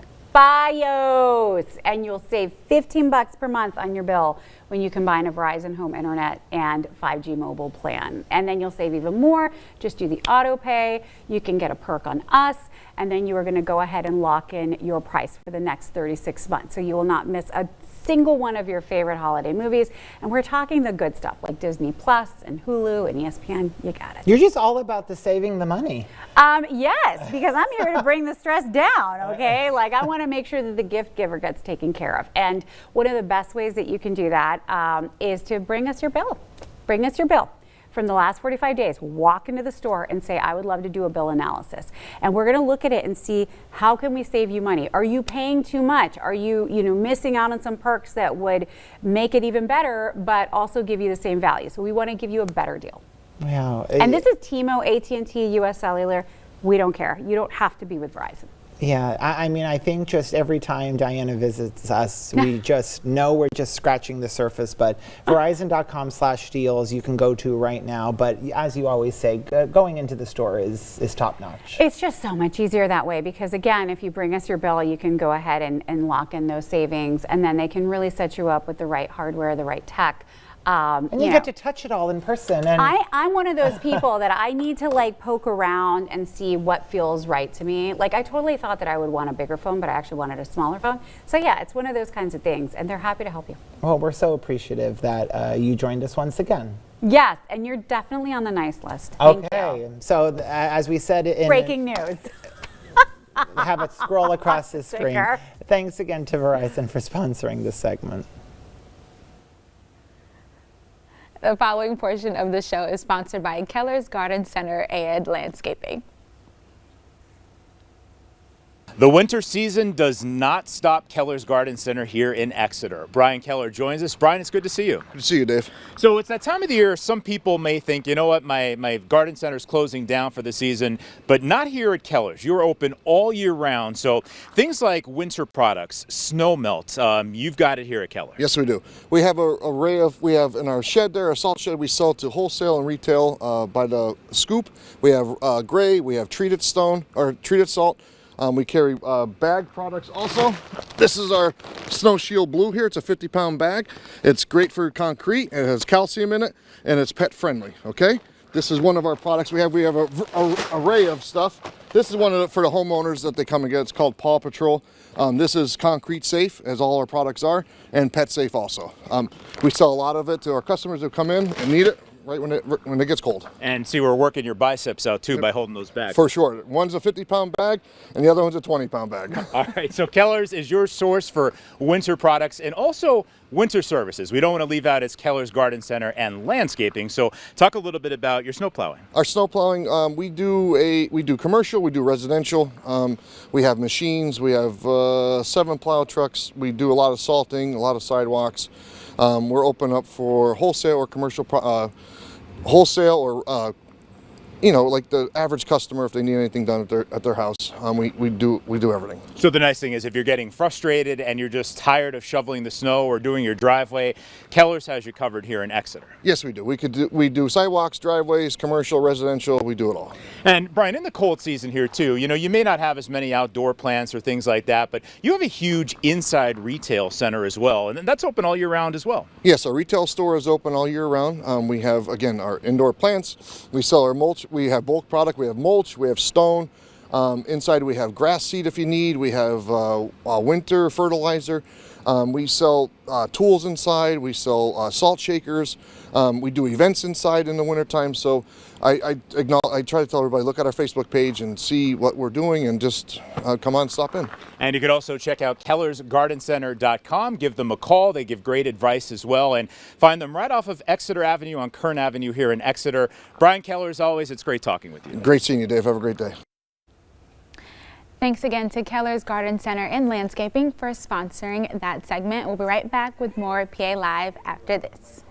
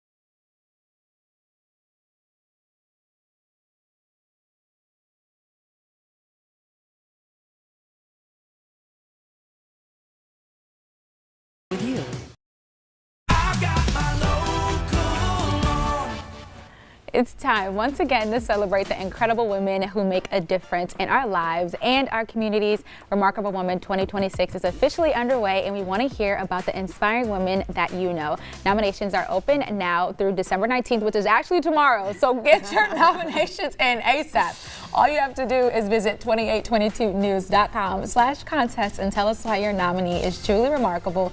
One amazing woman will be chosen to represent our area and head to Nashville for the National Remarkable Woman celebration.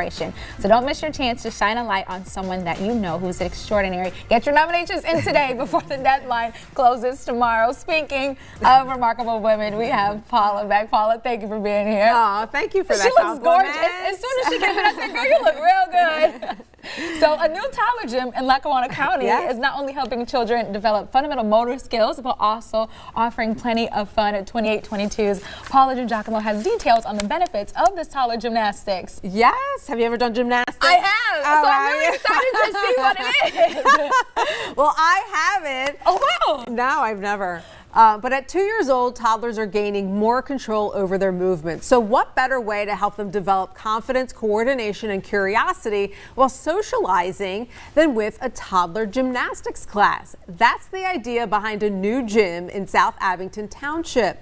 From handstands to pull-ups to tumbling, kids aged 2 to 6 who attend gymnastics classes at USA Tiny Tumblers are learning how to achieve small developmental milestones. Amelia McCormick, a former gymnast, was inspired to open this business last year after the birth of her son, Ethan, who you see right there. The gym features a circuit of floor activities, each one challenging the kids' abilities while progressively building on those skills each month. Together, these activities help build strength and coordination, all while having fun. Doesn't that look fun? That does look very, very good fun. for those kids. The classes are weekly and last 50 minutes. Parents say they notice their kids not only growing stronger physically, but also becoming more confident and independent with noticeable improvements to their cognitive development as well. Parents say that kids, not only do they get stronger, but they learn to speak clearer, listen to directions, follow orders, wait your turn, be respectful. And those students who go above and beyond are celebrated with special recognition on the high five wall. Now, Amelia McCormick, the owner, was also recognized in the NEPA Business Journals as its top 20 business owners under 40. So congratulations to her. Congratulations. Yeah, we'll hear from Amelia and a parent in Paula's Parenting Playbook and the full story at 4 and 5 on WBRE and 7 on WYOU, which tonight said the 7 will be streaming on the app and on the website.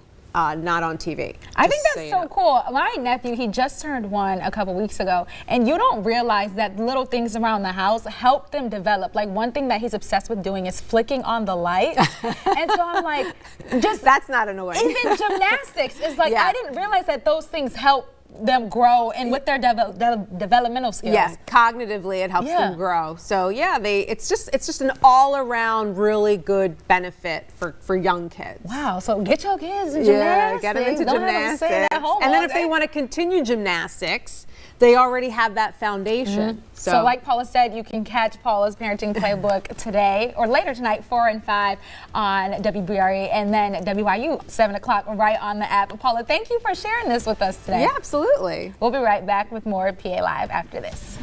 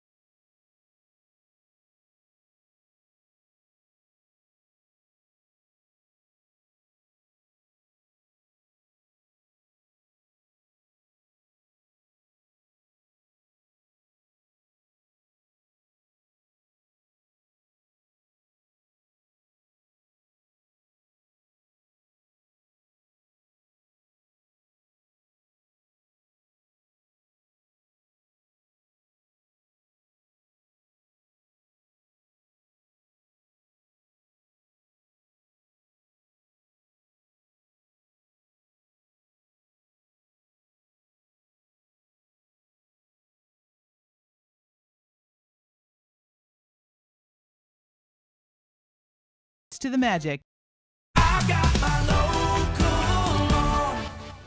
Before we wrap up today's show, we want to thank our PA Live sponsors for Thursday, December 18th, Times Leader Media Group, BCI Retail, Contractor Shield, Verizon, Kia, and Keller's Garden Center and Landscaping. Thank you guys for making today's PA Live possible. And for today's hot video, this one has sparked a debate. You know the Kardashians, they are always in the media. Maybe it's time to ditch the ornaments. According to some celebrities, minimalist Christmas trees with very few decorations have become hot on social media. While the trees are still dressed with lights, as you guys can see in the picture, and perhaps a few bows, that's literally just about it. Celebrities known for their style are posting pictures of their naked trees like Victoria Beckham, Khloe Kardashian, and Julianne Moore. This trend has divided the internet. Proponents of the naked tree trend, have said it's legendary, it's elegant, it's clean, while detractors claim that it goes against Christmas tradition of collecting ornaments over the years and the nostalgia of decorating the tree. I agree with the detractors. I love going all out on Christmas trees. Mine might be an aesthetically pleasing Christmas tree, but naked Christmas trees, I feel like takes all the fun out of it. But switching gears a little bit, this is also a fun one, and for the Cheez-It lovers, you might want to put this on the table for Christmas instead of a ham and turkey. It's got the same color as Cheez-It, but it sure isn't shaped like a Cheez-It though. Cheez-It just announced they've created their first ever Cheez-It crusted turkey leg for this year's Cheez-It Searchers Bowl. It's even served with Cheez-Its on the side, and it's a sweet cranberry chutney that comes with it as well. And if you can't make it to the Citrus Bowl to taste the turkey leg, you can try it out at home. The official recipe is on their recipe. Thank you guys for tuning in. Stay tuned for First Step 4. 2822 News starts with breaking news. We come on the air with tragedy in North Carolina. NASCAR legend Greg Biffle and his family are dead after their plane crashed outside of Charlotte. The business jet crashed and burst into flames this morning while returning to Statesville Regional Airport shortly after it took off from there. 6 people were on board, including Biffle, his wife Christina, their 14-year-old daughter, and 5-year-old son. They are all confirmed dead.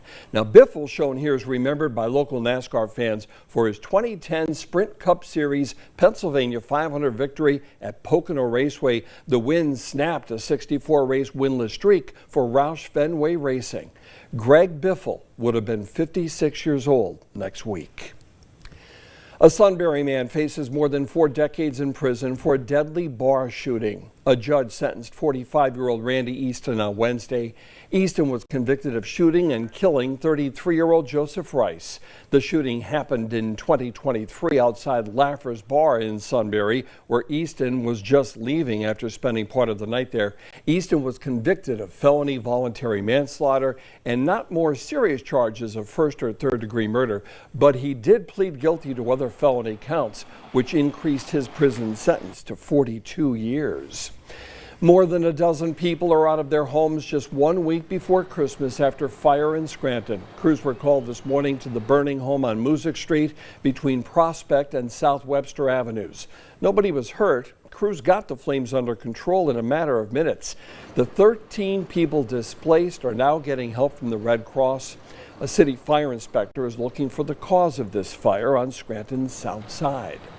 The Shapiro administration is working to recruit and maintain workers in the child care industry. The Commonwealth is now accepting applications for child care worker bonuses. 2822's Joe Mason is live in Wilkes-Barre with more about this new initiative. Joe. Well, good evening. Governor Shapiro spoke on the child care worker shortage in his budget address in November and in a few public outings since. But what is being done to combat this shortage? Well, we're about to tell you. $25 million in funding outside of the state budget is set to go to 55,000 child care workers next year. That money will give each child care worker at least $450 or more in retention bonuses. Additional funding may also be available for recruitment. Child care workers say this is a long time coming. It's about time we're valued. We are the heart of everything. Parents wouldn't be able to work if they didn't have childcare. We've worked so hard with these kids, and I feel like we don't get the recognition that we should. Now, Jessica and Becky say they're not in this field for the money. They're in this field to help children, and they hope their efforts will be appreciated by the state in the coming years. Reporting in Wilkes-Barre, Joe Mason, 2822 News. Joe, thank you. Expect your heating bill to jump this winter. The National Energy Assistance Directors Association, colder weather combined with increasing energy prices will cause home heating costs to rise by more than 9%. The group expects households to spend more than $900 on heating this winter. That's about $84 more than last winter. Electric bills are also expected to increase by more than 12%. For natural gas, it will cost nearly 8.5% more. Call it a Christmas bonus the next time you fill up the gas tank. Gas prices are the lowest they've been in 4 years. Several local gas stations are charging less than $3 a gallon. AAA says the price in Pennsylvania is down about 5 cents a gallon since late last week. Statewide, it's about $3.13 a gallon. Nationally, about $2.90. Back home, Lackawanna College is expanding. It is adding a new building to house multiple programs that already exist at the school. 2822's Connor Cord takes us to the groundbreaking ceremony in Scranton. Shovels were in the ground in downtown Scranton. Lackawanna College is set to build a 17,000 square foot facility that will serve as the new Center for Technology Innovation. We're always looking for ways, what does the workforce actually need? What jobs need to be filled? What training is required to fill those jobs? And we're providing it here at Lackawanna College. It's exciting. Lackawanna's cybersecurity program is currently remote and asynchronous. When the building is completed next year, Gonzalez says he will finally have his own office for students to meet in person. According to Gonzalez, some industry statistics say there are 3 million unfilled cybersecurity jobs. That number is expected to grow by the end of the decade. What we're doing is helping to prepare students for those jobs, ranging anywhere from entry-level help desk and SOC operations jobs all the way to senior jobs like in penetration testing, risk management, vulnerability management. In early September, Lackawanna College also announced they are expanding to locations in Bethlehem, Chambersburg, and Greensburg, Pennsylvania. The constant expansion from the college is something many would not expect. In the words of the college's president, Dr. Jill Murray, you will have to see what happens next with Lackawanna College. It's about keeping up with the latest the job market trends and making sure that we're focused on helping people enter the workforce in a meaningful way, right? That they're going to have not just family-sustaining wage jobs, but career-minded jobs. Dr. Murray also says they're always keeping the workforce of Northeast Pennsylvania in mind. As the Falcons' nest continues to grow, the affordability is constantly on the minds of the administration. We're going to make investments from our community and our community partners to help us afford to build these projects and to build these technologies and to make sure that the students are learning in the best environments possible without putting that cost of that building on their backs. In Scranton, Connor Core, 2822 News. Lackawanna College's Center for Technology Innovation building is expected to open next summer.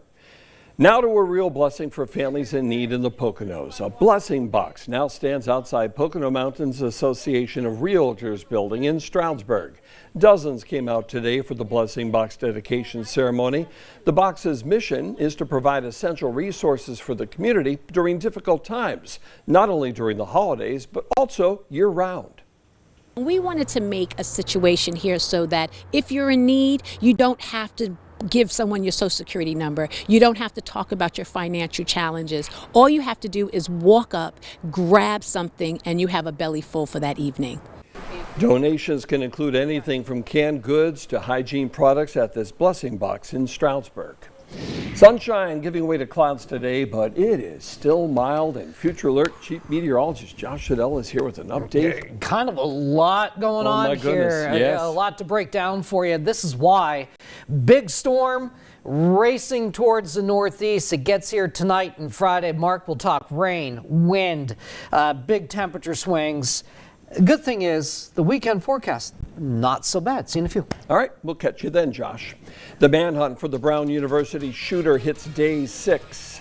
how investigators are expanding their search and pleading for new tips as they focus on new evidence. Coming up on First at 4. Plus, problematic presidential plaques, the backlash after the way President Trump labeled some of his predecessors, and how you can weigh in on the controversy.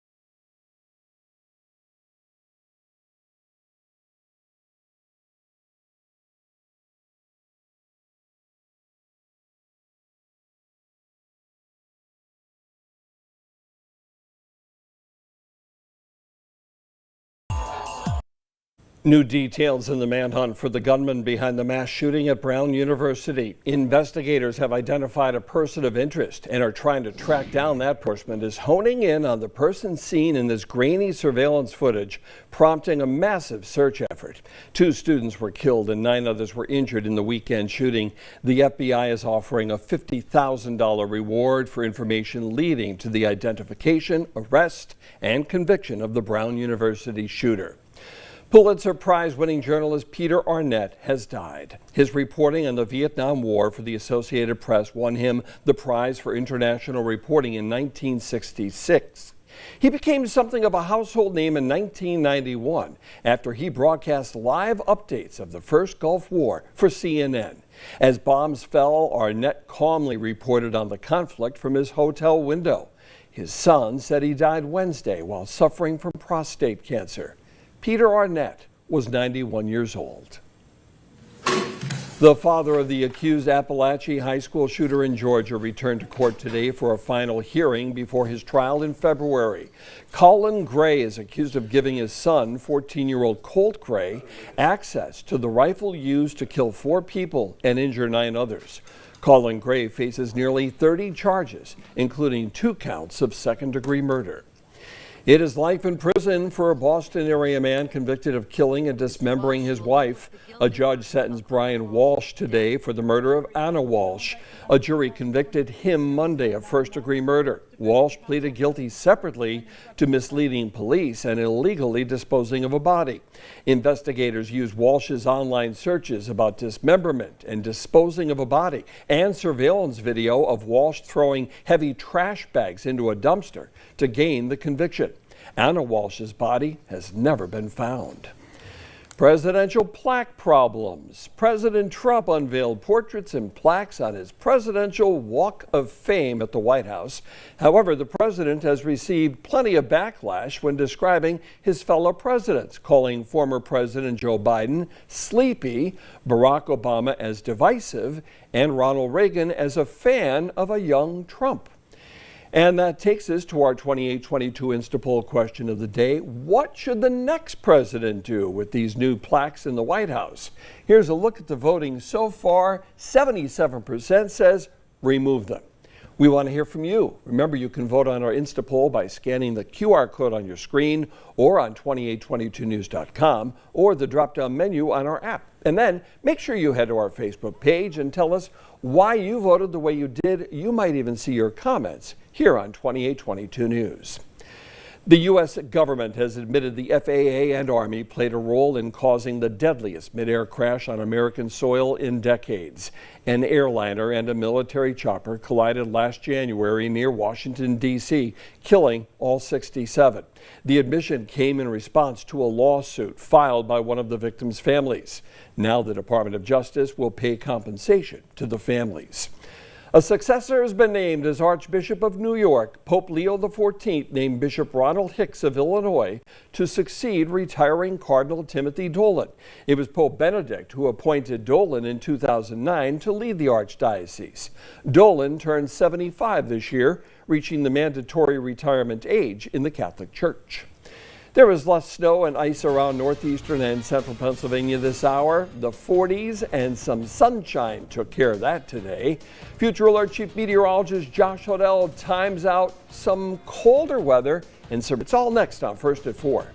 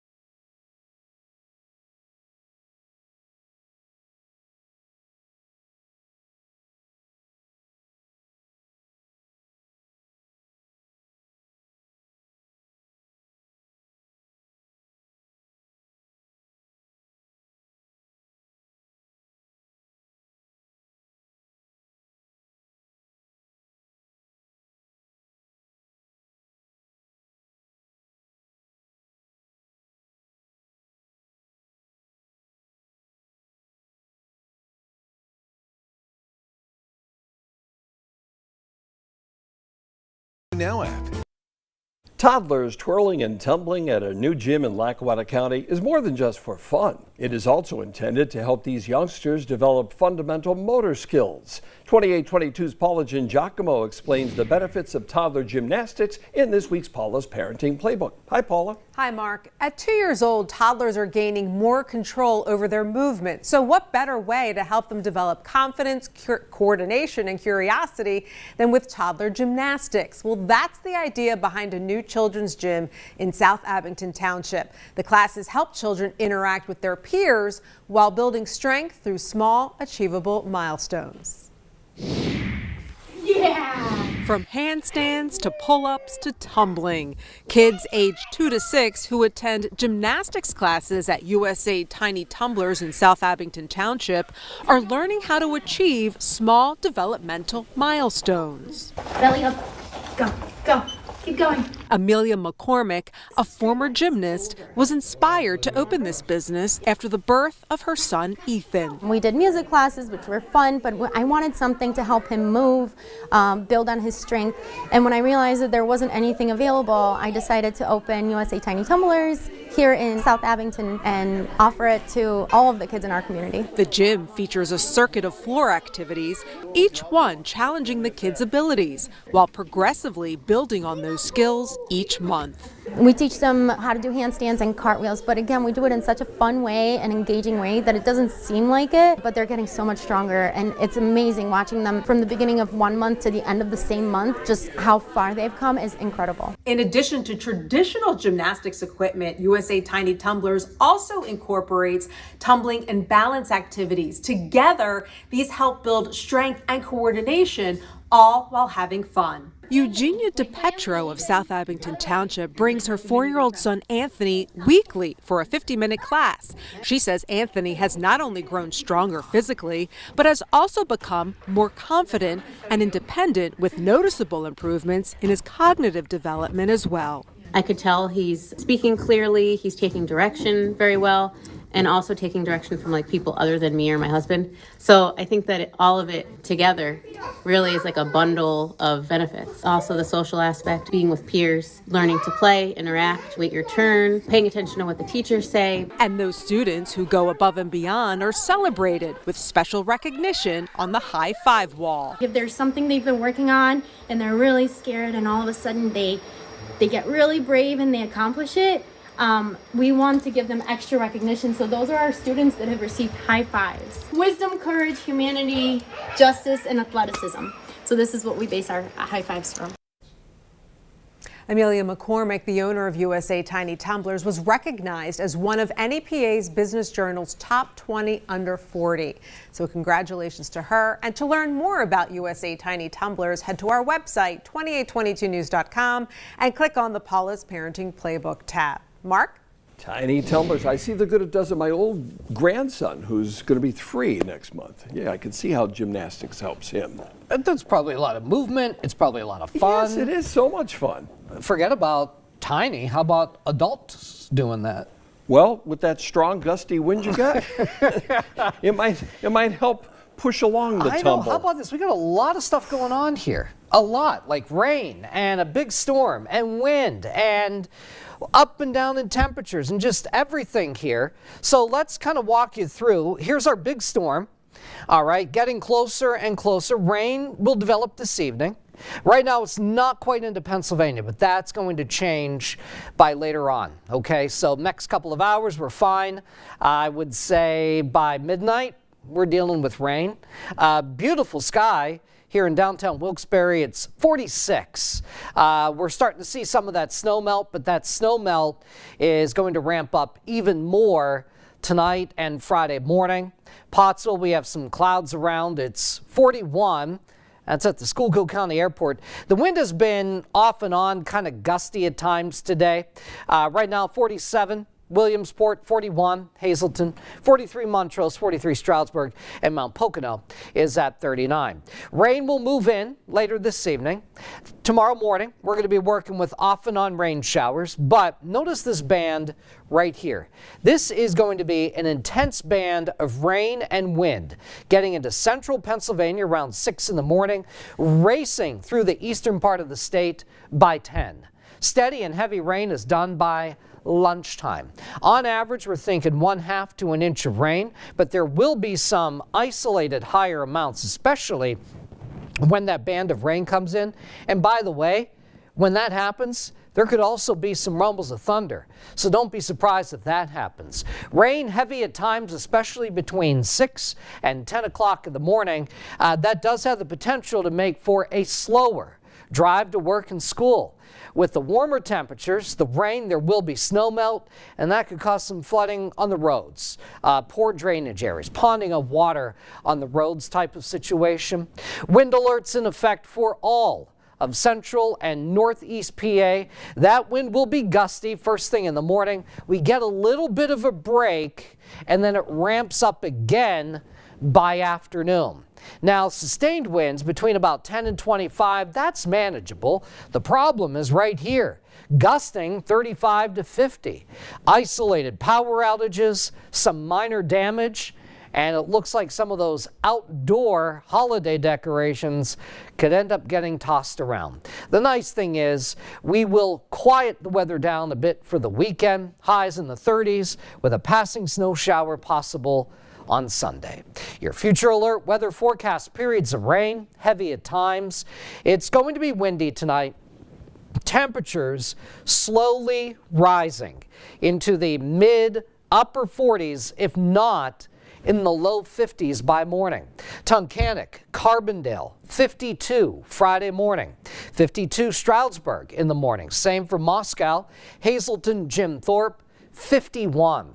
I have Elysburg at 52, Tremont 52, Tamaqua 52, Williamsport 50, Bloomsburg 52, Lewisburg 51. Again, these are morning temperatures. By later in the day, a lot cooler. Wilkes-Barre, Scranton, 54. Cooler or colder, however you'd like to describe it. Because of everything going on tomorrow, the heavy rain, the wind, we've made it a weather alert day. Quiet the weather down over the weekend. Monday, not so bad. Some snow or rain showers Tuesday. And then we may see some snow and rain showers around here on Christmas, with temperatures right now expected to be around 40. Could be a little bit of a slower drive to work and school tomorrow morning. That rain could be intense, the wind gusty, you know, water all over the roads. It's just one of those mornings. Yeah, one thing's for sure, will not be pleasant. No, it won't. It's like one of the, you open the door and you're like, oh, no, and you close it. 3-day weekend, that's right. Josh, thanks. You got it. Inflation cools in November, but is the relief real? Where prices stand now and what it means for your wallet? Coming up on First at 4.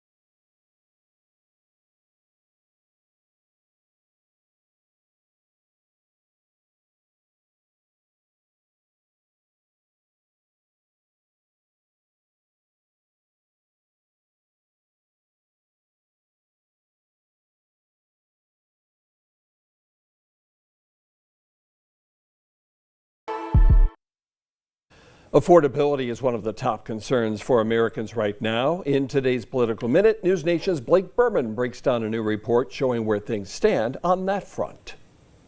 What's really going on with prices? I'm Blake Berman, host of The Hill on NewsNation. Inflation coming in lower than expected in the government's new monthly report, which shows that inflation increased this November compared to last year by 2.7%. That's a reversal from recent months. The report was delayed due to the government shutdown, which prevented the Labor Department from recording October's number. The White House reacting by saying, in part, quote, America is trending towards a historic economic boom. Some economists, though, worry the report might be distorted due to data collection issues from the shutdown. Products increasing in price over the past year include shelter, medical care, gasoline, new vehicles, and groceries. Price decreases include smartphones and televisions, lodging, air travel, and public transportation. I'm Blake Berman, and this is the NewsNation Political Minute. You can find more news and analysis from Blake and his colleagues 24/7 on NewsNation. To find NewsNation on your screen, go to joinnn.com. Tragedy on the runway leaves multiple dead. What we know about the fiery plane crash in North Carolina that leaves investigators scrambling for answers, and a NASCAR legend dead. Plus, a bold step into the future. A new technology center breaks ground, from robotics and cybersecurity to electric vehicle innovation. See how a local college is redefining education.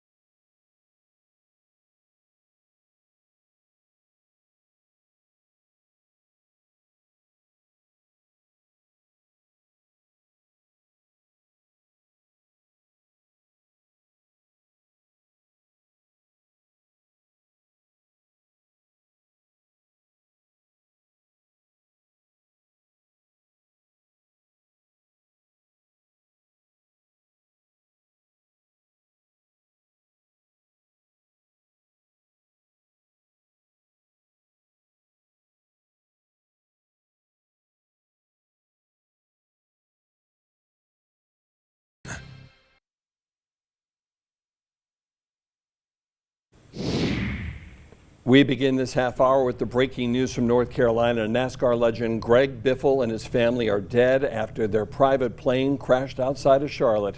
The business jet crashed and burst into flames this morning while returning to Statesville Regional Airport shortly after it took off from there. 6 people were on board, including Biffle, his wife Christina, their 14-year-old daughter and 5-year-old son. This is Biffle from back in 2010 when he won a Sprint Cup Series race at Pennsylvania, Pocono Raceway, the Pennsylvania 500. That win was memorable for many NASCAR fans because it snapped a 64-race winless streak for Roush Fenway Racing, for whom Biffle was racing. Greg Biffle, dead. He would have been 56 years old next week. The Shapiro administration is working to recruit and maintain workers in the child care industry. The Commonwealth is now accepting applications for child care worker bonuses. 2822's Joe Mason has more about this new initiative. Well, good evening. Governor Shapiro spoke on the child care workers shortage in his budget address in November and in a few public outings since. But what is being done to combat this shortage? Well, we're about to tell you. $25 million in funding outside of the state budget is set to go to 55,000 child care workers next year. That money will give each child care worker at least $450 or more in retention bonuses. Additional funding may also be available for recruitment. Child care workers say this is a long time coming. It's about time we're valued. We are the heart of everything. Parents wouldn't be able to work if they didn't have childcare. We've worked so hard with these kids, and I feel like we don't get the recognition that we should. Now, Jessica and Becky say they're not in this field for the money. They're in this field to help children, and they hope their efforts will be appreciated by the state in the coming years. Reporting in Wilkes-Barre, Joe Mason, 2822 News. Lackawanna College is expanding. It is adding a new building to house multiple programs that already exist at the school. 2822's Connor Core was at today's groundbreaking ceremony in Scranton. Shovels were in the ground in downtown Scranton. Lackawanna College is set to build a 17,000 square foot facility that will serve as the new Center for Technology Innovation. We're always looking for ways, what does the workforce actually need? What jobs need to be filled? What training is required to fill those jobs? And we're providing it here at Lackawanna College. It's exciting. Lackawanna's cybersecurity program is currently remote and asynchronous. When the building is completed next year, Gonzalez says he will finally have his own office for students to meet in person. According to Gonzalez, some industry statistics say there are 3 million unfilled cybersecurity jobs. That number is expected to grow by the end of the decade. What we're doing is helping to prepare students for those jobs, ranging anywhere from entry-level help desk and SOC operations jobs all the way to senior jobs like in penetration testing, risk management, vulnerability management. So, in early September, Lackawanna College also announced they are expanding to locations in Bethlehem, Chambersburg, and Greensburg, Pennsylvania. The constant expansion from the college is something many would not expect. In the words of the college's president, Dr. Jill Murray, you will have to see what happens next with Lackawanna College. It's about keeping up with the latest the job market trends and making sure that we're focused on helping people enter the workforce in a meaningful way, right? That they're going to have not just family-sustaining wage jobs, but career-minded jobs. Dr. Murray also says they're always keeping the workforce of Northeast Pennsylvania in mind. As the Falcons' nest continues to grow, the affordability is constantly on the minds of the administration. We're going to make investments from our community and our community partners to help us afford to build these projects and to build these technologies and to make sure that the students are learning in the best environments possible without putting that cost of that building on their backs. In Scranton, Connor Core, 2822 News. Lackawanna College's Center for Technology Innovation building is expected to open next summer. Human trafficking is on the rise nationwide, and Pennsylvania is no exception. That is why state lawmakers have passed a bill expanding awareness training in the hospitality industry. 2822's Heidi Martens is live in Tobyhanna Township with how it is being rolled out in the Poconos. Heidi. Good afternoon. A bill moving through Pennsylvania legislature could change the way that Pennsylvania's hospitality industry does business. The bill is an all-in effort to stop human trafficking. State lawmakers have unanimously passed the bill that requires hospitality workers to receive training on how to spot the warning signs of trafficking and how to report it. The idea behind this is a simple one. People who interact with guests every day are often the first to notice when something does not seem right. Throughout the years, Monroe County has had its fair shares of human trafficking incidents. Here in the Poconos, resorts like Kalahari welcome visitors from all over the country. Industry leaders at the resort already had training set up prior to this bill. What we're trying to do is we're trying to create places for families to have vacations, for people to come and have great meetings, for people to go and enjoy themselves, and we don't want to have this nefarious activity going on in our establishments. Supporters of the bill say it's especially important with major events coming to Pennsylvania in the next few years, which often brings an increase in trafficking activity. The bill is now headed to the state Senate, and if it is approved, the training will be mandatory for hospitality workers.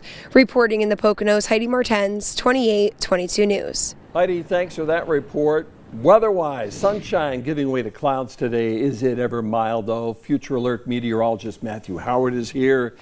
Gotta love this. This is a nice break after it's been so cold for so long. Oh, absolutely, Mark. It's been a really nice break, and we've had that sunshine today. We're not going to be hanging on to that sunshine for a lot longer. We are timing out some rain and even maybe a few heavier showers and some gusty wind. So we're going to be seeing some changes from that, and then also temperatures will drop a little bit as well. Well, now that alert day tomorrow makes sense. Yes, it makes sense. Some rapid changes. Okay, Matthew, we'll outline them in just a little bit. Thank you, sir.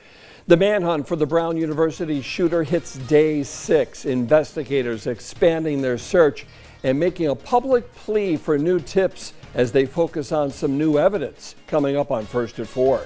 Plus, problematic presidential plaques, the backlash after the way President Trump labeled some of his predecessors, and how you can weigh in on the controversy.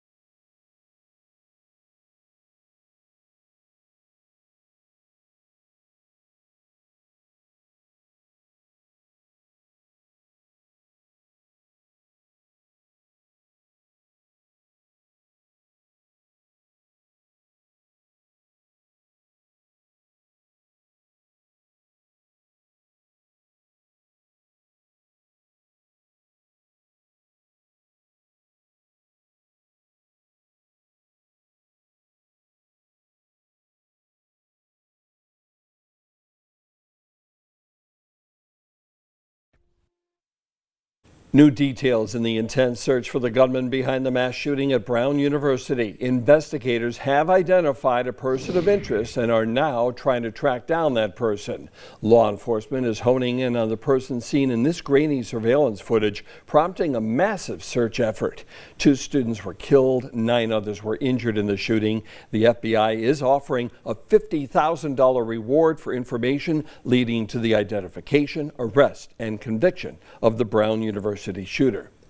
Pulitzer Prize-winning journalist Peter Arnett has died. His reporting on the Vietnam War for the Associated Press won him the prize for international reporting in 1966. He became something of a household name in 1991 after broadcasting live updates for CNN of the first Gulf War. As bombs fell, Arnett calmly reported on the conflict from his hotel window. His son said he died yesterday while suffering from prostate cancer. Peter Arnett was 91 years old. The father of the accused Appalachia high school shooter returned to court today for a final hearing before his trial in February. Colin Gray is accused of giving his son, 14-year-old Colt Gray, access to the rifle used to kill 4 people and injured 9 others. Colin faces nearly 30 charges, including 2 counts of second-degree murder. He pleaded not guilty. It is life in prison for a Boston area man convicted of killing and dismembering his wife. A judge sentenced Brian Walsh today for the murder of Anna Walsh. A jury convicted him Monday of first-degree murder. Walsh pleaded guilty separately to misleading police and illegally disposing of a body. Prosecutors used Walsh's online searches about dismemberment and disposing of a body and surveillance video of Walsh throwing heavy trash bags into a dumpster to gain the conviction. Anna Walsh's body has never been found. Presidential plaque problems. President Trump unveiled portraits and plaques on his presidential walk of fame at the White House. However, the president has received plenty of backlash when describing his fellow presidents, calling former President Joe Biden sleepy, Barack Obama as divisive, and Ronald Reagan as a fan of a young Trump. And now here's how you can weigh in on the controversy. Our 2822 Instapoll question of the day: what should the next president do with the new plaques in the White House? Here's a look at the voting so far. 75% of you are saying get rid of them, remove them. How about you? What do you say? You can weigh in on our Instapoll by scanning the QR code on your screen or on 2822news.com or the drop-down menu on our app. And make sure you head to our Facebook page and tell us why you chose the option you did. You might see your comments on 2822 News. There is less snow and ice around northeastern and central Pennsylvania this hour. The 40s and some sunshine took care of that today, but the clouds have rolled in, and that's not all. Future Alert meteorologist Matthew Howard times out some significant changes next on First at 4.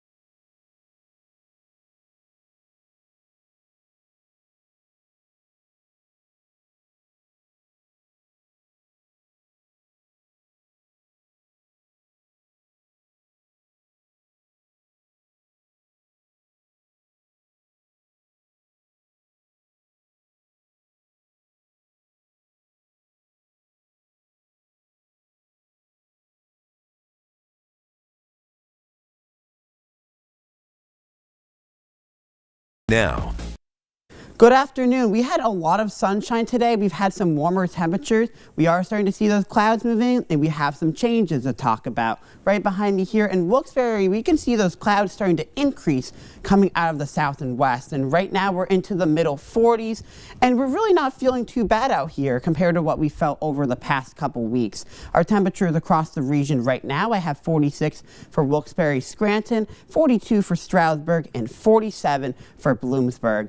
And we are talking about some winds, not super gusty at times, but most of us are dealing with 5 to 10 miles per hour, and some of us are gusty in our hilltops around 20.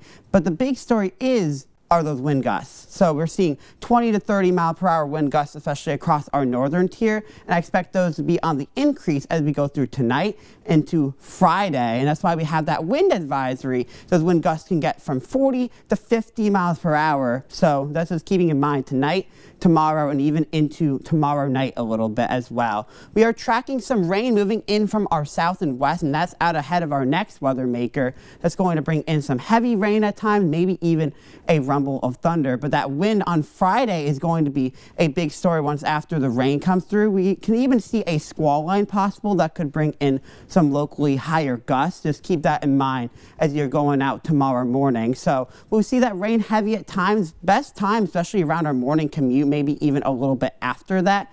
And we'll have some rapid snow melt. Those temperatures will be into the 50s tomorrow morning, and we could have some minor flooding, localized flooding with that snow melt and that heavy rain. Let's time everything out for you. We're going to start evening off dry until we get towards 8, 9 o'clock. We'll start seeing some showers starting to work in, and then those will increase in coverage as we go throughout the night. The second half of the night, we could see some light to moderate rain. Some of it could be a little bit steady at times, and we could see a line moving through around 8, 9 o'clock, and that could bring in some stronger and gusty winds, and then rain and snow showers right behind us. We'll see afternoon temperatures into the 30s and even into the 40s. So just keeping that in mind. And we're going to see our rain totals about half an inch to maybe even an inch, but I think the most of the rain is really going to occur a little bit after into the morning commute. So for tonight, we'll see those lows into the mid 40s, some periods of rain, some of it heavy at times, and our morning high tomorrow will be into the low to mid 50s. That rain could be heavy at times.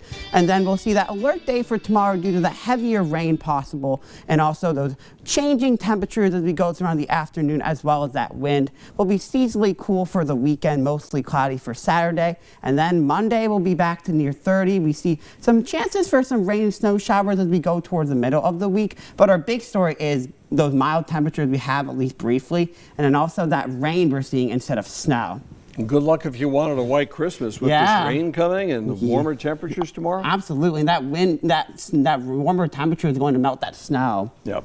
Remember, the option is snow in a can, Matt. Snow in a can. Snow in a can. And he said it. First at 4, we'll be right back.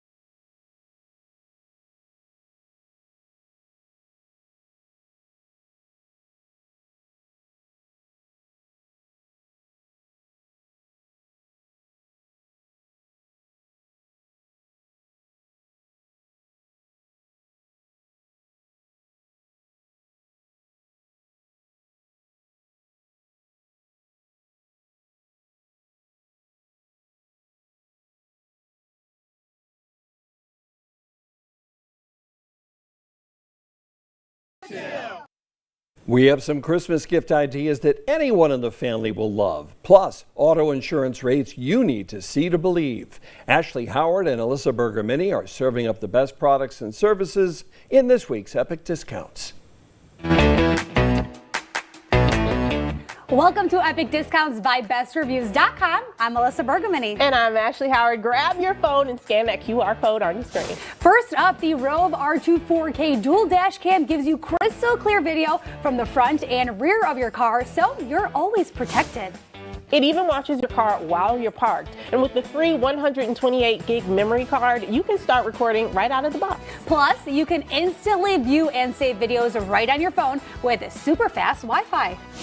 And as we're all driving a little more this season, here's a reminder. Insurance prices always change and not always in your favor. According to Money.com, among insured Americans who switched carriers, 92% saved money and 63% saved at least $100 annually. If you've moved, drive less, or got a new car, it's a great time to shop around. Save by going direct and skip the agent. Money.com lets you compare and buy car insurance right from their site. If you're looking to save and stop overpaying, go to Money.com or scan that QR code on your screen to compare right on their homepage.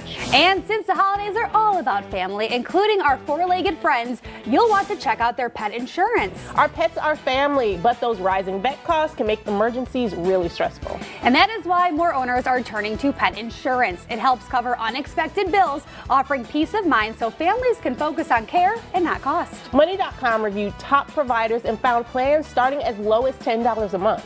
To learn more, visit Money.com or scan the QR code right on your screen. And while we're spoiling our pets with treats and extra cuddles this season, let's get to know them a little better. Meet the Base Paws DNA testing kit for dogs and cats. It reveals over 330 breeds, more than 280 health risks, and 30 unique traits. Whether you have a mystery mix or want insights to genetic health, you get a full ancestry and health breakdown, personalized information to help your pet live their best life.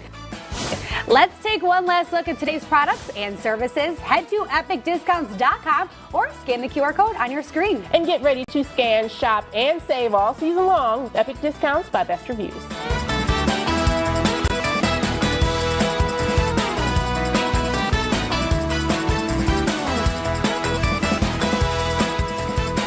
To see these deals and more, head to 2822news.com and click on Marketplace at the top of the page, or simply use your smartphone to scan the QR code on your screen. First at 4, we'll be right back.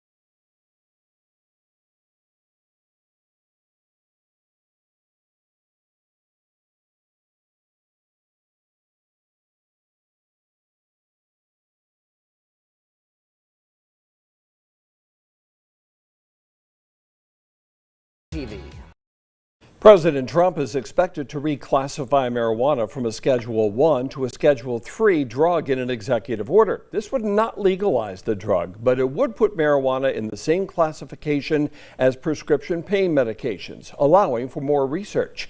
2822 Washington correspondent Kristen Eskow explains. Surrounded by doctors, researchers, and health officials, President Trump reclassified marijuana from a Schedule 1 drug to Schedule 3. A lower classification for drugs deemed to have a moderate or low potential for dependence.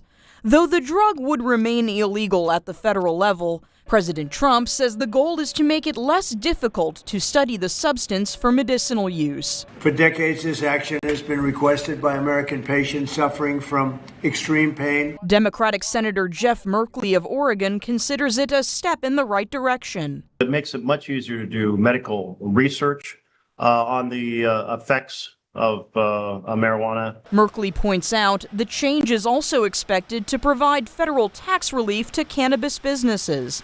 But he says more needs to be done. They don't have the ability to access the banking community. Some Republicans on Capitol Hill are breaking with the president on this issue. I fundamentally believe marijuana is a gateway drug. New York Congressman Mike Lawler worries it may only worsen the nation's drug crisis. We have a substance use disorder crisis in this country, and we have to tackle it seriously. According to the bipartisan National Conference of State Legislatures, 40 states have legalized medical marijuana and 24 states allow recreational use.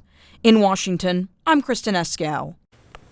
Recapping today's Instapoll question, what should the next president do with the new plaques in the White House? Take a look at the vote there. Many of you want them removed. Many who voted are sharing their thoughts. Linda says remove them and sage the place, while Dre says leave them there. Trump is right. We want to hear your opinion, but first you have to vote on our Instapoll before heading to our Facebook page and leaving us a comment about why you voted the way you did, and you just might see your comments here on 2822 News. We thank you for making First at 4 part of your day. Now stick around. 2822 News at 5 is next.